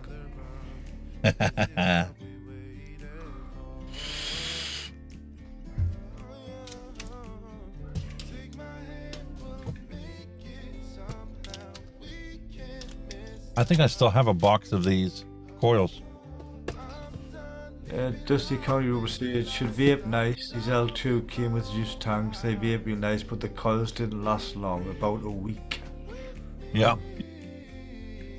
That's the experience my wife had with it when she had hers. On the Legend kit. Yeah. Aegis Legend.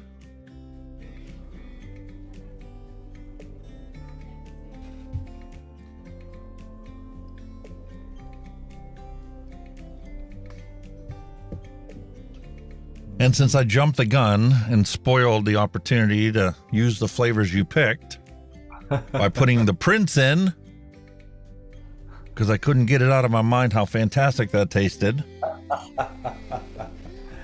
The pole is now out of the window. I'm going to make the executive decision to postpone the Griffin until later. And we'll jump right into the Blitzen RTA. For us to use the flavor you guys select. The Griffin, my God, that's a fucking old one. It is a very old one. Aye. 18 millimeter build deck. Tiny. Actually collectible items, them now with the Griffins, man. People are collecting them. Yeah. Not using collectors. Antique. Hey, it's a retro build. Well, it is. Very. So here we go. The Blitzen is supposed to have the ultimate side airflow RTA. I'll tell you what it is like. If you've got something like that lined about, we're gonna have to call you the friggin' the Antiques Vape Show.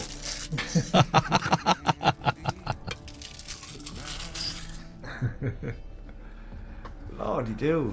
I thought my original aromomizer was old. Lordy do. Ripping. So we have a bubble tank, a short bubble tank. Although not short comparison with the existing tank that's on there. We have a spare glass to replace that. Oh, it's Our rainbow. parch baggie. Horrible colour, it's rainbow. Oh, I hate My wife rainbow. loves rainbow. That's why we have a bunch of rainbow stuff. Oh, I hate rainbow. Ah, chimney extension if you want to use a bubble glass.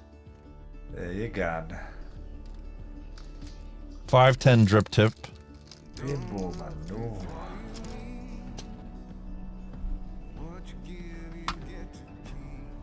There's the magic screwdriver, the triangle screwdriver.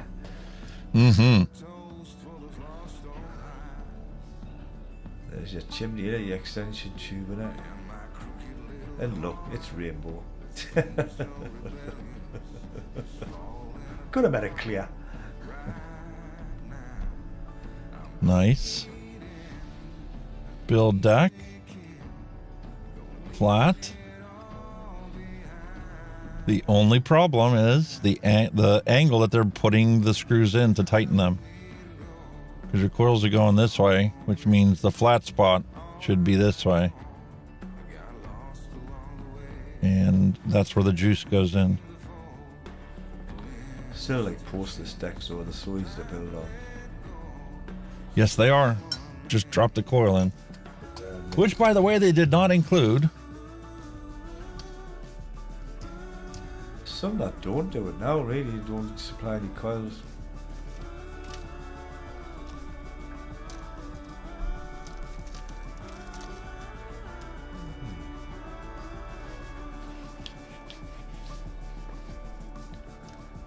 Them juice flow holes on the side don't look that big, do they? The well's okay, but the holes don't look very big. Yeah. Here's a question for you. Have you ever modified an RTA or an RDA? Have you ever like modified it to make it better? Not yet. Not yet. I'm trying to find the worst one to pick as the starting point. If you had a very small drill, you could start with the with the blood hole. I ordered it for the blotto. Yeah. Diamond tipped bits that literally go down to 0.2 millimeters. Wow. 0.2. And they taper out. So you can literally take the ultra fine holes that they have in the blotto and just gently insert the tip of it into there, bore it out, double the size of the airflow openings, and selectively choose which ones you're going to modify. Open them up, yeah. Interesting. Because I still feel like that's sucking a golf ball through a garden hose. And it's pretty bad because Bogan, who by the way got a frickin' channel strike in the midstream, Wow. canceled his stream and everything. But See, I found the blotto ran better with 2.5 milli coils in. I think 3 milli coils did restrict the airflow a tiny bit. Like, I think a lot of people went there, not 2 mil, 2.5 mil, sorry. I mean, you know, you're talking half a mil, but it did make a hell of a difference. And I think a lot of people ran them with 2.5 milli coils in. mm-hmm. Just for that airflow issue. I did, but I still wasn't satisfied with it. It was still too restricted for my taste. Yeah. It was much better than obviously the way it originally came, but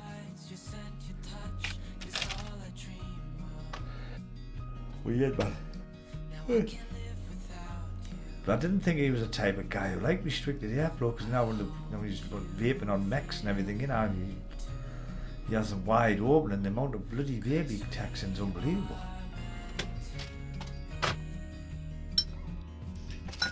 well, I didn't want to pull it out of there, but I don't have a choice. They give you a tool for this exact reason.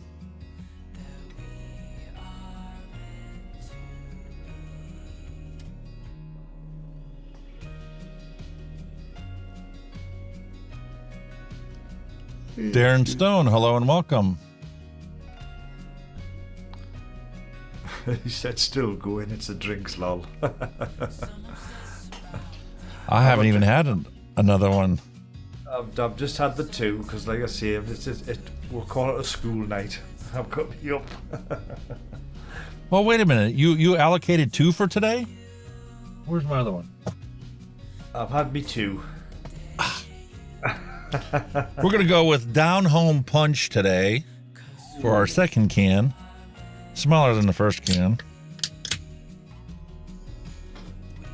Oh, I finished my second one ages ago, man. 2 points. I only did 1 can, but it was a pounder, so. All right, so we got to pull the O-rings off the glass. Holy shit. Your flavors are 50-50 again?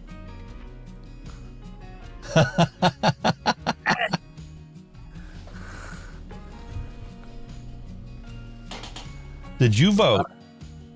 That's close. That is close. Have you voted in it yet? Yes. So you can't be a tiebreaker then. I'm not telling. You don't have to. Oh, there's a shift. Another vote came in and there's now a shift. Everybody's logging out, logging in under their alias accounts.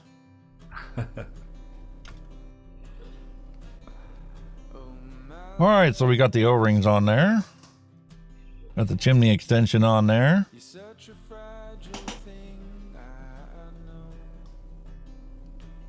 We'll use our little handy tool. Tighten that up again. I see why they included that. That's fantastic. You definitely need it. The top is like a little tool where you can get it into the kidney holes in it and you nip it round. Yes. Aye.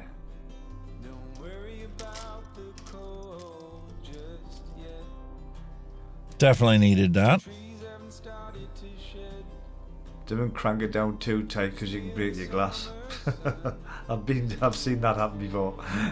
Yeah, and it's not so much even as breaking the glass now, but breaking the glass when you go to take it apart next time. Yeah. It'll seize up. But there's the bubble glass on there.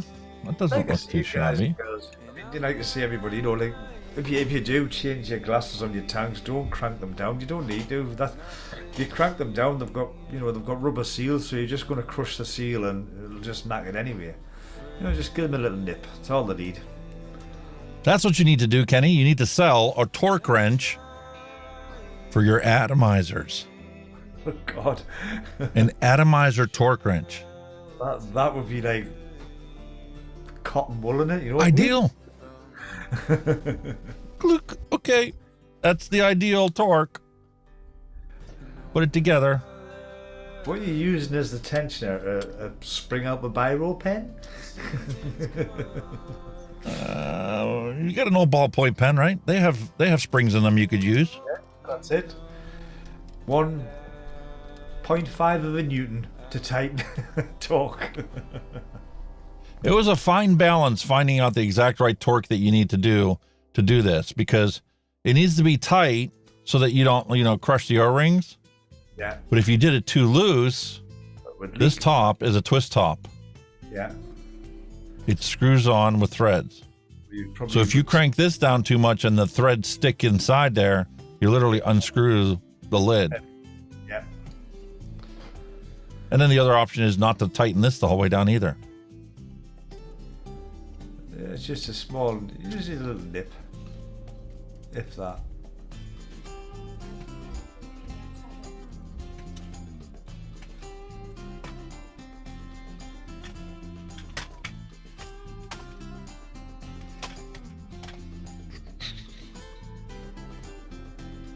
Ah, it's a weird little thing, like bloody rainbows.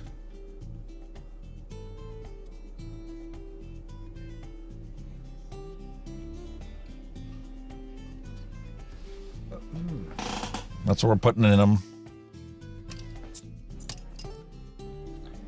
Might figure out your leg length because it's like too high. Just the old tofu is there.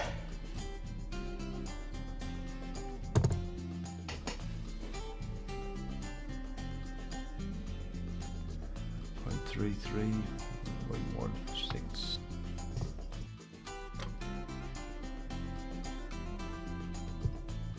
I didn't look. Flatheads, of course. Would be, wouldn't it?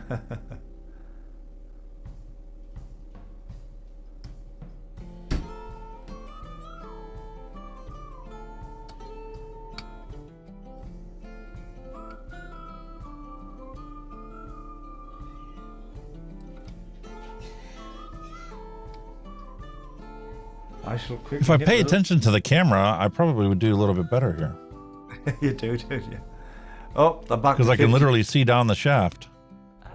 We're back to 50-50 again. This is swinging to and fro, this one. We're going to have to wait for somebody else to join the live stream in order to make a decision. That's going to be a royal pain for you. I'm on, just for free ride to come in, I'm on the X-Lim pod. I'm also on the Vapor Reso Motti Mini. And I've got my favourite juicing, which is Yellow Mess. So there you go. That's what I'm on today. Off and now. Oh, well, sorry, I do tell a lie. As a bonus for Lance Ward, I did have the Hog 4 out as well.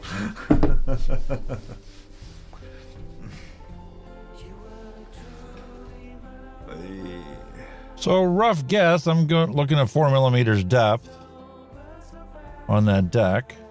4 mil. Yeah.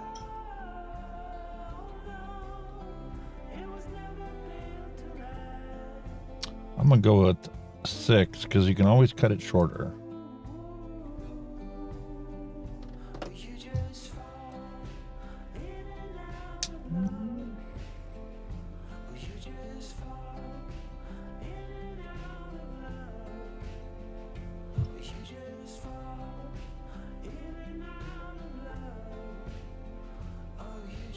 And as is natural, the one side is longer than the other. Yeah. And I didn't put that coil in the right direction. There we go.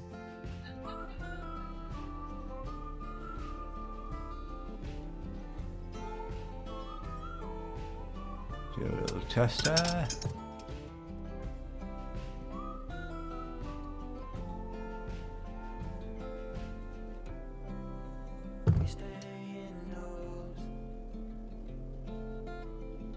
Yeah, I was just about to say there, other way.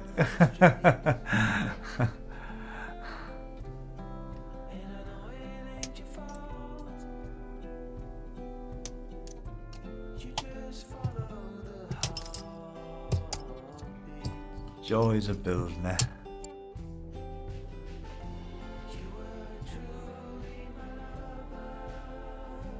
Trying to be nice and use the magnets to pick it up, but unfortunately. Nope. It's not as fair as I'd like it to be.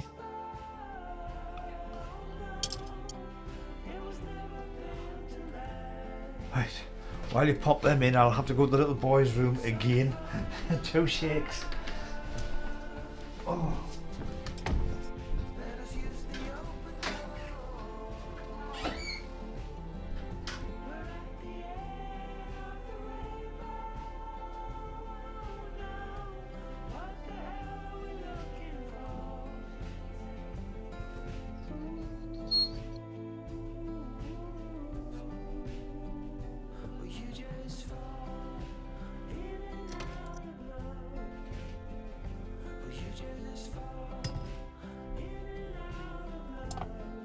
Fantastic.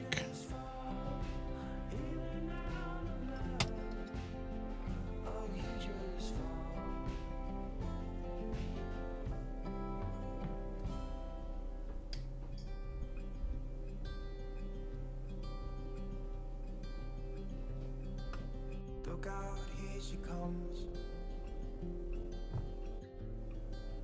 Woman that I love. Aha. That's not good. It's too bad she'll never know.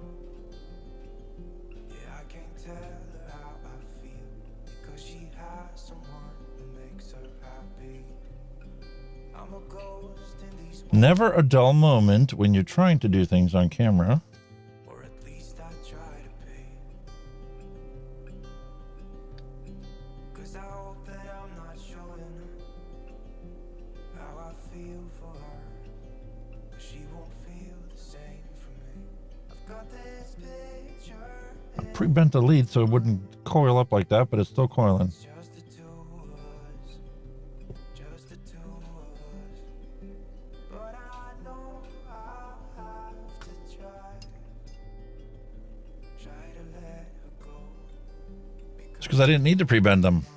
I listen when she talks, I watch her when she walks. She's giving me these feelings that I've never felt before, but she will never know that I love her so well. She's with somebody else and I will have to let her go. She will never know, nah, never know, nah. She will never know, never know, she'll never know. It's like she stole my heart without knowing she did. But I guess that it will pass. Yeah, I can't be the only one who got lost inside of those sides. I've gotta let her go. So much better. We're still at 50-50 on my vape. My God, what's going on? 0.17. Is that where we are?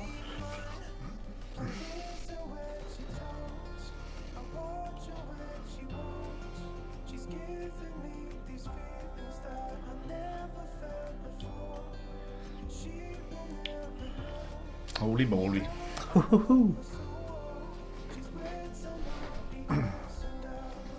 But of course, I'll make an adjustment to it.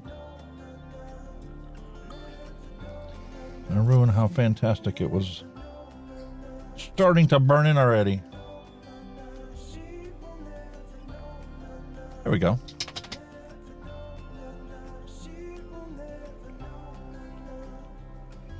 0.18 heated up.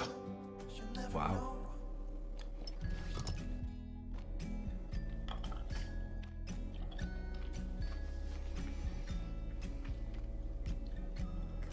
Closer, dance for me. Easy, tiger, easy, let your head down. Delicious. 28, that's not bad. Ah, we have somebody else. Slag, welcome to the show. We need somebody to break the tie. He says it's normally over by the time he gets home from work. But there you go. Just for you. It's Thanksgiving holiday. We're running long. Kenny might be falling asleep here shortly, but that or he's going to keel over from hypoglycemia because he still hasn't eaten dinner.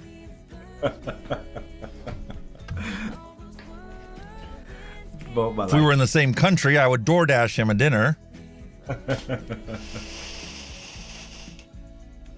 What would you like to have sent to your address, sir?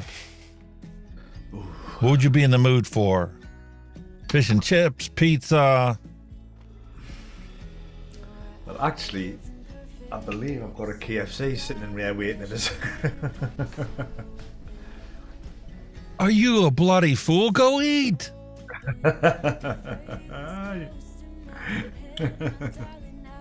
DIY or Die Wayne eats all the time on his live stream.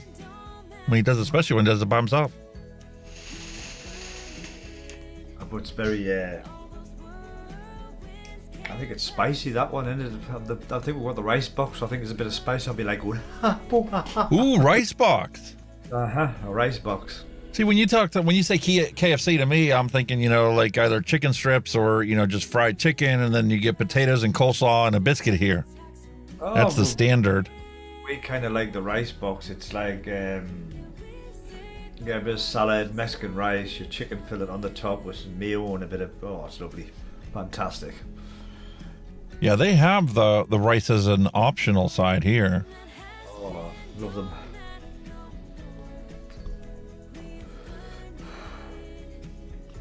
Absolutely love them. We used to go to McDonald's. The kids love McDonald's, but I was just getting tired of McDonald's. You know, like McDonald's. Like, My problem with McDonald's is as soon as you get done eating, 20 minutes later, you're still hungry. that's what I mean. You go from being totally stuffed to still hungry. Yeah. These rice boxes fill you. They're lovely, man. Plenty in them. That's the only thing with our stuff, with our McDonald's, with Burger Kings and KFCs. They're nowhere near as big as the stuff you get over there. You know, but the portions over here are tiny. Well, it's actually better for you. Oh, without a doubt. But again, you know, you have them, an hour later you're hungry again. So Have you ever looked at the actual caloric intake? They have like those little charts that are required by law to carry in the store. They have them posted up in the corner where nobody sees them, unless you go looking for them. How many calories are actually in a serving of fries, especially here in this country? I wouldn't like to guess about it. Or if you get a Big Mac meal, how many calories you actually consume eating that Big Mac meal?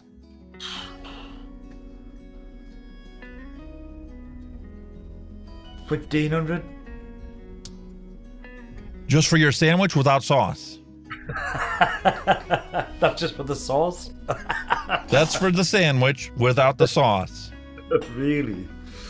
Add the sauce, you're probably another 200, 300 calories on top of that. Oh, man. That's scary. Like 1,800 kilocalories. And you can, if you get the large fries here, which are supersized, they used to call them supersized. Now it's just called large. Oh, God. You got another 1,200 calories there. Jesus. And you wonder why people wash it down with a Diet Coke. Exactly. Because you get a large Coke, you know, it's this big around on the top. Was that you said? A Diet Coke, and that defeats the object, doesn't it? Some people argue and say that, I don't know what the science is behind it, but they say that the actual artificial sweeteners that we eat, because they are so much sweeter than sugar, you actually do more damage to your pancreas and your body's ability to regulate sugar. Because your body thinks that I need to react to something 600 times sweeter than sugar. And then you go into a nosedive. I think that's why you got a lot of these soft drinks going sugar-free, like your Cokes, your Pepsis, all that. You know, the super start to go sugar-free, because I think we over here we imposed a sugar tax. Do you guys actually have sugar in your soft drinks, or do you guys have high fructose corn syrup? Oh, I wouldn't know. It was a novelty for a while here to go buy your sodas or your pops with real sugar in it. And they even put it on the can, made with real sugar, because 99% of the time it's not made with real sugar. It's made with high fructose corn syrup. I've never really took much notice, to be quite honest. Next time you go to the store and buy Coke or something, just look at the label. It'll tell you. Well, I might just have something handy.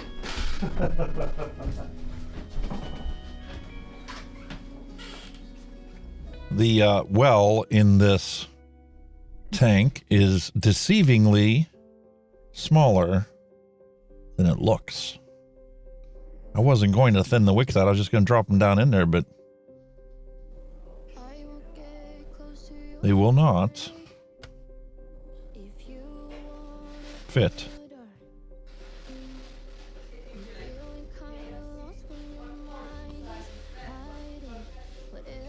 And those are too long.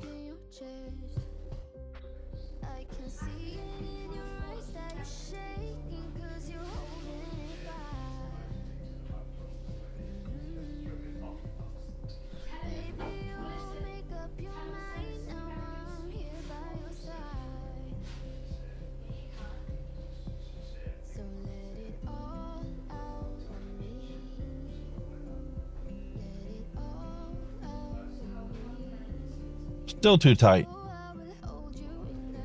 Unbelievable. Now I understand why Mike Vapes just simply clips off the end here and clips off the end here.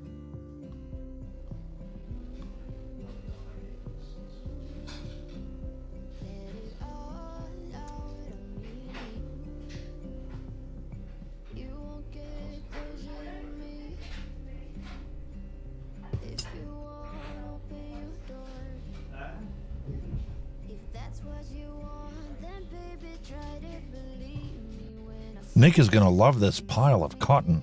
I think I'm going to donate for his retirement fund, all these little pieces of coil that I had to cut off as well.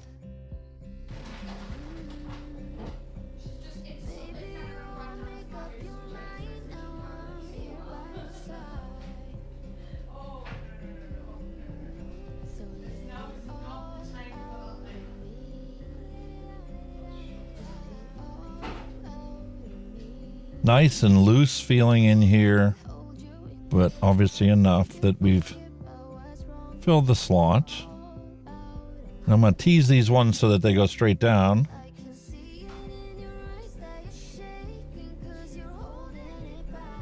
Awesome.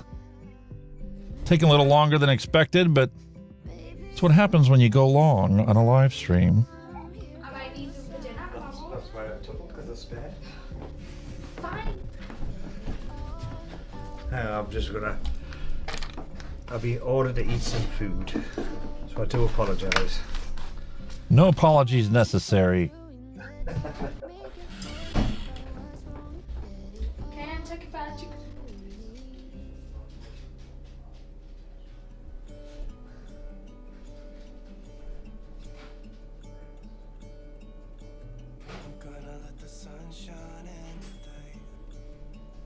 Little more, little more.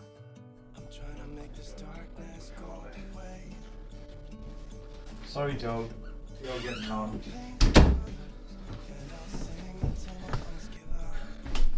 There you go. We're done. We're sorted. To hell with it. I'm hungry like the wolf, as they say. What quite an array of sauces, like.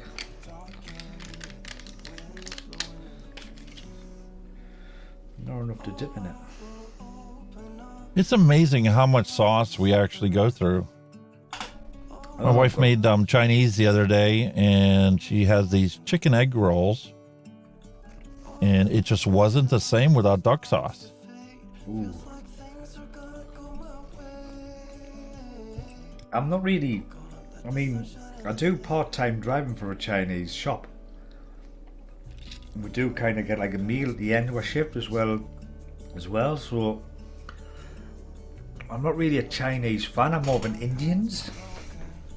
Oh, I love Indian food. Yeah. So with Indian food, I'll experiment. I'll try different dishes. But with them Chinese, I won't. I kind of stick with what I know. Mm-hmm. Sometimes I just get bored of it because you eat the same shit every time.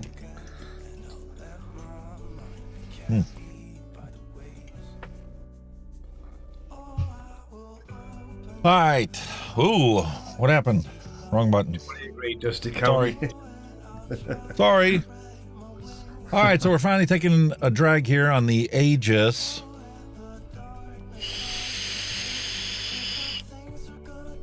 If I tell it I have a new coil. And I bumped the wattage up. What do these things run at? 60? I do not recall.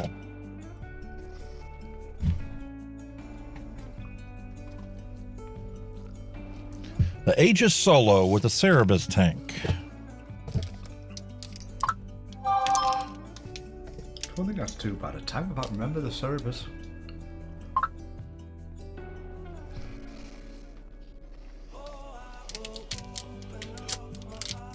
I was going to save it, but whatever.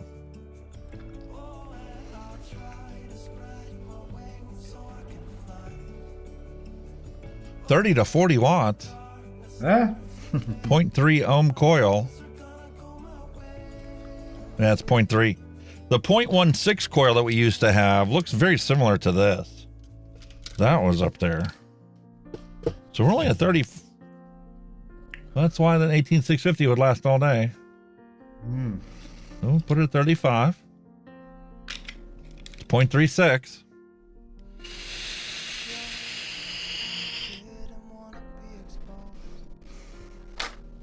Whoa, really?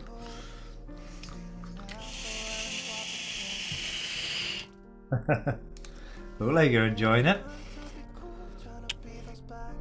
That's a nice vape. Button feels real small. Yeah.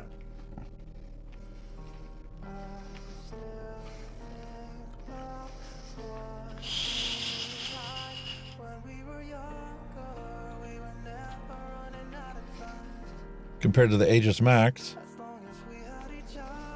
Much larger feeling button. This one's got a little bow in it.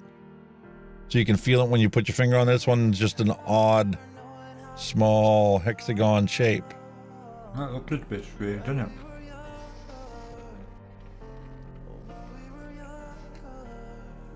So this is definitely an improvement over this one.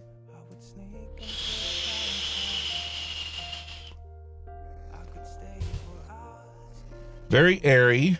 Cut the airflow down halfway.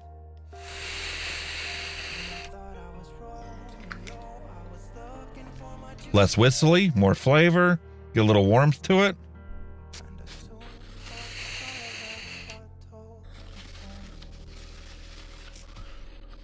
I'm curious to see if my wife likes this in here. You should go for that Princeton, yeah? I don't know. She normally hates a custard, but with this being sweetened now. Like I said, it's a night and day difference, isn't it? And that's only 1%. I could push it up to 2% to get a real sweet flavor out of it. Exactly. Especially if you like that. After 2%, you start to get to the point where it kills your coils even faster. Oh, aye. All right, so where are we at with the poll? 55% voted for green apple flavor. That was mighty close. That was very close all night. So we're going to go with some squeezed green apple, which is good because I already got a bottle. It's already open. But now, I got another one.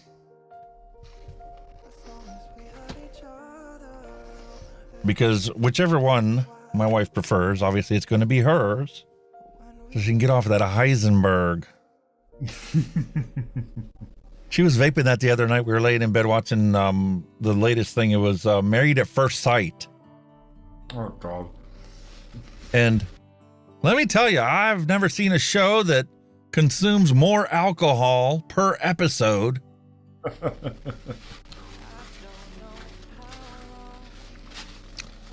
Every time they meet with the marriage counselor or the pastor or the expert that, you know, helped form their marriage, it's essentially an arranged marriage. That's But right. every time they meet with them or they have friends over to meet their friends right after they get married, and naturally while they're on their honeymoon, as a group, they're always drinking. Yeah. I don't know if the wine industry gives them free wine for their production company or what. A possibility, like a sponsor, you know what I mean? Yeah. I know what this tastes like. This green apple, it's fantastic. Squeezed green apple literally tastes like you're biting into a Granny Smith apple.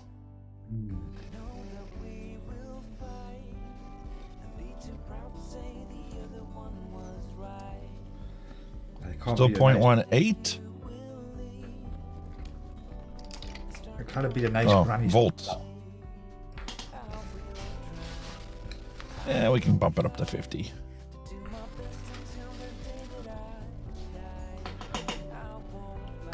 Whoo! Smell that delicious green apple flavor. And this is one of them tanks where you cannot screw it onto the base while the base is on the mod. Oh no. Mega tight. So you have to tighten it off of the tank or off of the mod.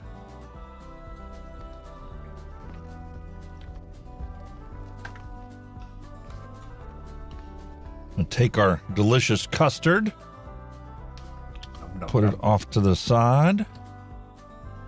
And we'll put our green apple on here. Another rainbow tank. bloody rainbow.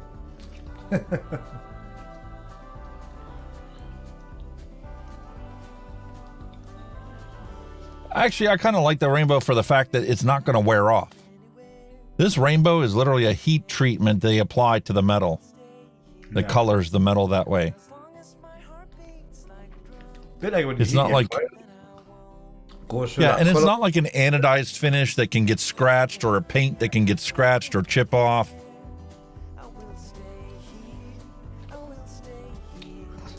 It's a bit that heat process when you do to your coils, when they go through that colour process when they heat up, it's exactly the same thing on that, really, isn't it? Yep. Pretty much, anyway. And here's a little hidden secret.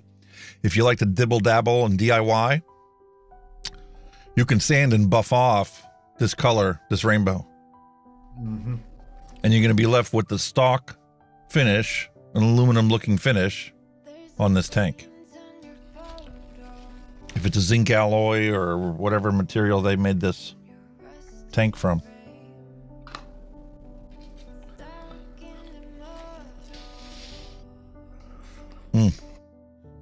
Even without firing it, and you breathe that in, green apple all the way. No question about it. So let's take a look and see what's going on in chat. Is it there? I've not been paying attention to it. I apologize. Dusty Country Road says on the other day on Wayne's stream, he asked about buttermilk and he knuckle tested it. Yes, I saw that without thinking, and the look on his face was priceless. Oh, yeah. You want a sour milk flavor? Mm-hmm. That was all it was it? Oh.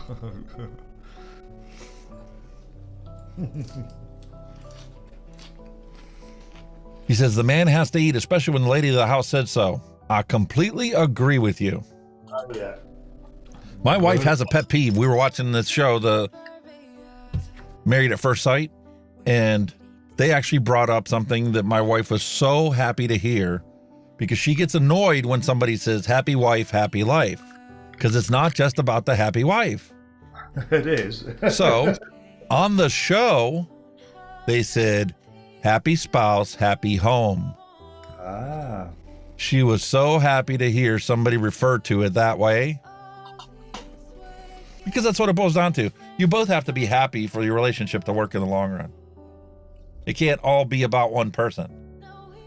Nobody has that much compassion and that much tolerance to completely ignore your needs for the sake of another person. Yes, when you love somebody, you're going to do something for their happiness, but in a loving relationship, they're going to do something for you as well. It's a two-way streak.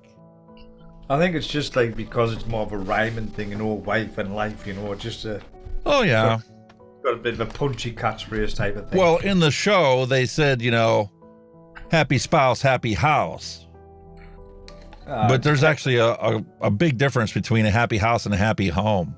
Yeah. A home is lived in. It may not be perfectly clean. It may not be perfectly organized. It may not be the ideal home for, or ideal house for your family group that lives there, but Oh, but yeah. Home is where the heart is, you know what I mean? exactly. My God.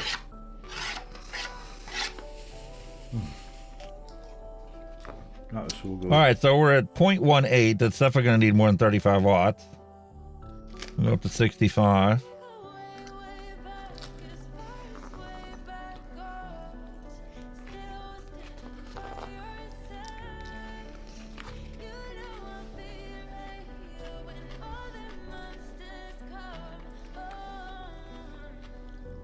Who'd we get here?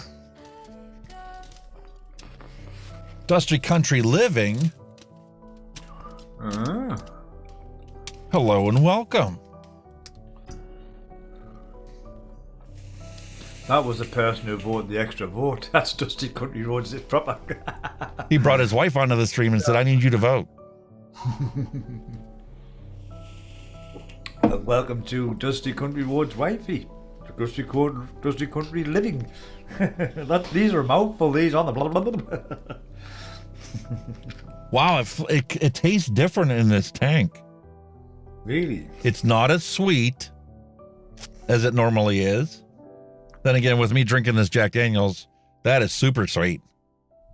How much they crank the sweeteners in these drinks is just unbelievable.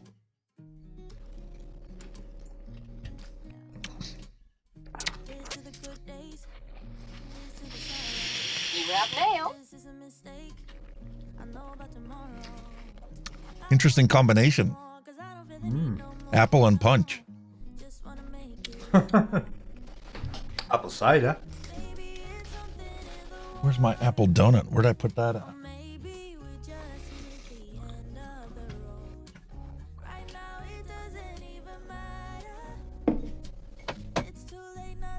Wow, that's spicy. That was coffee. I think I legit have a problem here.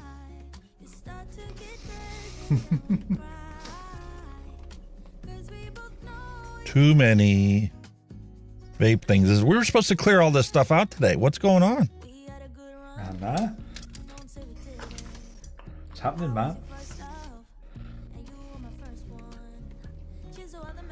Definitely gonna get cleared up this week, though. That spicy chicken is very spicy tonight. Jesus. Ooh. That's fantastic. Hot. And that was the Geek Vape Blitzen RTA. Not a bad little tank that like.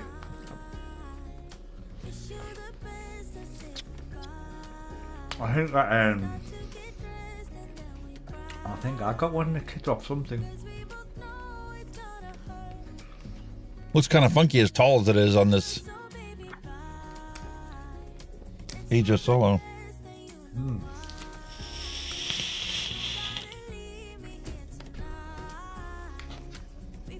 Yeah, I'm getting that sweetness now. Coming through nicely, yeah.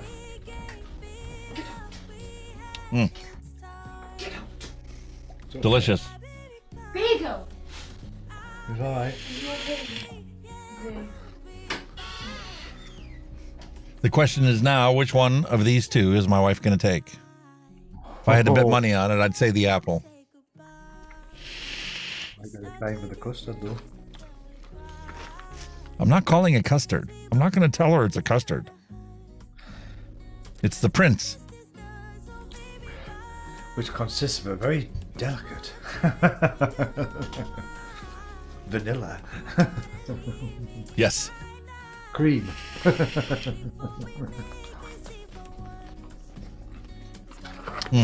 Delicious. Yeah, that would be a good one to try and. Right. I hope she doesn't see this video, but I was going to see if you could try and catch her out. And just say I thought you didn't like custards. If she liked it, and say, well, you're vaping one. You know what? I might just do that. I mean, try that. See what you think. I'll take this tank and I'll put it on the vape that she has on their headboard. So she'll pick it up thinking that she's going to get a whiff of Heisenberg and see if she notices. Or is she going to be like, what is this? I mean, We all have preconceived notions, though, about what we like and what we don't like, especially when we quit smoking. It was just a matter of, I want something that's going to replicate the cigarette that I smoke with, which is an impossible ask. And then it's like, okay, give me that. I like apple pie. Give me an apple or an apple pie. For me, I made the mistake of thinking I like drinking almond milk. Give me an almond milk vape juice. oh. Yeah, That was not a delicious vape. Sometimes you've got to like differentiate that. Although it might be nice to eat as a food, it doesn't always vape the same. Well, here's a perfect example. Over this past week, my peach iced tea. I've been vaping this peach iced tea all week long, and the more I vape it, the more it's like, I'm sick of it. I'm ready to move on to something else. Give me something else. It is true to the name on the bottle, 100%. And as a commercial juice, it's got punchy peach. It's got a lingering tea flavor. It gives you the mouthfeel like you just drank a peach tea.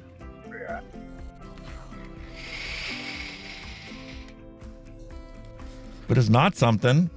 I mean, going from that apple to this, it's a nice transition. But to just vape this all day, I can't do it. No. I see where you're coming from with that, like. But there are other people that could do it. Yeah. Like when I told people for the longest time that, you know, all I vaped was cotton candy, blue raspberry cotton candy. And they're like, how could you do that all the time? And as time went on, you know, the blue raspberry and the other notes that are in there, the cranberry or whatever additional flavor thing they put in there to hide it, that gives it its little jazz. It kind of, you get used to it. And then it's just a subtle vape with the slight amount of raspberry flavor to it. I think it's something where it's like a safety net thing, isn't it? You know what you get with it, so you like kind of stick with it. Exactly. And that's why I'm so grateful for DIY, because it really has opened up so many possibilities and opportunities for me to realize I am not married to blue raspberry cotton candy flavor to not smoke. There's apple pie, there's strawberry milk, there's banana marshmallow custard, there's cola, there's an array. Green apple. I mean, it's just so fantastic, all the flavor options that are available to us. And the ironic part is, because I've vaped a bunch of new flavors that I've never actually eaten, it's motivated me to go and get that and eat it and try it. And it's like, I like vaping this. I don't like so much eating it.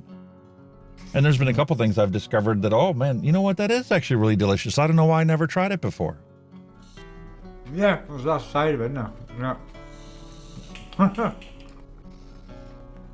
Now you know how to put sweetener in your custard, so you're going to go and get some vanilla custard now and have a tin of it. I know what I need to do to the 6 bottles I already made. I need to put some sweetener in there. Dusty Country Road says he did the same thing with a pumpkin cookie. He didn't like that or Dr. Pepper. Dr. Peppercorn. Dr. Peppercorn. Freeride Vapor says he's vaping on the Pulse AIO with the Ether Burrow. That is a rabbit hole I have not dived into and don't plan on diving into anytime soon. I'm a bit scared with them Burrow tanks. I need another Canon M50 Mark II. I already got a lens to put on it, so just the body itself. No. And then the other thing that I've already worked on and I've shown Kenny, I got another webcam. I'm going to put that right in front of me so that you get a dual view like Wayne has on his stream. You get a frontal view and an overhead view. We have a full hog mini recording studio going on there with all the cameras.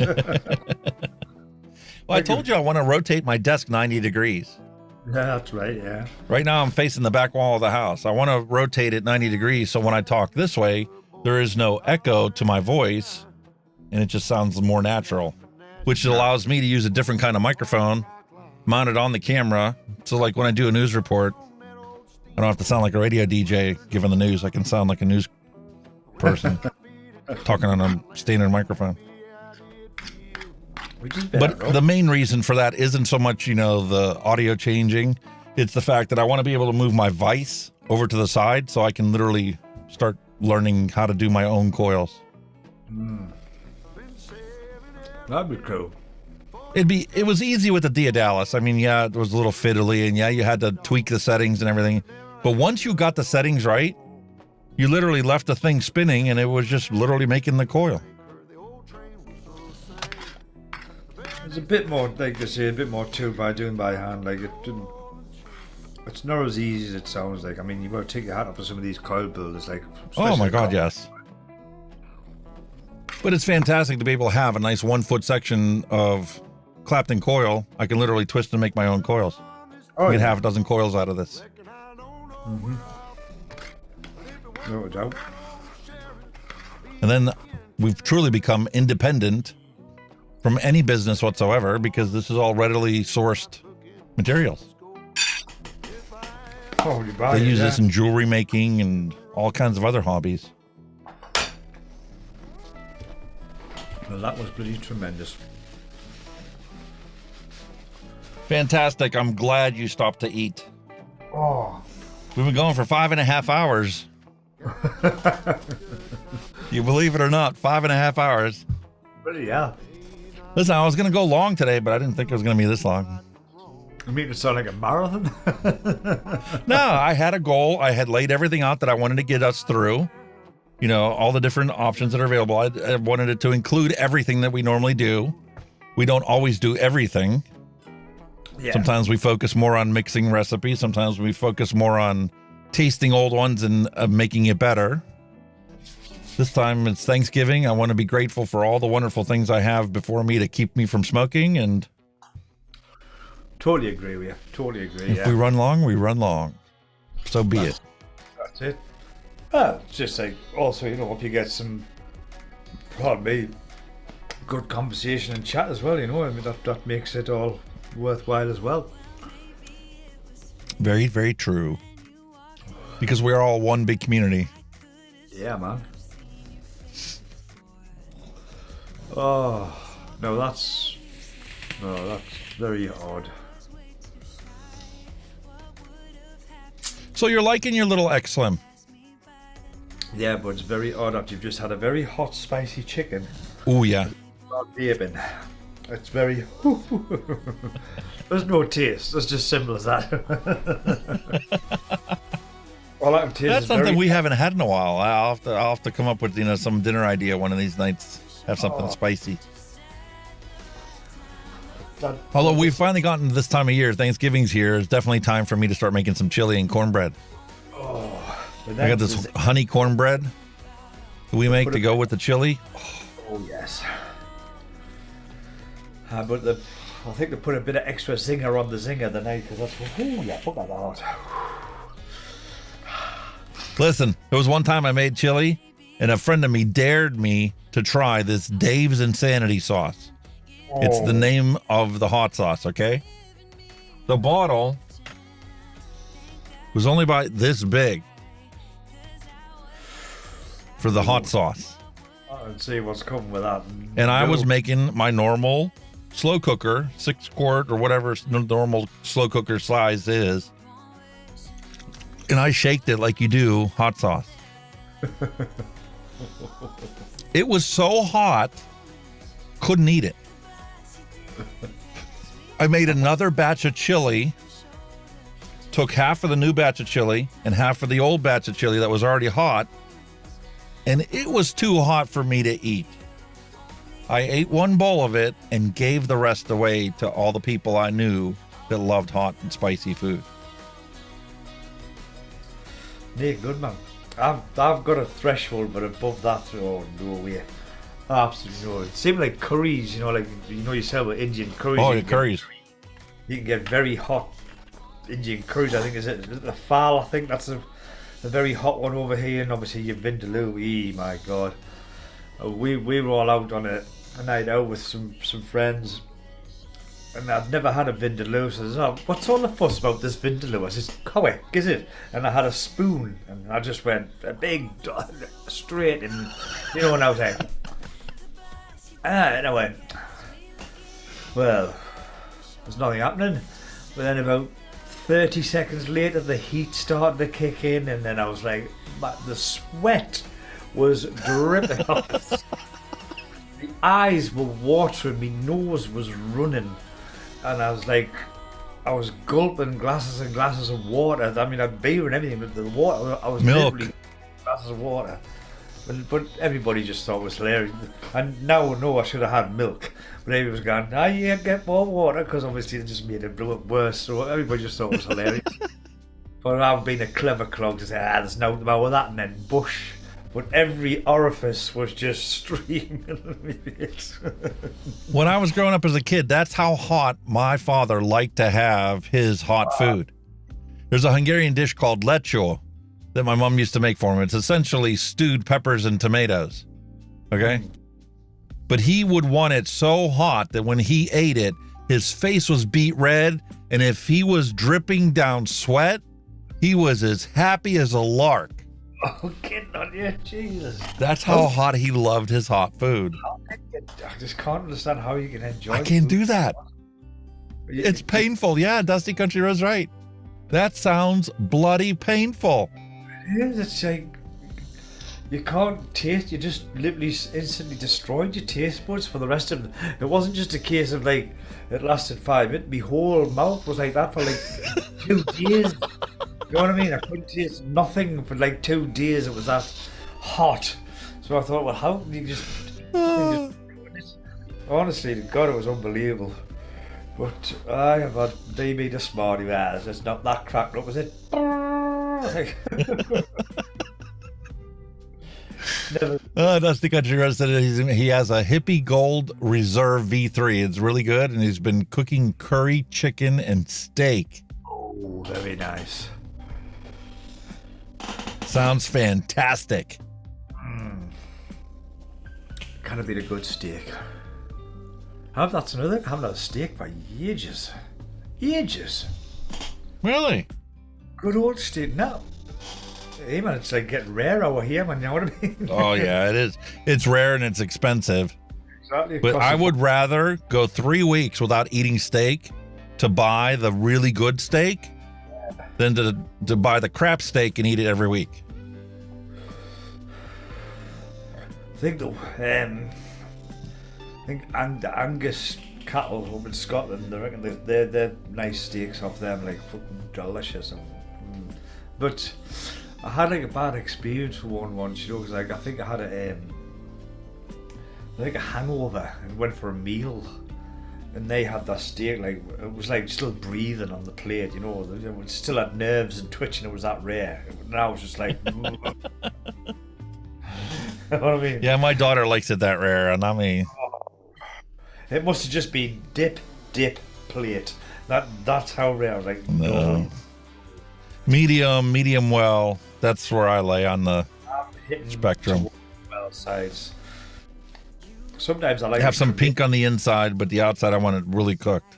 Oh, if it's a thick one, you can cremate it for me, like. Yeah, you almost need to if it gets too thick. Right. Oh, but I haven't had one of them for ages. Used to like a nice steak now and then. With cream and mushroom sauce on it as well. Oh, delicious. Well, the way the world is going right now and the way that the economics of the world are, I mean, that's going to become a luxury item for some people. Pretty much is really over here when you think about it. You know what I mean? For what you're paying for it now. I mean, you can pay for like £20 now, and it looks like a pork chop, not a steak. Yeah. You know, that's small. You know what I mean? It's no on them. It's crazy. We go to the grocery store and it's like, you know, we spend $150 and it's like walking into the house with 4 bags. It's like, that's really all we got? Uh-huh. Well, like I say, I've watched like some like American shows where they're out and they've got this get half a cow on this fucking barbecue, you know, the steak, you know. You're thinking, that would cost about $1,000, that over here. Yeah.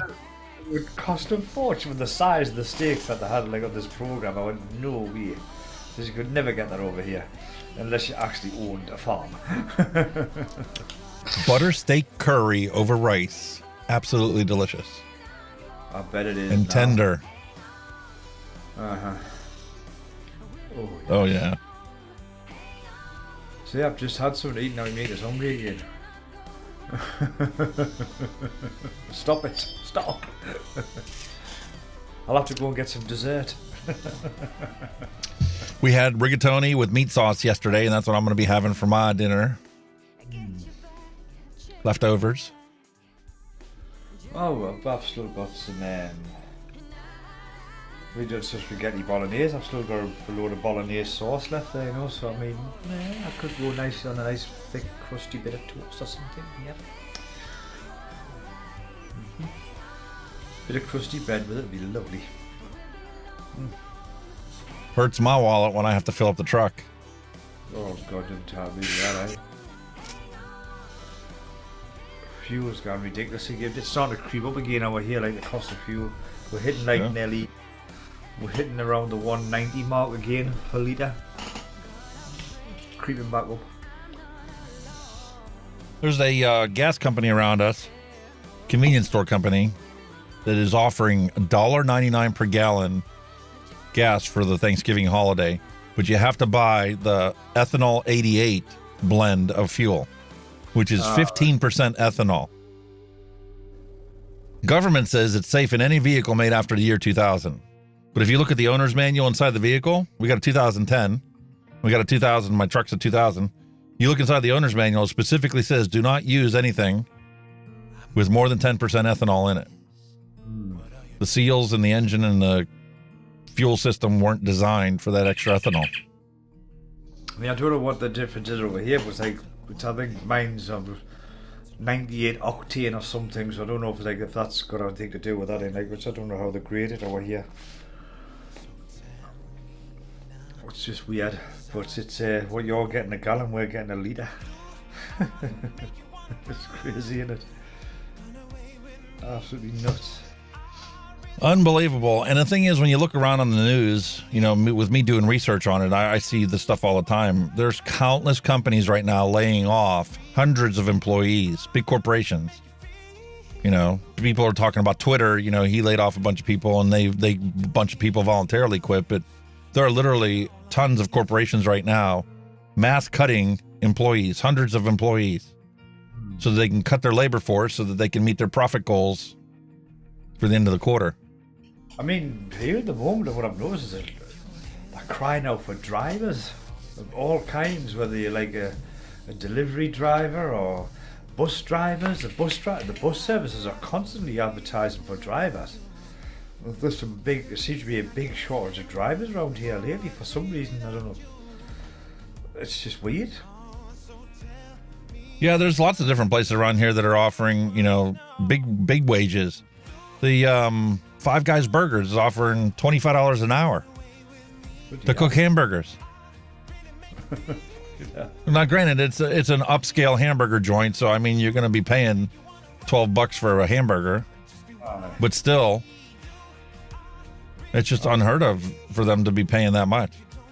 Pretty sure $25 a fried flipper burger. Jesus. And the thing is, because it's a bigger corporation now, they will not hire you full time. You're going to work part time, so they don't have to pay you benefits. Well, this is it. We've got there's an uproar here about 0 contract hours. You know what I mean? Basically, they can ring you up to go and do 8 hours, and then that's it. They can't guarantee you a set hour week. You know what I mean? It's a nightmare. And obviously, when you're on 0 hour contracts, again, you don't qualify for any benefits. You don't qualify for any holiday pay, anything. It's a load of crap. I think there's a big uproar about it, you know what I mean? But you know what our government's like, man, they've got no backbone. They're just going, okay, that's fine. You know what I mean? Stop just clots, man, our lot.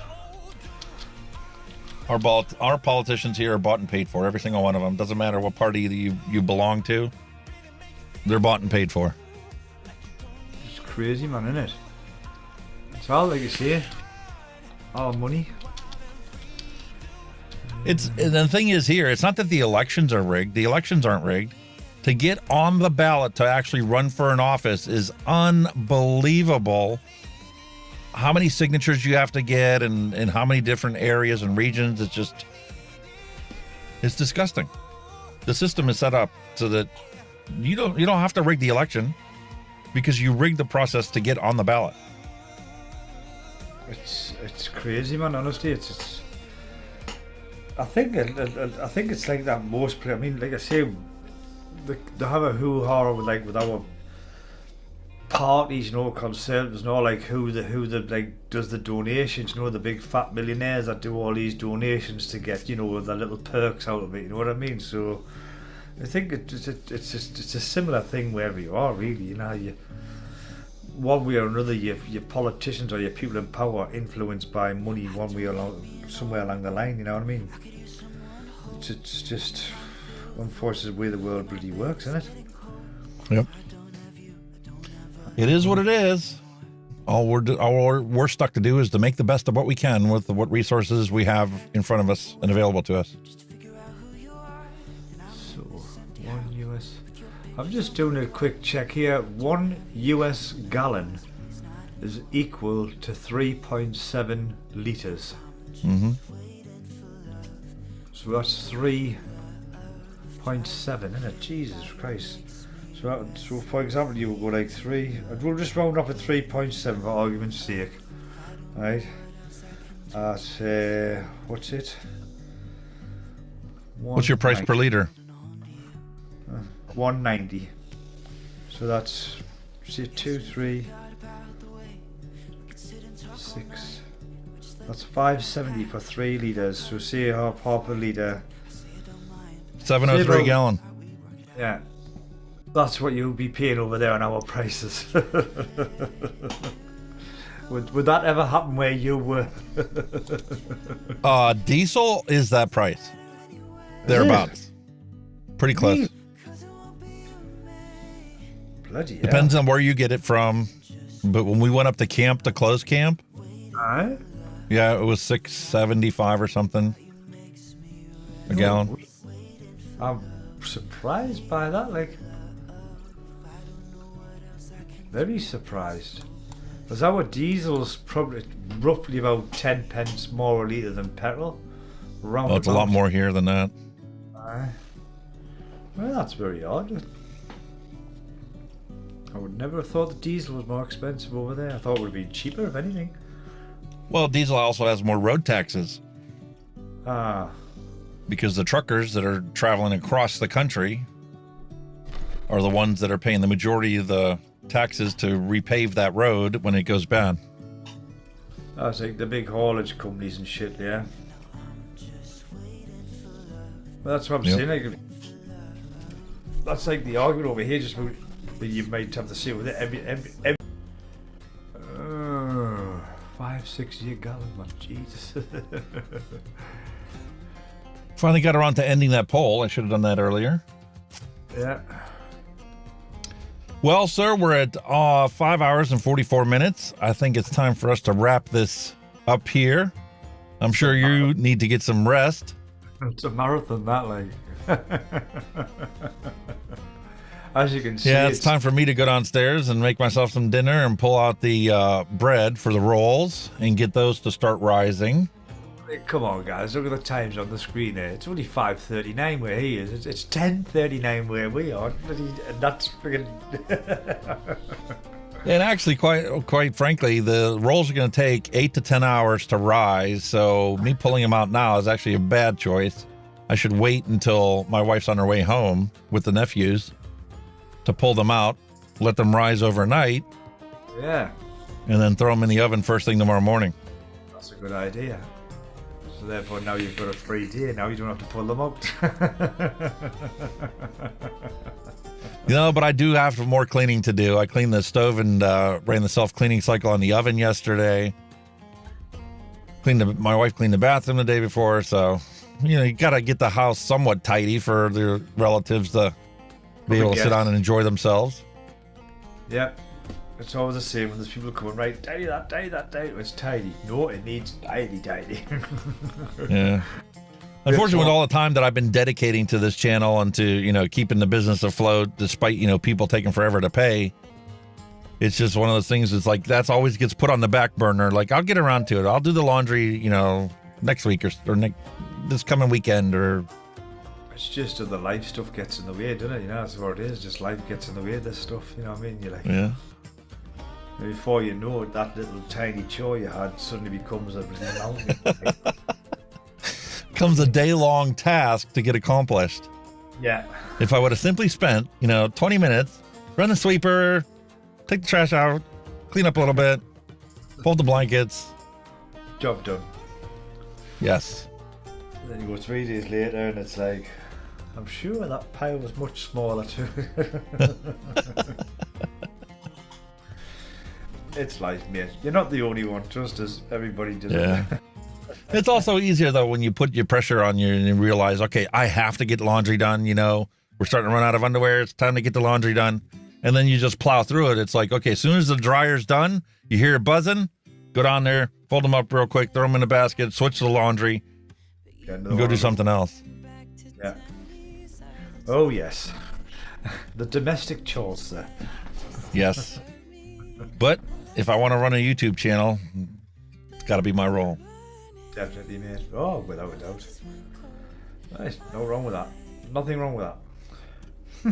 Fantastic. Thank you, all you wonderful people out there, especially the guys that have been here and gals that have been here the entire stream.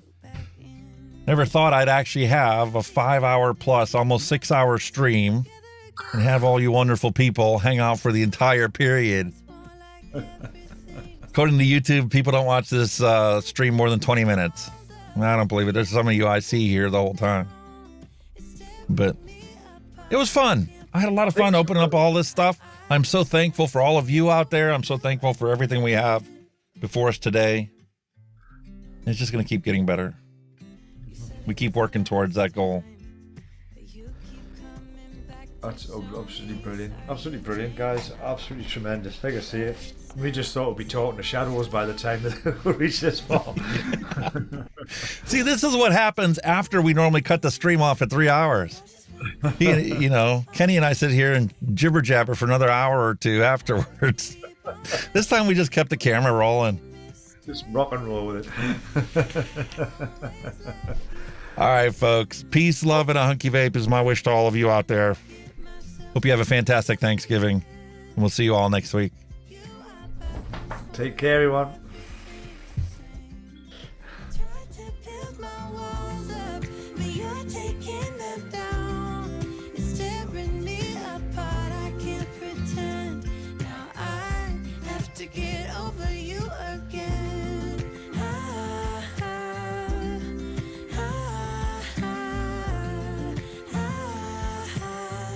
Have to get over you again.